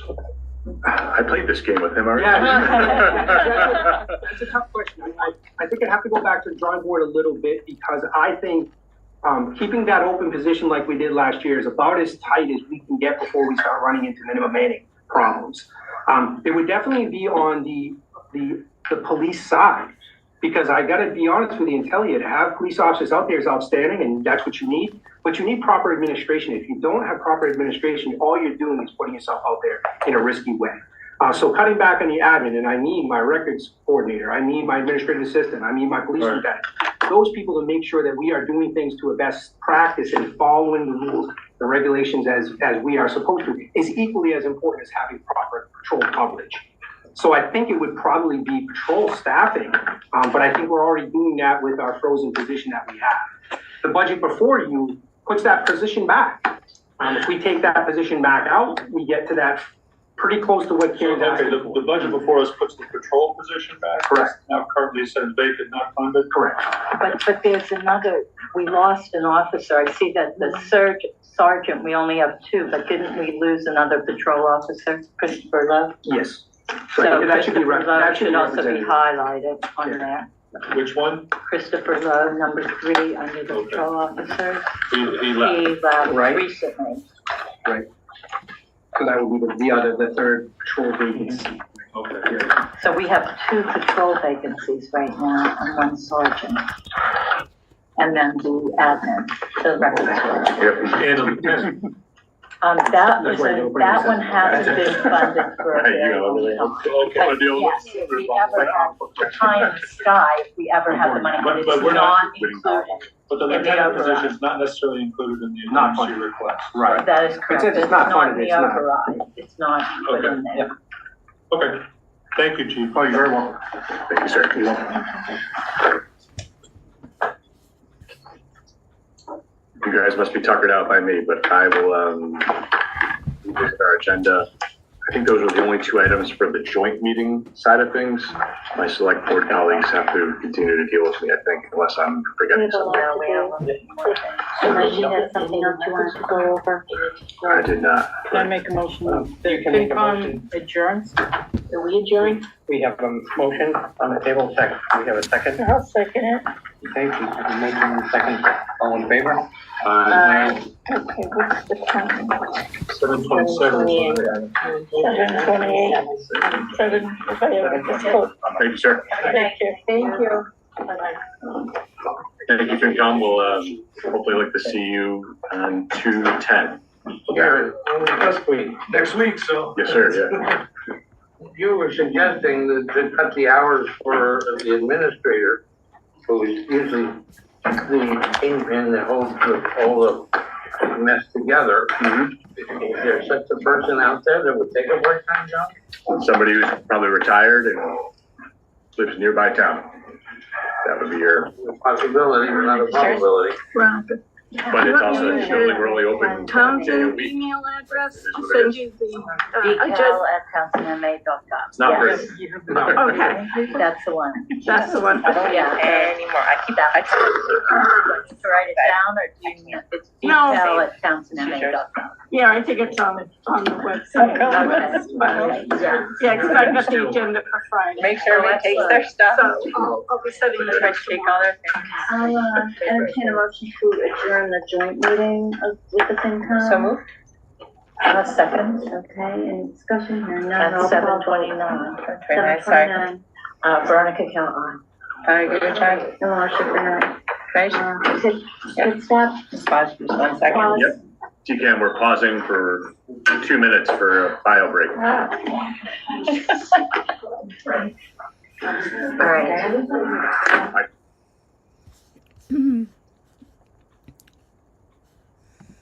I guess I'll come back up and see you. Good. Some people are still hanging in there watching this meeting. We've been going since, well, the board's been going since 2:30. We started about 3:30. So, how many hours is that? 6? They love these long Recording meetings. stopped. Yeah, whatever. TCAM. Okay, so I gotta fix the screen. It's a little too high. So there, I'm really disappointed in this. On the special town meeting, there's going to be an override question that only funds the police department. In my opinion, this is a sabotage event. This will sabotage the rest of the town. First I want to say I'm in favor. If this is on the warrant, vote for it. Just vote for it. Yeah, I mean, yeah, whatever. I do. I'm disappointed that it's on the warrant, but since it's going to be on the warrant, vote yes. We're in such, we need overrides. This is not adequate. I don't know what they're going to do in April, but they can't now have 2 override. I mean, maybe they will have 2 override votes, and it's going to confuse the voters if they did this, because we need $1 million on top of this. Otherwise, we're going to have the dire consequences that Karen was talking about, where incredible cuts in staffing for the rest of the town. The police department are getting everything they're, well, not everything. I mean, this is just to cover a raise. They're still going to not be able to hire. They're going to be on some kind of hiring freeze.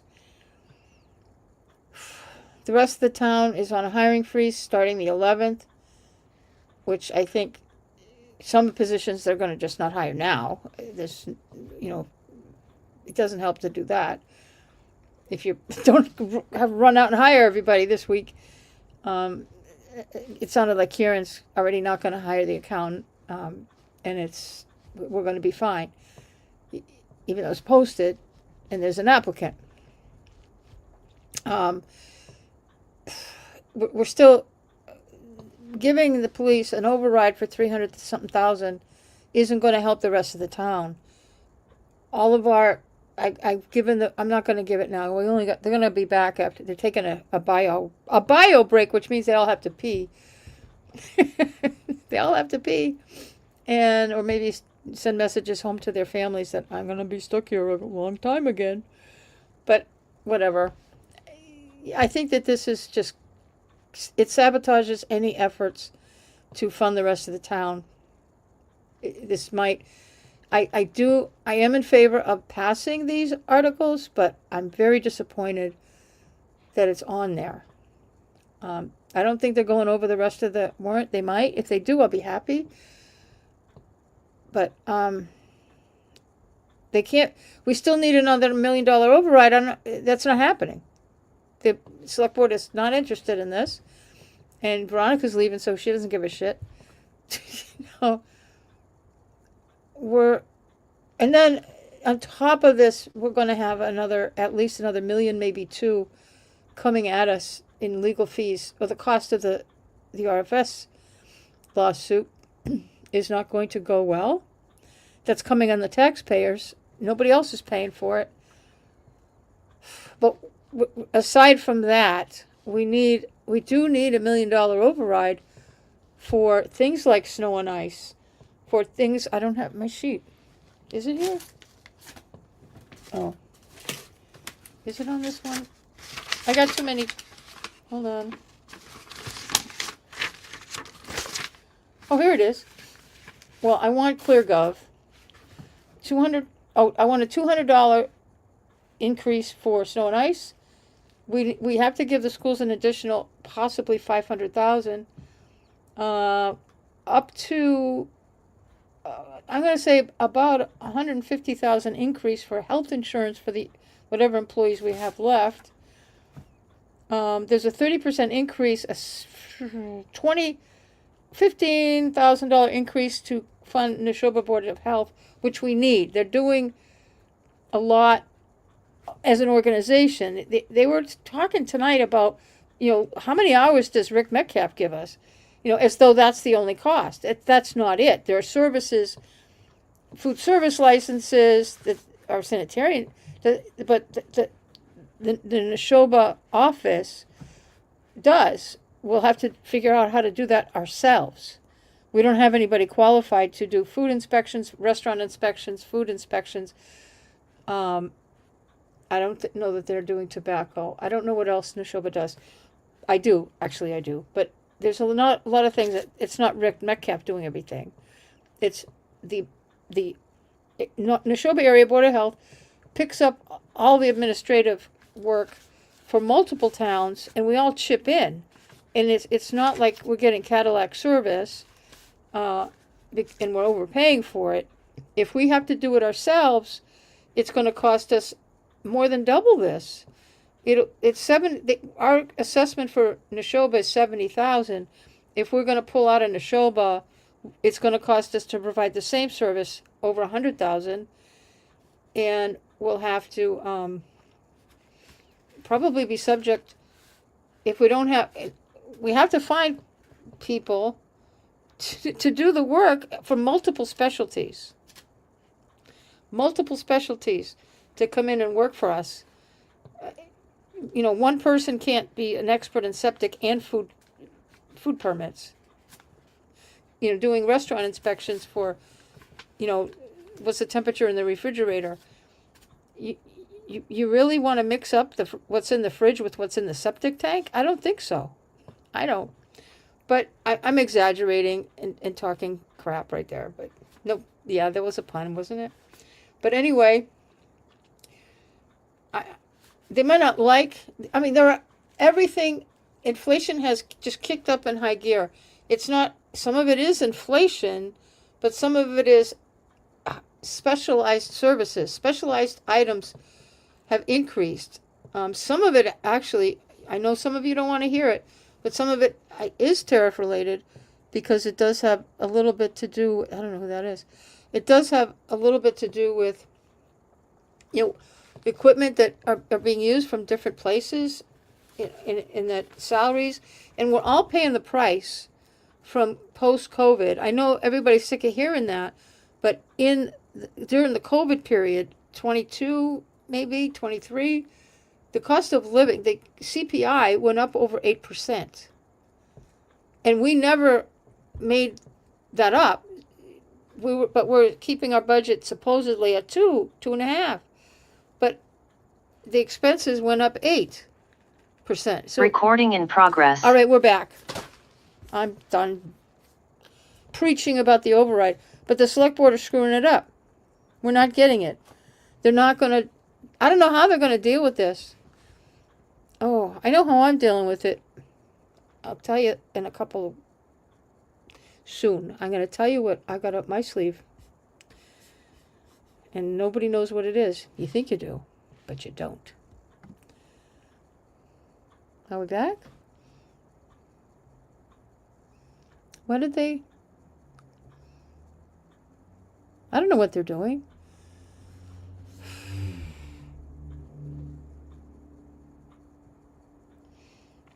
All right, but anyway, what else is here? Since they're not back. Okay, everybody's got, the increase in wages, but now they're talking about level spending. I was just shocked that in this meeting tonight, I was shocked that the FinCom, Mary Jane in particular, was, debating some of the, can we cut that? It's like, you got to cut something. You got to cut $1 million out of the budget, out of your spending, not budget, spending, because that's where it is. And it can't be pennies here and pennies there. It's hundreds of thousands of dollars here and there. And people have talked about services, and that's important. But the spending is, I don't know what the hell's going on. But I don't know. Things are not well in our financial books in Townsend, and part of it has been some mismanagement. They talked about some of that tonight. Kieran addressed the improper spending of using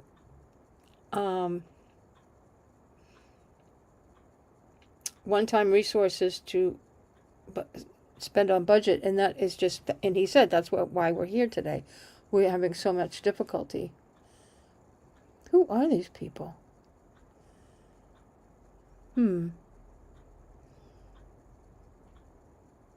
What's on the agenda? There's people.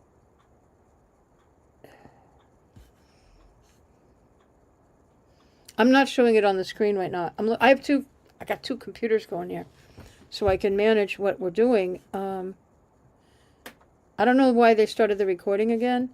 I think TCAM got confused because some people turned on their screen. I don't know.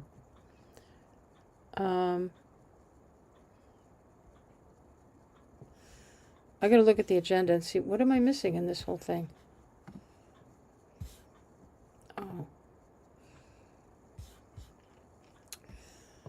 Oh, where'd I put it? Oh, there it is, agenda.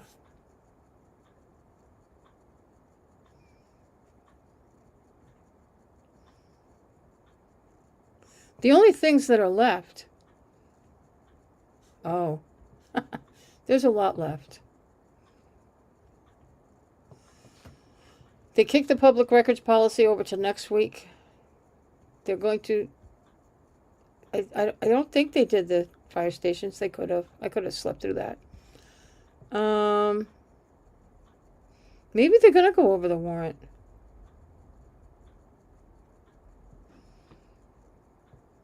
I don't know who these people are. Maybe they're just people, here I am. I feel like I'm on the board of selectmen. Who are these people in this meeting? I want to know who they are. And I want to know who they are. But I don't know who they are. It's okay. I hope that if I've done anything in this town, well, first, hopefully I am educating you on what's going on. People tell me all the time they like my channel. They like the information I'm providing and keeping people. Oh, I think we're coming back. We're coming back. Finally.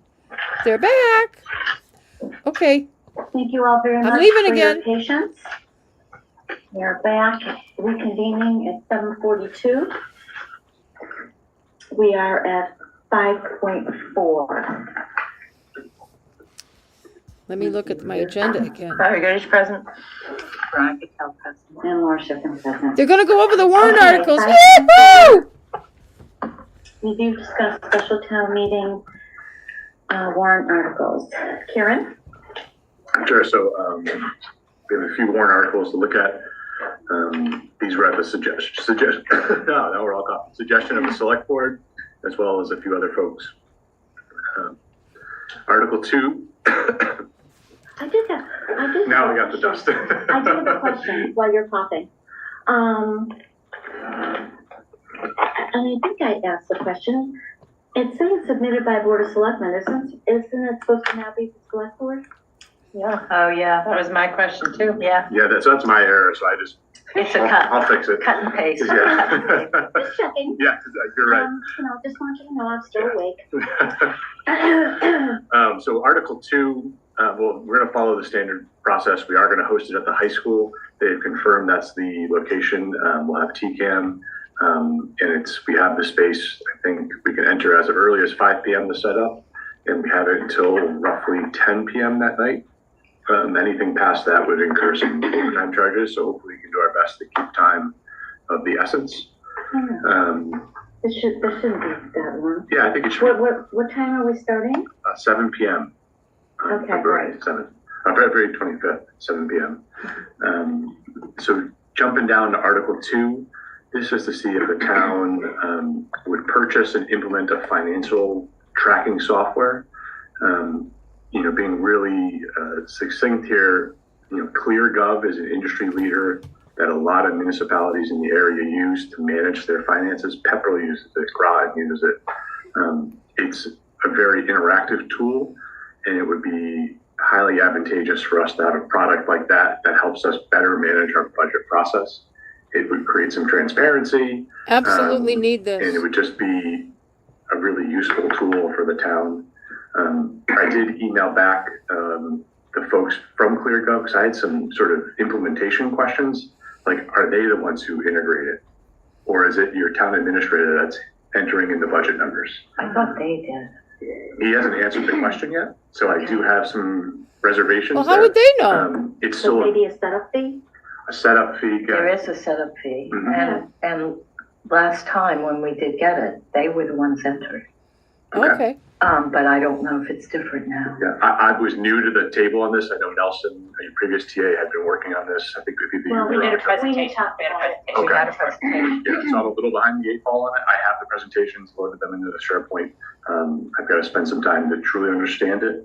But I've heard from other, local leaders that it is a very strong product. Yeah. Can I ask, no, you want to go first? No, go. Yeah. I'll go after you. Logistically speaking,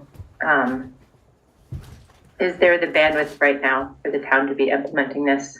And just a question for, I know you're not that long in this position, and just because we're going to be asking money from a very limited pool of money. And I know one of the things that happened last time was we did it and it wasn't implemented, from what I understand. I don't know what happened. So my one concern with putting this forward is if we're gonna put money into this, and once again, we're in a position where we don't have staff time, This hours, is- etc. Yeah, Will pay So I for think- itself in I'm less A year. concerned about staff time because I think the upside to it is a real This advantage. will Oh, yeah, pay I'm all for behind the itself. upside. So- I was pushing forward for this in the Yeah. beginning. My greater concern would be, let's say it's in the ballpark of $20,000 to $25,000, and then there's a subscription cost, and subscription costs add up at the end of the day. And it doesn't replace a town accountant. It doesn't Oh, no, reduce it costs doesn't do there. that. It It doesn't makes- reduce treasurer collector needs it for the makes- town. It's just a really nice tool for budget management. It's really for the town. needed. If Okay, Lori so and how Val about support we it, pause on this until next Tuesday and hope that you get that information for us by next week. And I want to know conclusively that we're not going to be onboarding the CSV file. It's someone, it does it automatically. And then also, with the budget, can we fit the subscription fee in for the next year's budget? that's why Because, we I mean, need the $1 million It's override. $15,000, that's. Right.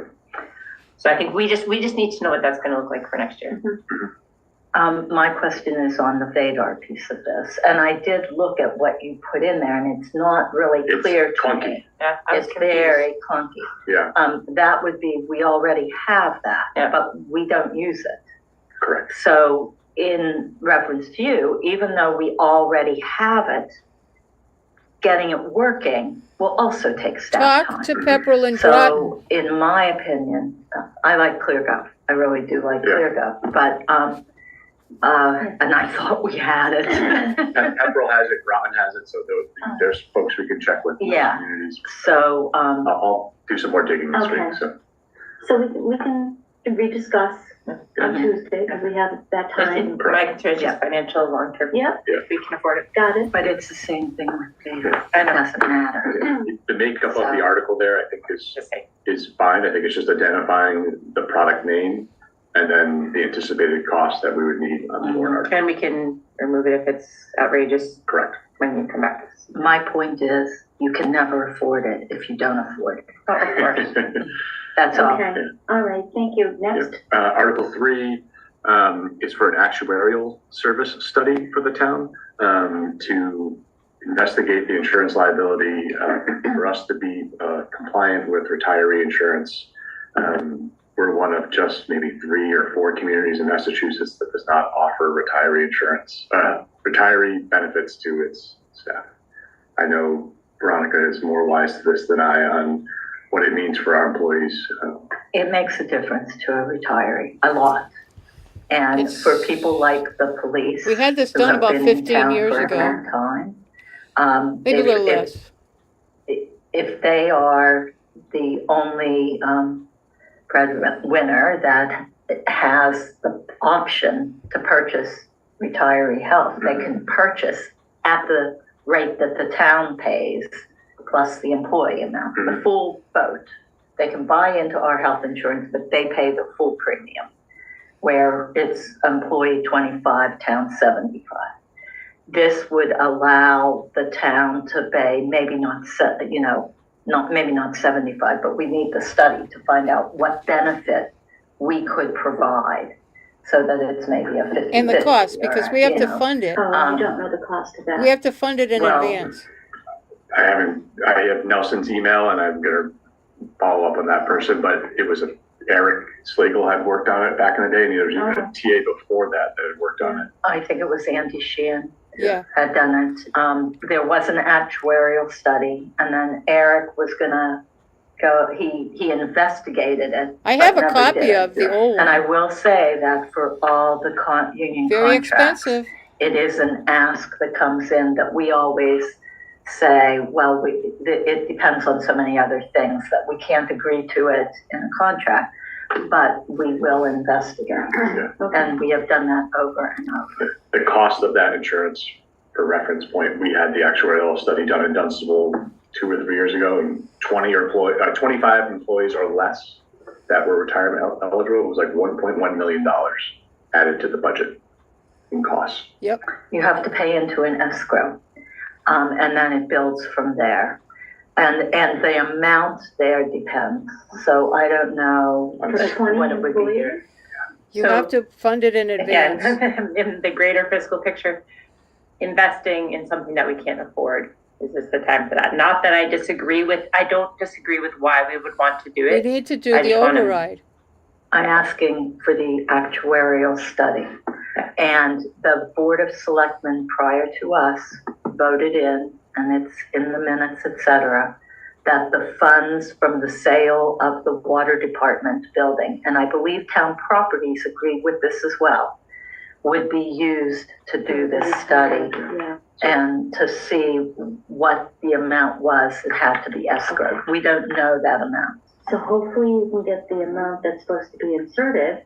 Yep. And we can discuss on Tuesday. Correct. God help us.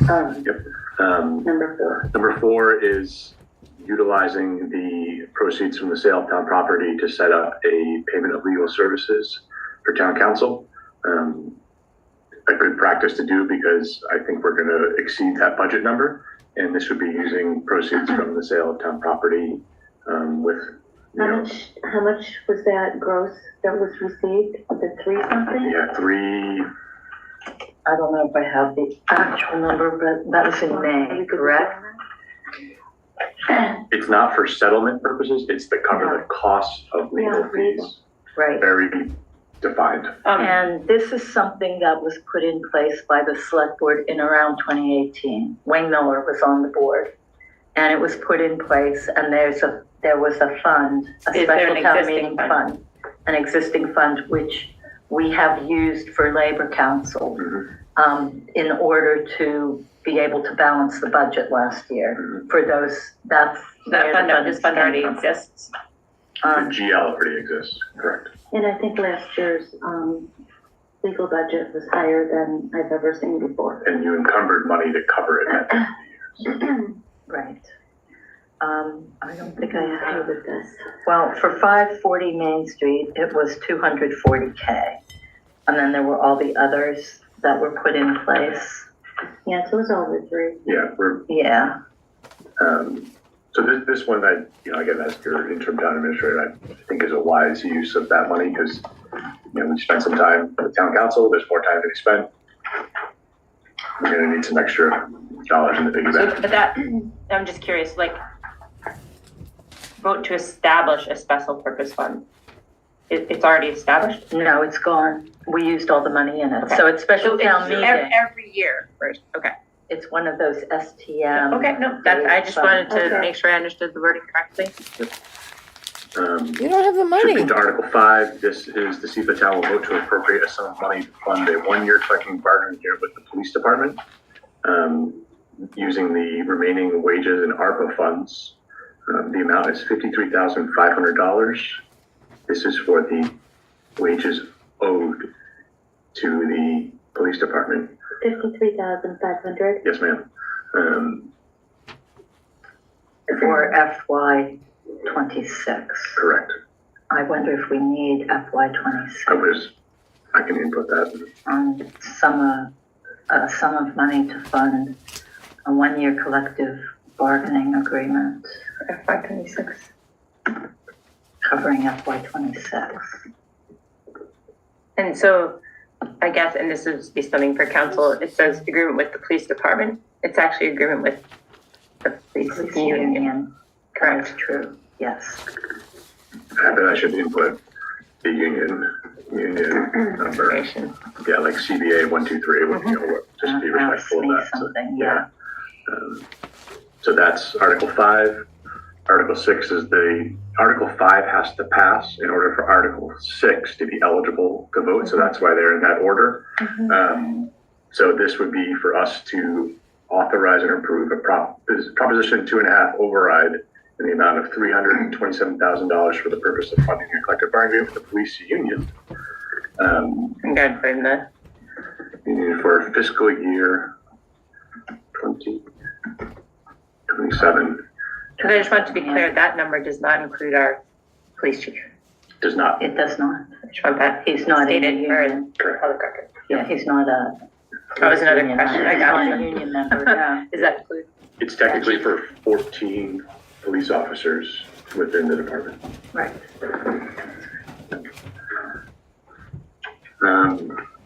The other articles I will grab here.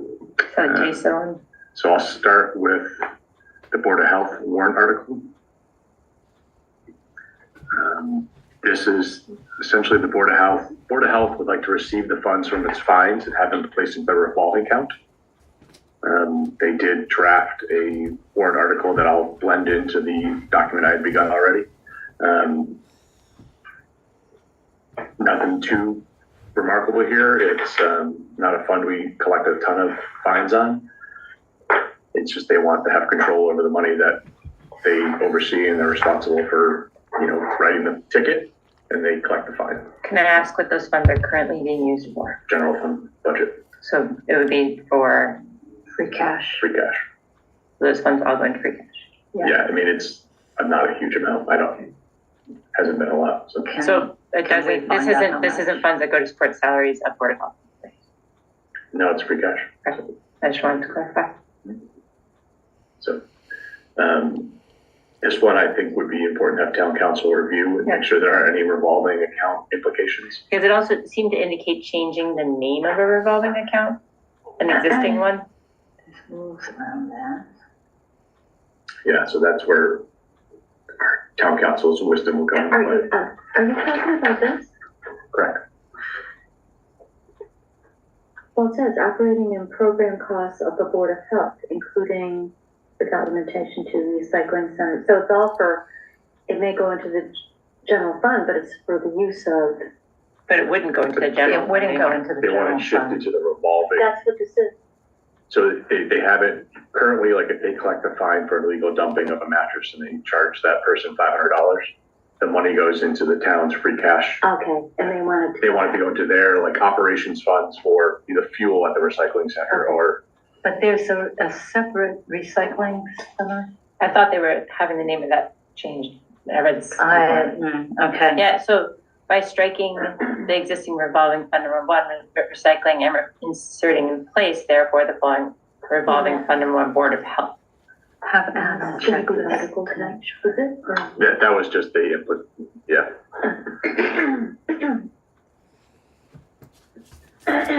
So that one is nominal in terms of its impact to the town, but we will have town council review it Yeah. and I'll input it into the Word doc.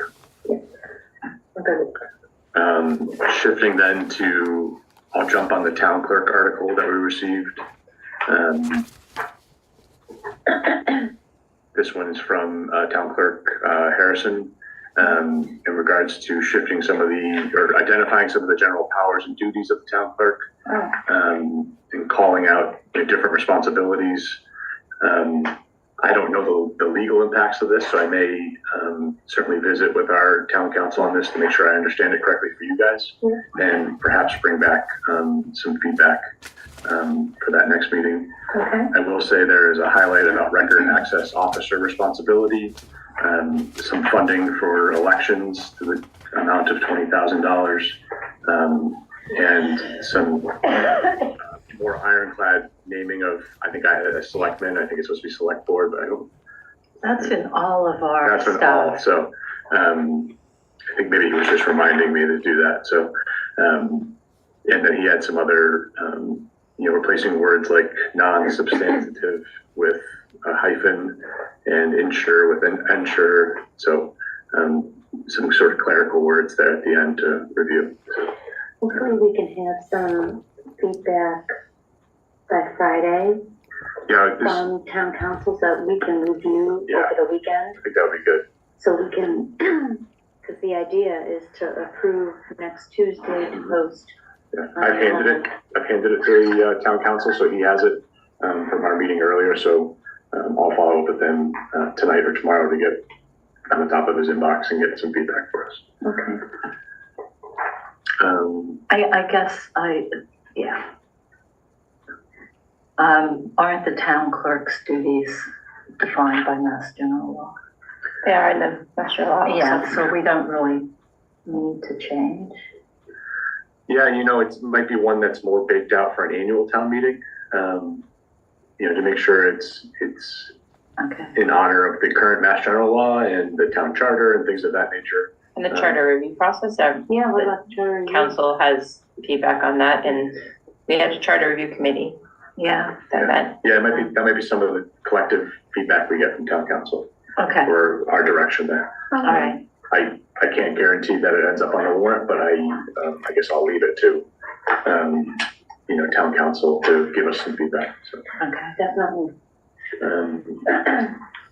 last but not least is a select board TESA lease warrant article.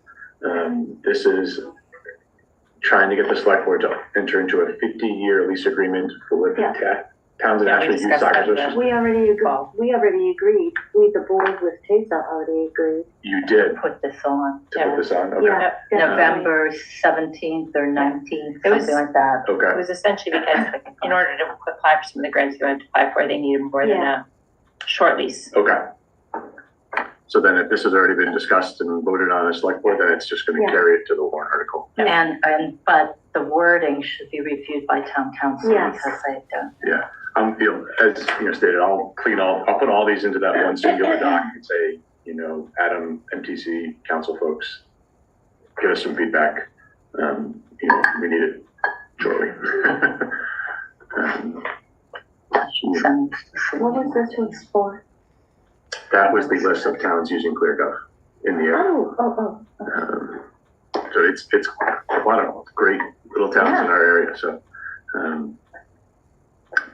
that's all I had for warrant articles. I wasn't trying to be too brisk, but hopefully that covers. Finalize it next Tuesday.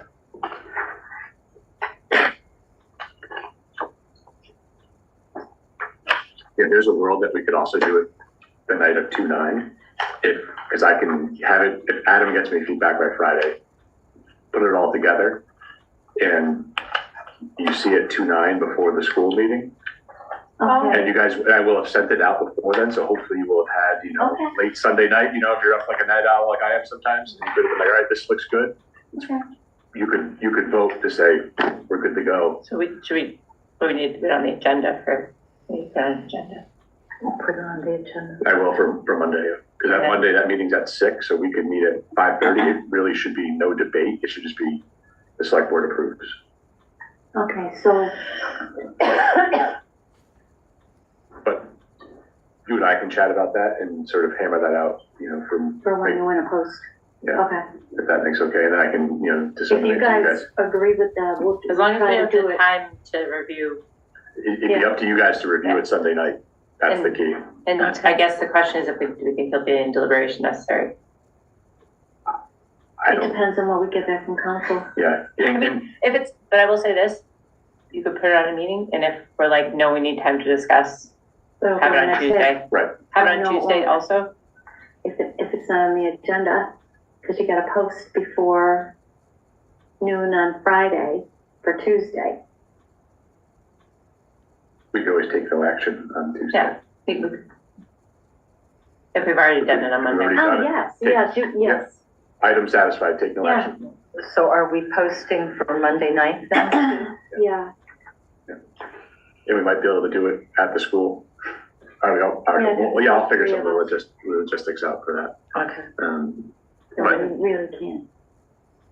So you're gonna be virtual? Because how am I gonna call to order? No. I may or may not be, but I mean, I'll ponder that. You and I will. okay, just logistics. Yeah. Logistics. Like, Very good.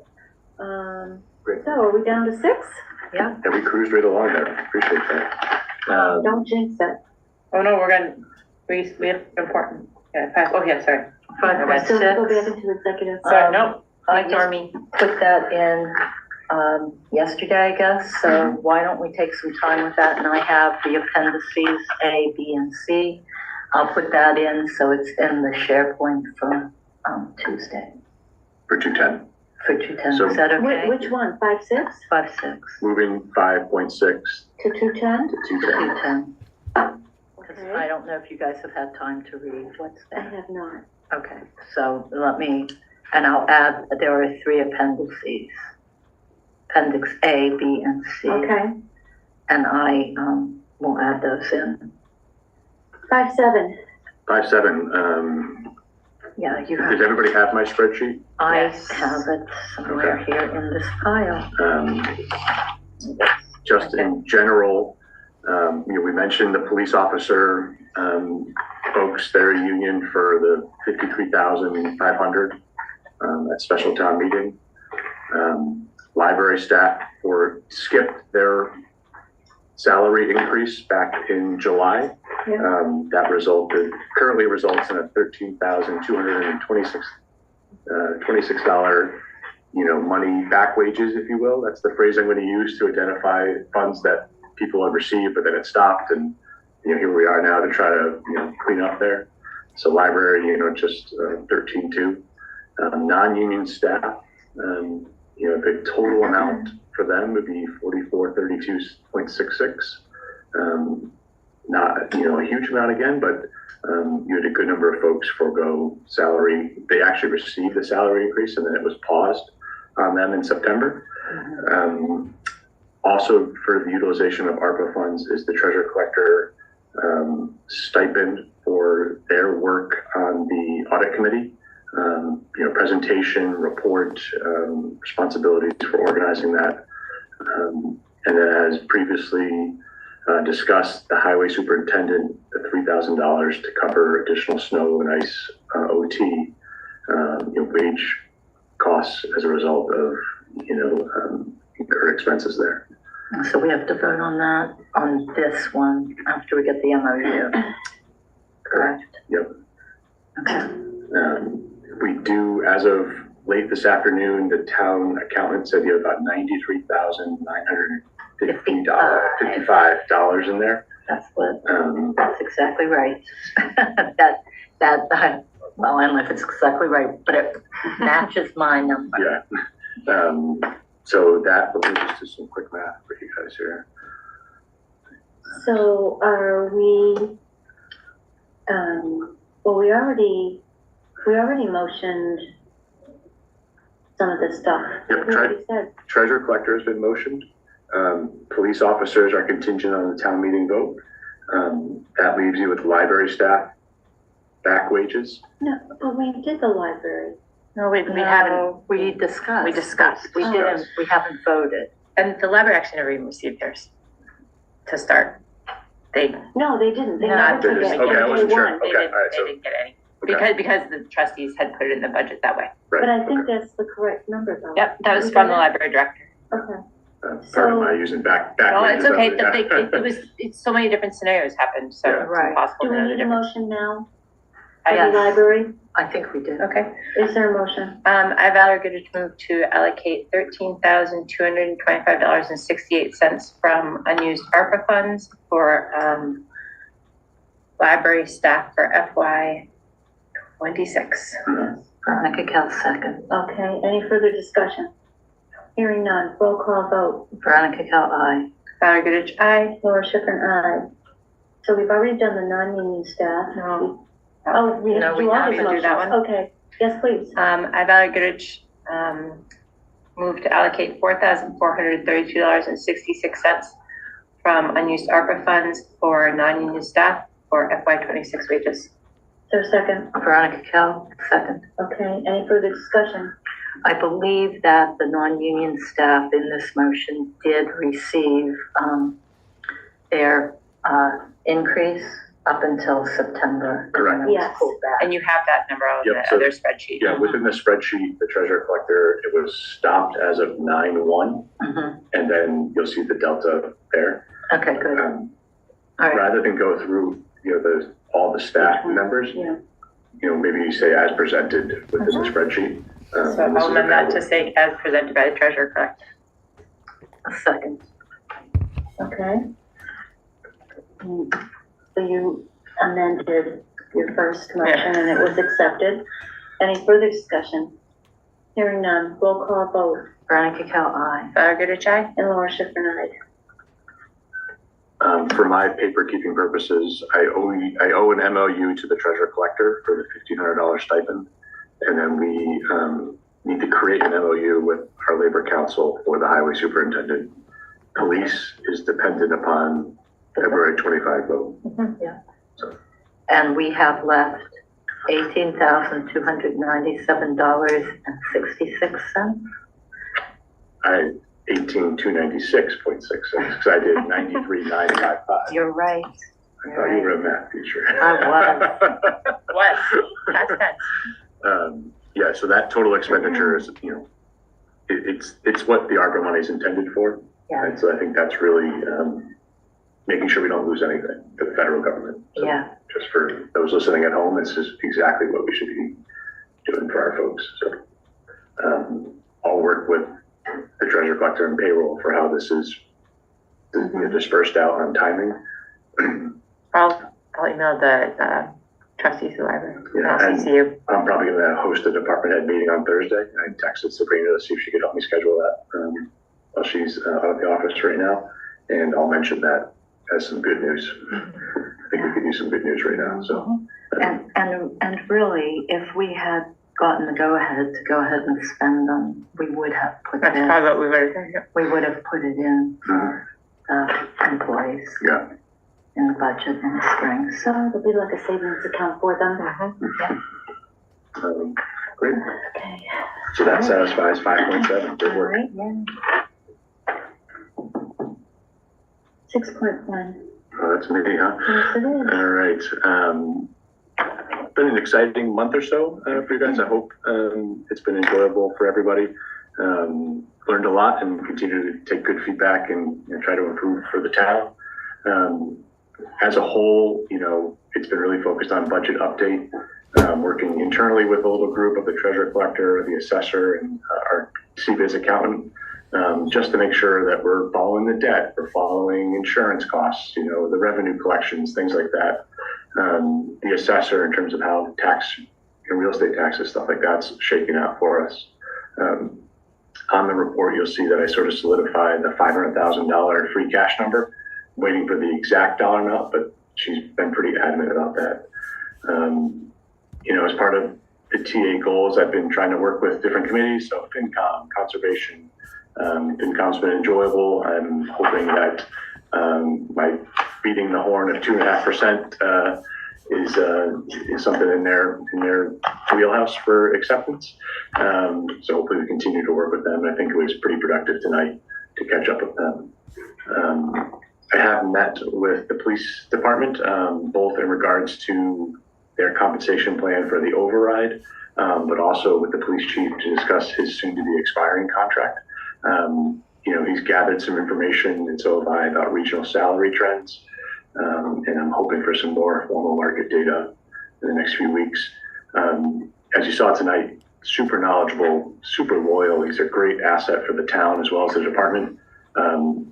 Broadly speaking, he is significantly below the median range of towns this size, and with the number of officers under his supervision.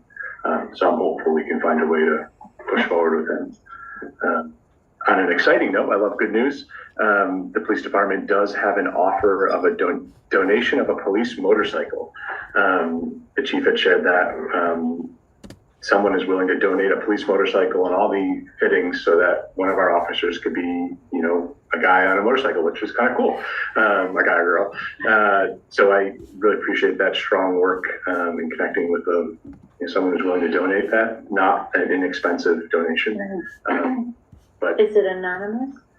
that I haven't gotten an answer on that yet. Okay. But I am hopefully to get like an infographic one page to say this is what it would look like, with the Townsend logo on it, and when we could potentially anticipate it going into rotation. So that's something that I'm going to work with the chief on. But this donator is very excited to share that with the town. Looking back last week, we did in fact have a snow emergency on January 26, 2026. We closed the town hall that day. I appreciate everyone's sort of collaborative effort. I was doing it from a phone for the most part from MMA that Friday. It doesn't happen a lot, but it serves as a reminder that, we need to have good communication with our department heads and making sure the library is closed, senior center, so everyone's informed the same way, and that we relay that to our residents. Town clerk's office was great in coordinating, the rescheduling of a handful of meetings, and realizing TCAM is a great asset to the town, and I don't want them driving here just to set up a Zoom per se. So I think that's important to note for future, hopefully not as big as storms in the future. Our department folks were great in terms of relaying the news to their staff. What else? And was it on the website? Yeah, we had a blurb on the town website saying town hall closed. Do we have a Facebook yet? No. We're working on Facebook, so that's my next thing is getting the Facebook. I think I may just start a new account for you guys, just a clean slate. Yeah. And I know you sort of gave me the green light, but I sort of kicked around the idea of the previous page, but maybe it's just a new start. So if any of you are on social media, or maybe I'll link to the police department first and the fire department because they have pages, and maybe people will sort of, cross-pollinate. Like Kids Country has their own page. A lot of them do. Right, and maybe just some local restaurants and things like that. Just say, hey, I'm new The to. library. Yeah. So that'd be something fun to do, and I'd really like to announce special town meeting, the penny policy, things like that. Yeah. Up there.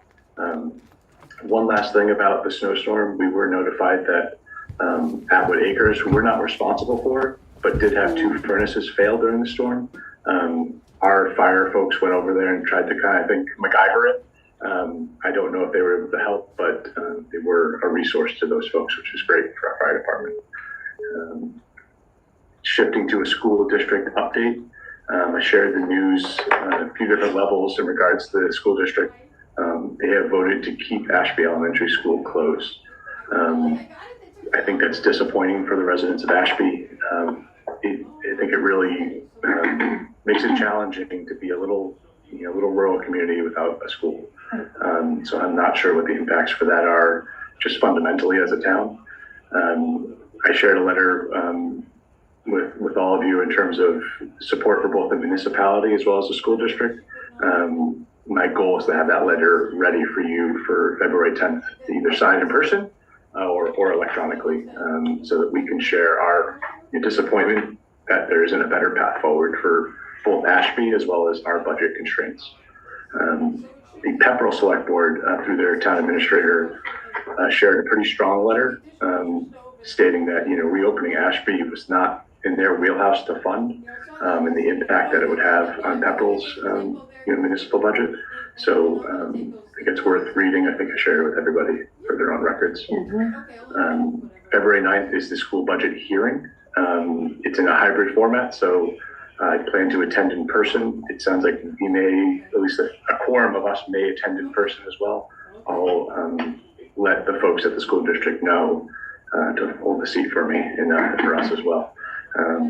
So I'll look to schedule that meeting. Last few things, MMA conference. Thank you for letting me attend with colleagues from other small communities. Learned a lot about collective bargaining, fiscal growth in the DLS report. It looks like the state of Massachusetts is sort of trending downward financially. So it's going to be sort of all ideas on the table here. I sort of gleaned that from Maura Healy's speech, as well as some of the presenters who, one of them was a Townsend high school grad, which is cool. I went to school with his sister. Yeah, so he spoke very, very well in terms of what's going on with the finances of the town. Lois Howgate's Doug, I think his name was Doug Howgate. Do you know Lois? Yeah. So I'm going to try to get the app and download those presentation materials, and you should probably share it around. There's some really good stuff there. Yeah. And good stuff to use for your own internal committees and boards. There was good housing stuff. Yeah. For the housing trust. Yeah. One department that I'd like to touch on for this report is our land use conservation team. They're working really hard. There's a lot going on. It feels like with the colder weather, it must be builders are out, looking for stormwater management plans, A&Rs, things of that nature. Conservation's been busy with some different projects in town in review. Unfortunately, there was a cutting of trees incident down near The harbor. That is a Townsend Historical Society owned parcel, and that tree cutting took place across 6 different parcels and several different owners. The cut was not approved. Conservation is going to meet with those stakeholders to determine a path forward. I'm not an expert in trees in terms of what the repercussions are for that. I do recognize that conservation went down there, sort of after the fact, and tried to understand what was going on. Our conservation members are going to try to figure out what to do. There is a reporter asking for information in regards to this matter. I am going to reach out on the town's behalf. I shared that letter with all you folks on the SharePoint and just say, I appreciate you reaching out. I think the best path forward is to meet with the next conservation meeting and ask a question of those folks because they're most in the know. I hope that's. I think they could also meet with the Historical Society administrator who apparently requested the cuts be done because of trees falling. I think I would encourage everybody to go to the Historic Society administrator did not. Yeah. So you can also you can direct the reporter to that recording also. Yeah. It's on the Townsend town website. Yeah, I'm going to try to catch up with them and just, I'm guessing hopefully they're aware of the recording. They're going to take some time to review it. I wish I wish it was more, sort of process-wise done. Yeah. I get that some trees are, in tough shape. I think anytime we get close to really sensitive parcels, it gets challenging as a town, as Seems like the processes weren't followed. Yeah. So we'll have to, we'll lean into our conservation folks to better understand what can be done in the future to help reduce this type of thing from happening again. Absolutely. I will say that there was money set aside for education of town residents when Autumn was the conservation agent prior to Colby, for just things like this, to be able to put things, stuff them in the tax envelopes or whatever, to notify people who may not be aware that things need to be done a certain way, or what the Conservation Commission does. It was for education of the public purposes. So there's money there. Is it still there? Oh yeah, it's still there. It's a special town meeting article. Do you want me, I'll circle back to Concom about that, if you want me to, and liaison to them. Yeah, they should know. Yeah, I mean, I think it's just, we gotta, that group will help rectify the issue. And they result in some nice, new trees. I don't know. I don't want to really opine on what I think It's could private, civil. Yeah, that's up to them. So, Multiple landowners all gonna debate it. last but not least, Jason Silva, town administrator from Dunstable, joined me last Friday for several hours. Introduced him to the staff that was here. Caught up with Veronica, she was here that day, and sort of coming up with a game plan for his experience and how it can support Townsend. You saw it on the slideshow earlier, though I had a couple errors in terms of what I had cut and paste out of Excel. He's really savvy with presentation and sort of process stuff. And I think he's excited about being involved in working with you guys through me, as well as he's always available for an email or a call on your own. He's seen a lot of things, and How long has he been there? He's been in Dunstable now. He's coming up on his 6th year. And before that, he was in the town of Marblehead. And for reference, Marblehead's almost faced with a $7 million deficit this year. So if you think... It's still a very wealthy town. It was actually part of the MMA conference. I know the MMA actually has asked for the state to tap into the rainy day fund, which has $8 billion in it. Yeah. Because the towns, all 351 of them are bleeding.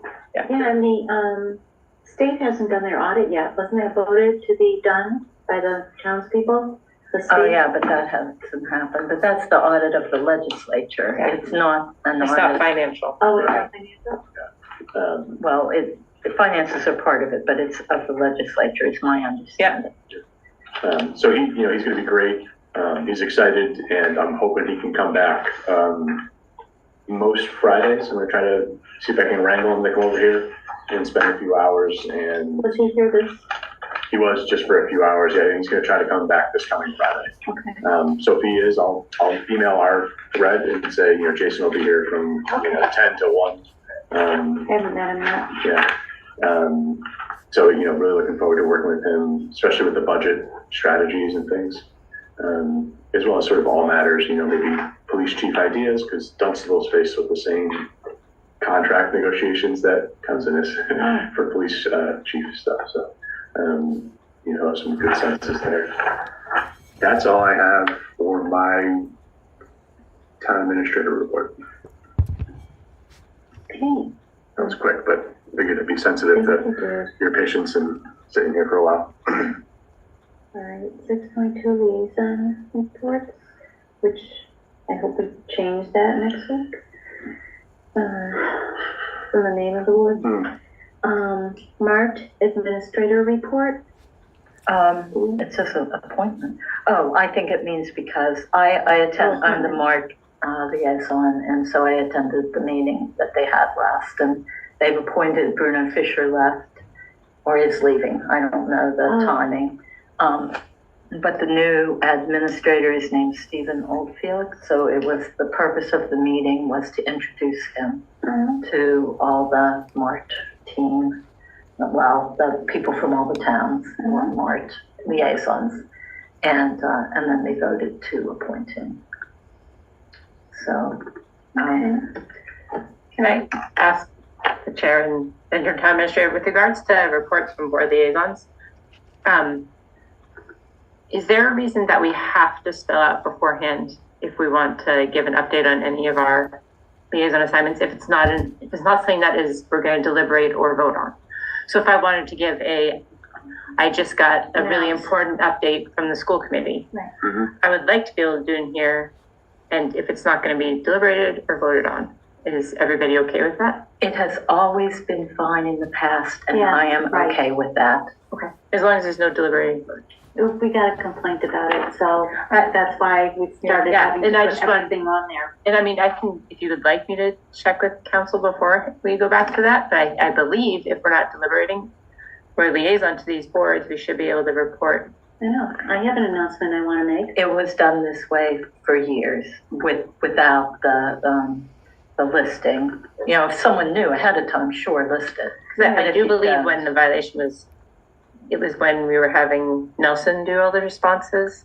And I think council would come back and said, no, you're allowed to give a liaison report You are allowed. without, Yeah. You've always been allowed in the past. so Other I towns leave it do to that. you.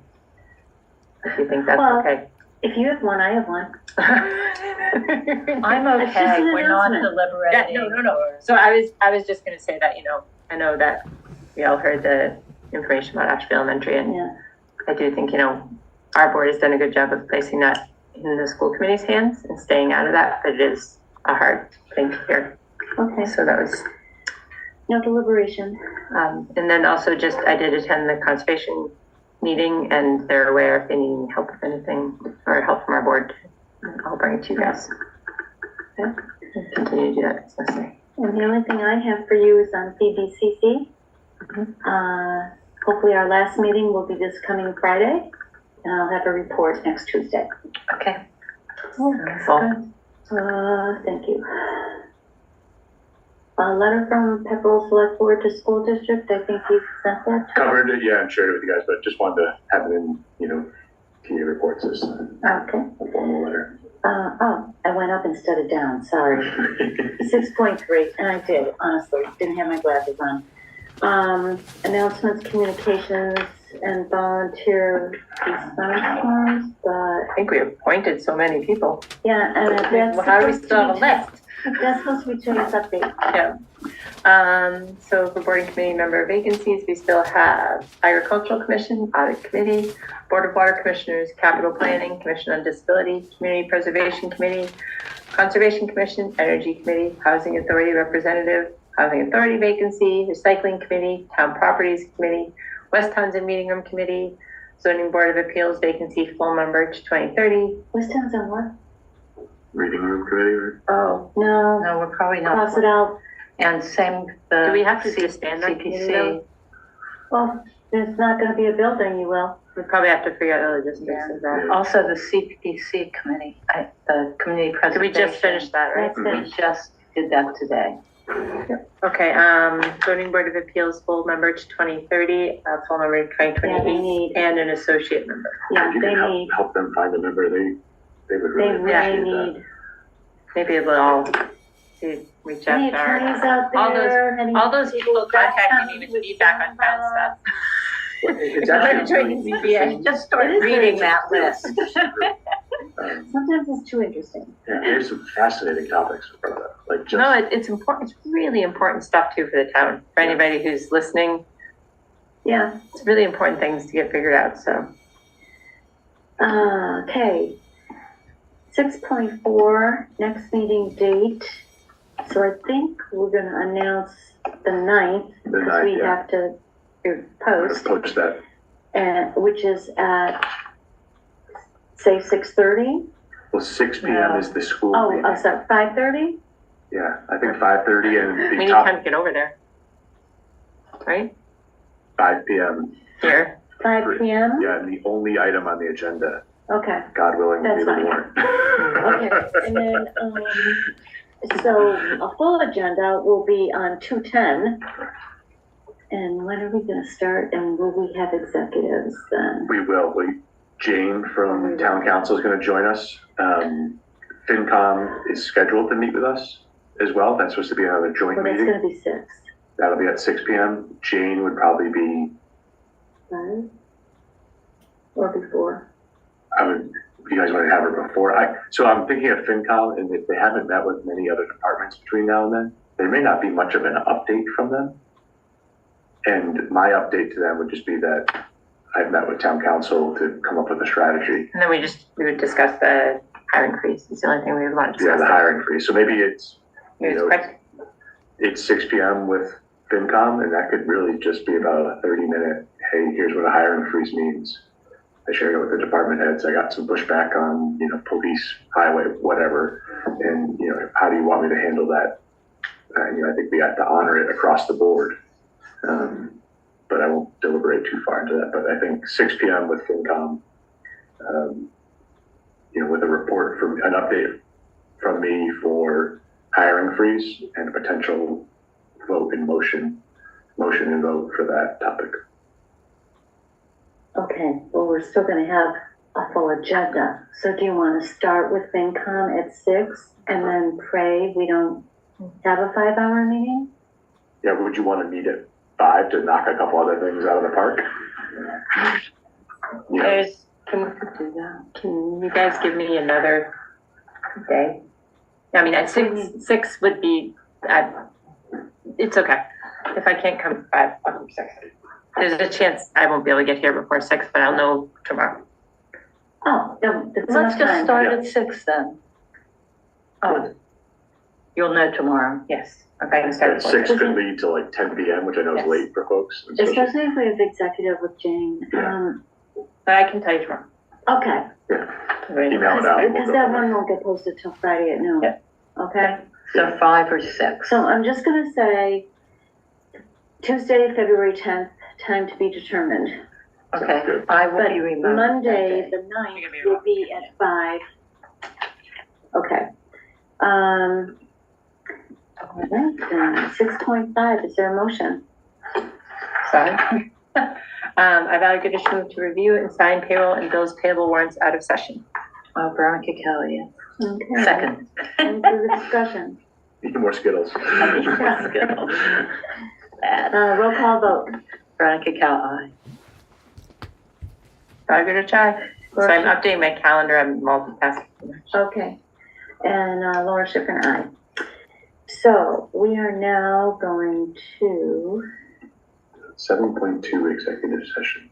7.2 executive, and we will be adjourning the meeting from executive. We're not coming back. Yes, ma'am.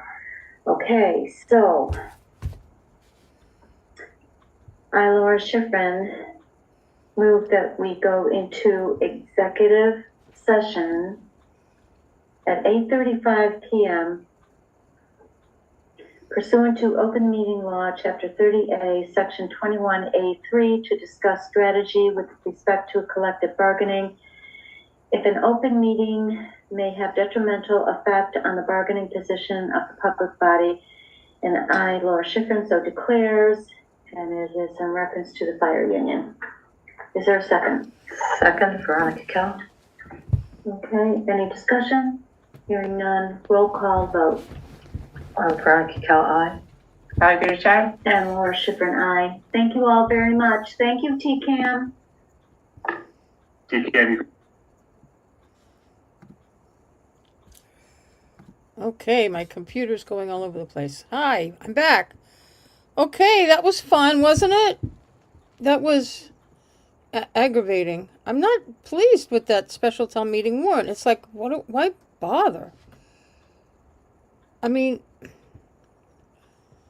I suppose there's a few things on there that make sense. I'm not enthused. I don't think that a lot of people are going to show up. They'll get a quorum. They've been doing well with the quorum, but I don't think there's a real purpose. I don't know. I just don't know. So, Kieran mentioned a little bit about something that's going on with conservation. It's a pretty serious thing. The trees. I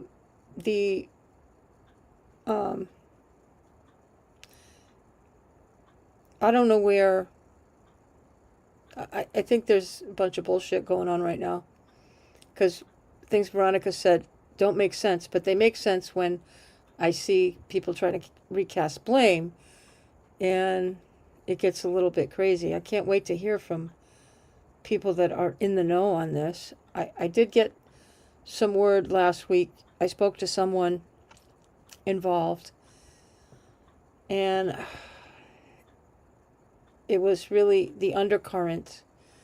There's an undercurrent on conservation right now. And it really was disturbing to me. In fact, it really was disturbing to me. I'm sorry. And it really triggered me to make some changes with my decision making on things. And I know I'm not gonna, I probably said too much already. But anyway, yeah, it's just, the crap in this town just piles up on top of itself. I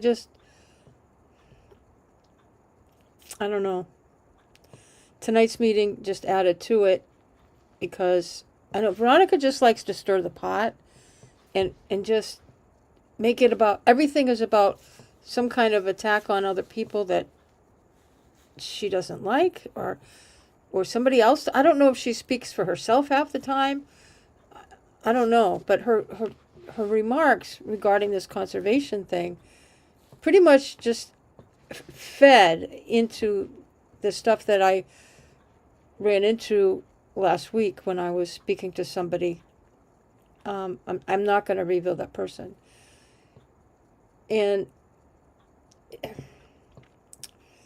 it's all the same shit. It just keeps going on and on and on in this town, that no matter what you see, or try to, regular people trying to resolve some of the problems in this town are just hit with somebody trying to cover up for somebody else, or, somehow casting blame. Well, that wouldn't have happened if you hadn't done that. But, or like I for a while, and it still happens. Like, I'm reporting on what's going on in town and doing my best to explain things that I understand, or halfway understand. And I'm the evil one for telling people. The problem isn't, like, what happened isn't my fault. I'm only reporting what somebody else did. I'm just reporting it. And I'm not the one that caused the problem. No, but you're telling everybody. It's not a secret. I mean, like, I remember when I reported on Chaz, I was the evil one. Chad is a good guy. Everything he did, that's private, that's personal, that has nothing to do with the town. He said, damn, it does. And I guess he can run for selectman again. We need people to run, by the way. Maybe he's going to take papers out. No, you won't. And he's getting sued, and he still hasn't taken any action. He's ignoring the lawsuit. He really is. By all appearances, he has not had an attorney file an appearance. He has not returned the questions. He hasn't answered the questions that he's required to do. He's in default. I don't know what you call it in a civil case in federal court when you don't comply with what you've been ordered to do. I don't know. Maybe he's going to leave the country. I don't know. Is he on Epstein's list? No, he wouldn't know that. No, he wouldn't be on that. He wouldn't be on there. I don't know. But, and that's, Veronica is just in that. She's like 8th grade bully, or, in the lunchroom. You know who I mean. Those girls. I'm sure she was one of them. And her remarks during the conversation that Kieran was explaining about the trees. I mean, I really don't know why he brought that up anyway. I really, because the select board doesn't really get involved. I mean, if there could be some lawsuits, it wouldn't be against the town. The town is really not involved. It's a conservation, actually. The conservation's not doing anything, which upset some people when they really they do have some authority.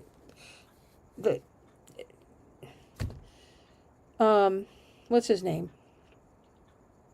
I forgot his name already. But guy from, gosh, I could see him. What is his name? I can't think of it. But he's from the Townsend Historical Society, and Jock Snaith. He hired a tree company, Wally's, to come take down a whole bunch of trees. But he took down trees on somebody else's property. He took down trees in the wetlands. He took down trees that were there to protect the environment out there. And I think Mass DEP is probably going to get involved. And so there could be fines against THS, which is a private nonprofit organization. Townsend Historical Society is not a government entity. It's not Townsend. So the town is not involved in this except for the Conservation Commission, who is, I don't know what they're doing. I think there's concerns that they're not doing enough. That was the gist I got last week after watching their meeting. But as far as, I don't know what the issue, why the select board have to say anything. I'm really confused. I'm going to have to watch this again, this one section of this meeting, to really, I think I missed something. And why is this being discussed again? But there's a story there, but it's not the select board story to tell. But Veronica has to insert herself in everybody else's business and really get herself in trouble. So I don't know. Let's see, they talked about, what did they talk about? They talked about, I mean, I'm not thrilled with special town meeting. I probably will go. I mean, I'm just so little enthused by it that I don't even, am I going to go? Why am I going to go? A lot of times I don't go to this particular, when they have an STM in February, March, I usually don't go. There's nothing of substance. It's, I don't know, I'll probably go. Put my vote in there, because I want the article, most of the articles to pass. Some of them I don't know. I don't know what kind of shenanigans, there's shenanigans in the Board of Selectmen over this warrant as well, so we shall see. And there's more trouble coming, I trust me, there's more trouble coming. And what else? Oh, as I go, I'm gonna end this shortly. I'm tired. I don't know why I'm tired. Oh, I had a long day. I did have a very long day. A very fruitful day. I'm really excited about my day. But anyway, like and subscribe, share, comment, do something with this video. Yeah. But we have a municipal election coming up in April. That's on April 27th on a Monday. And where many of our town offices are, their sentence, it's not their sentence, their term of office is up, or we have vacancies that have been sitting there for a while. We have the Board of Selectmen, Veronica Kell is apparently not running for re-election. And so somebody has to run to take that seat. I hope to see half a dozen people run. Really show some enthusiasm, because we're going to have 2 more. If you vote on the ballot question, yes, for the 5-member Board of Selectmen, we're going to need 2 more people to run probably in July. I think there's a couple of seats open on the planning board. Well, people running for re-election, but if you want to get on the planning board, you can run against people, or who knows if some of the people whose terms are up will take out papers. I don't know. There's, see, I'm not thinking straight. What else is out there? There must be somebody on the Board of Health whose term is up. I don't know if they're running. What other boards do we have? Let's see, I said the Planning Board, Board of Health, Board of Selectmen. Some of our boards and committees are volunteers. They're not running for office. I can't think. There's a bunch. Oh, housing. I'm sure that one of the housing seats is vacant. Somebody telling me? Nope. My usual people chirping in and keeping me on the straight and narrow and giving correct information. My informers usually call the tip line while I'm on my videos correcting me. I don't know. But I know there's a bunch. Who else is out there? I watch all these meetings.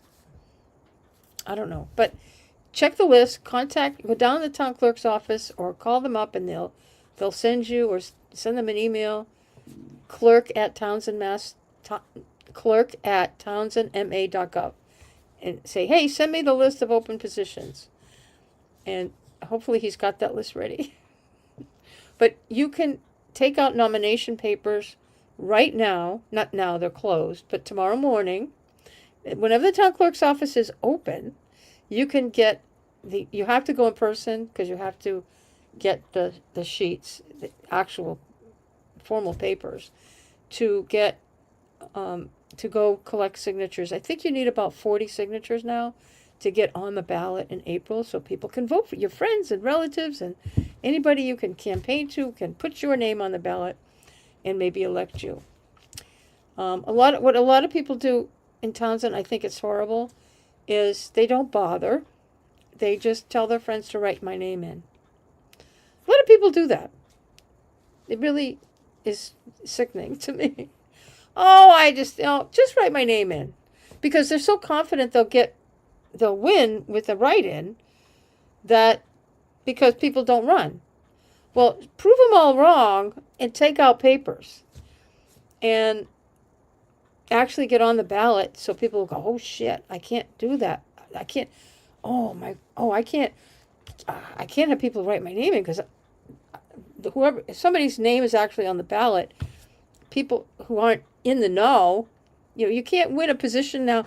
If there's actually somebody running for an office, you're not going to win by having 5 or 10 of your friends write your name in.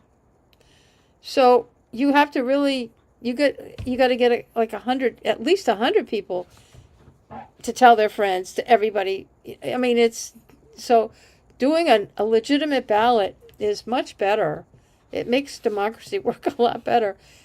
It works the other way if nobody's running, but we need a little bit more enthusiasm because our town is not being run right, in my opinion. We need people, especially if you've worked in municipal government, you might not want anything to do with this, but if you've got some experience, and it does help if you're knowledgeable in the area that you're going to go either volunteer in or if you're going to run for office. That's just my opinion. It does help. It's not good to put everybody in an OJT in some of these boards and committees. It's just tough. So, anyway. So that's why my public service announcement, I want you to take papers out. I have one more public service announcement. I don't know if you all have heard that there was a terrible fire and explosion in Nashua up on Amherst Street. Greater Nashua Mental Health Center blew up. Actually, they had a gas leak, a sudden gas leak, where the people in the building, was it yesterday? I think it was yesterday. I can't imagine. I just can't imagine. They heard hissing, and they could smell the smell of gas. And thankfully, they didn't just all have a group setting and let's discuss this. They didn't do that. They recognized it was an emergency, and they got everybody out of the building. Apparently, there were 60 people in the building. And they got them all out and called the fire department. And, well, there was an explosion. And no one died. There were a couple of firefighters that were hurt. Now, why I'm calling this a public service announcement is the Nashua Fire Department or the State Fire Marshal for New Hampshire, I don't remember who it was, probably all of the above. It sounds like their investigation is looking at the potential that icicles hanging off the roof fell down, because we've had warming trends. I was talking about the melting snow and ice on the roads. Well, this is another melting problem. I mean, you want all those icicles to fall, get down off your roof before your roof starts backing up and having leaks coming in. But those icicles are dangerous. They think it's possible that icicles falling off the roof hit the gas line, like probably right at the meter, and caused it failed. The pipe failed. Those icicles are heavy, and they if you've ever knocked some of the big, when there's a series of them, or if you got some really fat ones, those are, if you ever got underneath one, or just had it hit your shoulder or something while you were trying to knock it down, that could sever a gas line. And that's what they think happened. They're still investigating, but the ask from the fire officials is for homeowners and other businesses, if your meter is underneath icicles that are forming, knock the icicles down and get them away. Don't knock them down so they land on the gas meter, but knock them down, get them away from anything harmful like a gas meter. My house, I have a gas meter, and it's underneath a dormer. So my icicles form on either side of the gas meter. So when they fall, they're not going to hit the gas line. And I have a gas, it is gas line that runs along the side of the outside of my house, but it's up against the house and my roof hangs over. So my gas line won't be hit. But the gas meter, if there were icicles there, the gas meter stuck out a little bit and potentially could be hit by icicles, but I have a dormer there, so I'm safe. But for everybody else, I know I have some neighbors that their gas meters are often just covered in ice because the icicles will melt and it just forms on their gas meter. I just see that every year. And this year's no exception, and those icicles are hanging pretty low and over the gas meter. So, oops, not good. If you got a high roof, you got a problem. But I mean, just watching that disaster unfold the other day, it's just sad. We have a large, I know Greater Nashua Mental Health provides a lot of services for people around Nashua, including people in Massachusetts, will go there as well. And it's gone. It's gone. Anybody who's a current client can probably call their number and get in touch with somebody to find out what this group is going to be for continuation of services. But that building is a total loss, they said. And they still exist. They're going to be helping their clients and employees. It's not, oops, they're gone. No, there'll be some plan to assist those who need the services from that organization. But I just wanted to talk about it, I guess, because it's just really disturbing to have something like that happen. And but I'm really glad that the employees and the patients and clients were able to get out. Unfortunately, there were a couple of firefighters hurt, and I believe they're still in the hospital. So hopefully everything works out for them. Because they went in, when the explosion occurred, I think they were in. That's when the firefighters were in there. The explosion didn't occur when the employees were still in the building. It was when the firefighters went in. That's when the explosion occurred, my understanding. Okay. So, and Amherst Street, I don't know if they've opened it. They closed Amherst Street. That's a very busy area to really disrupts a lot of people having that happen too. So anyways, that was my public service announcement for getting your icicles down if they're hanging up over a gas meter. You got to watch your gas meter. You really got to. You can't just ignore it and say, "Oh, it's just a gas meter." Well, it's just a gas meter. If there's a problem, we hear about houses blowing up all the time, especially in the winter, and it can happen to anybody. We've got a bomb sitting there on the side of our house, and anyway, I'm not going to go on and on. It's almost 9:00. So, and we started, like, I think around 3:30. I probably have no memory left in my account. I'm going to have to do something. So, all right. So thank you, everybody. Thank you, everybody, for sticking it out with this meeting, this video, and there'll hopefully be more. I got to review my list of things and see what am I supposed to give an update on. I think I did give an update earlier about the David Vajant hearing has been postponed. It's going to be on February 26th, and I will be doing that live. That will be a full hearing for the summary judgment. The summary judgment. They call it something else, but it's a summary judgment. Whatever. All right. So, okay. All right. So, I will see you on the next video. There's some meetings this week I'll probably do.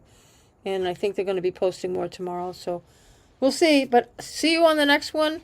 And please share this with your friends. Like and subscribe if you haven't already.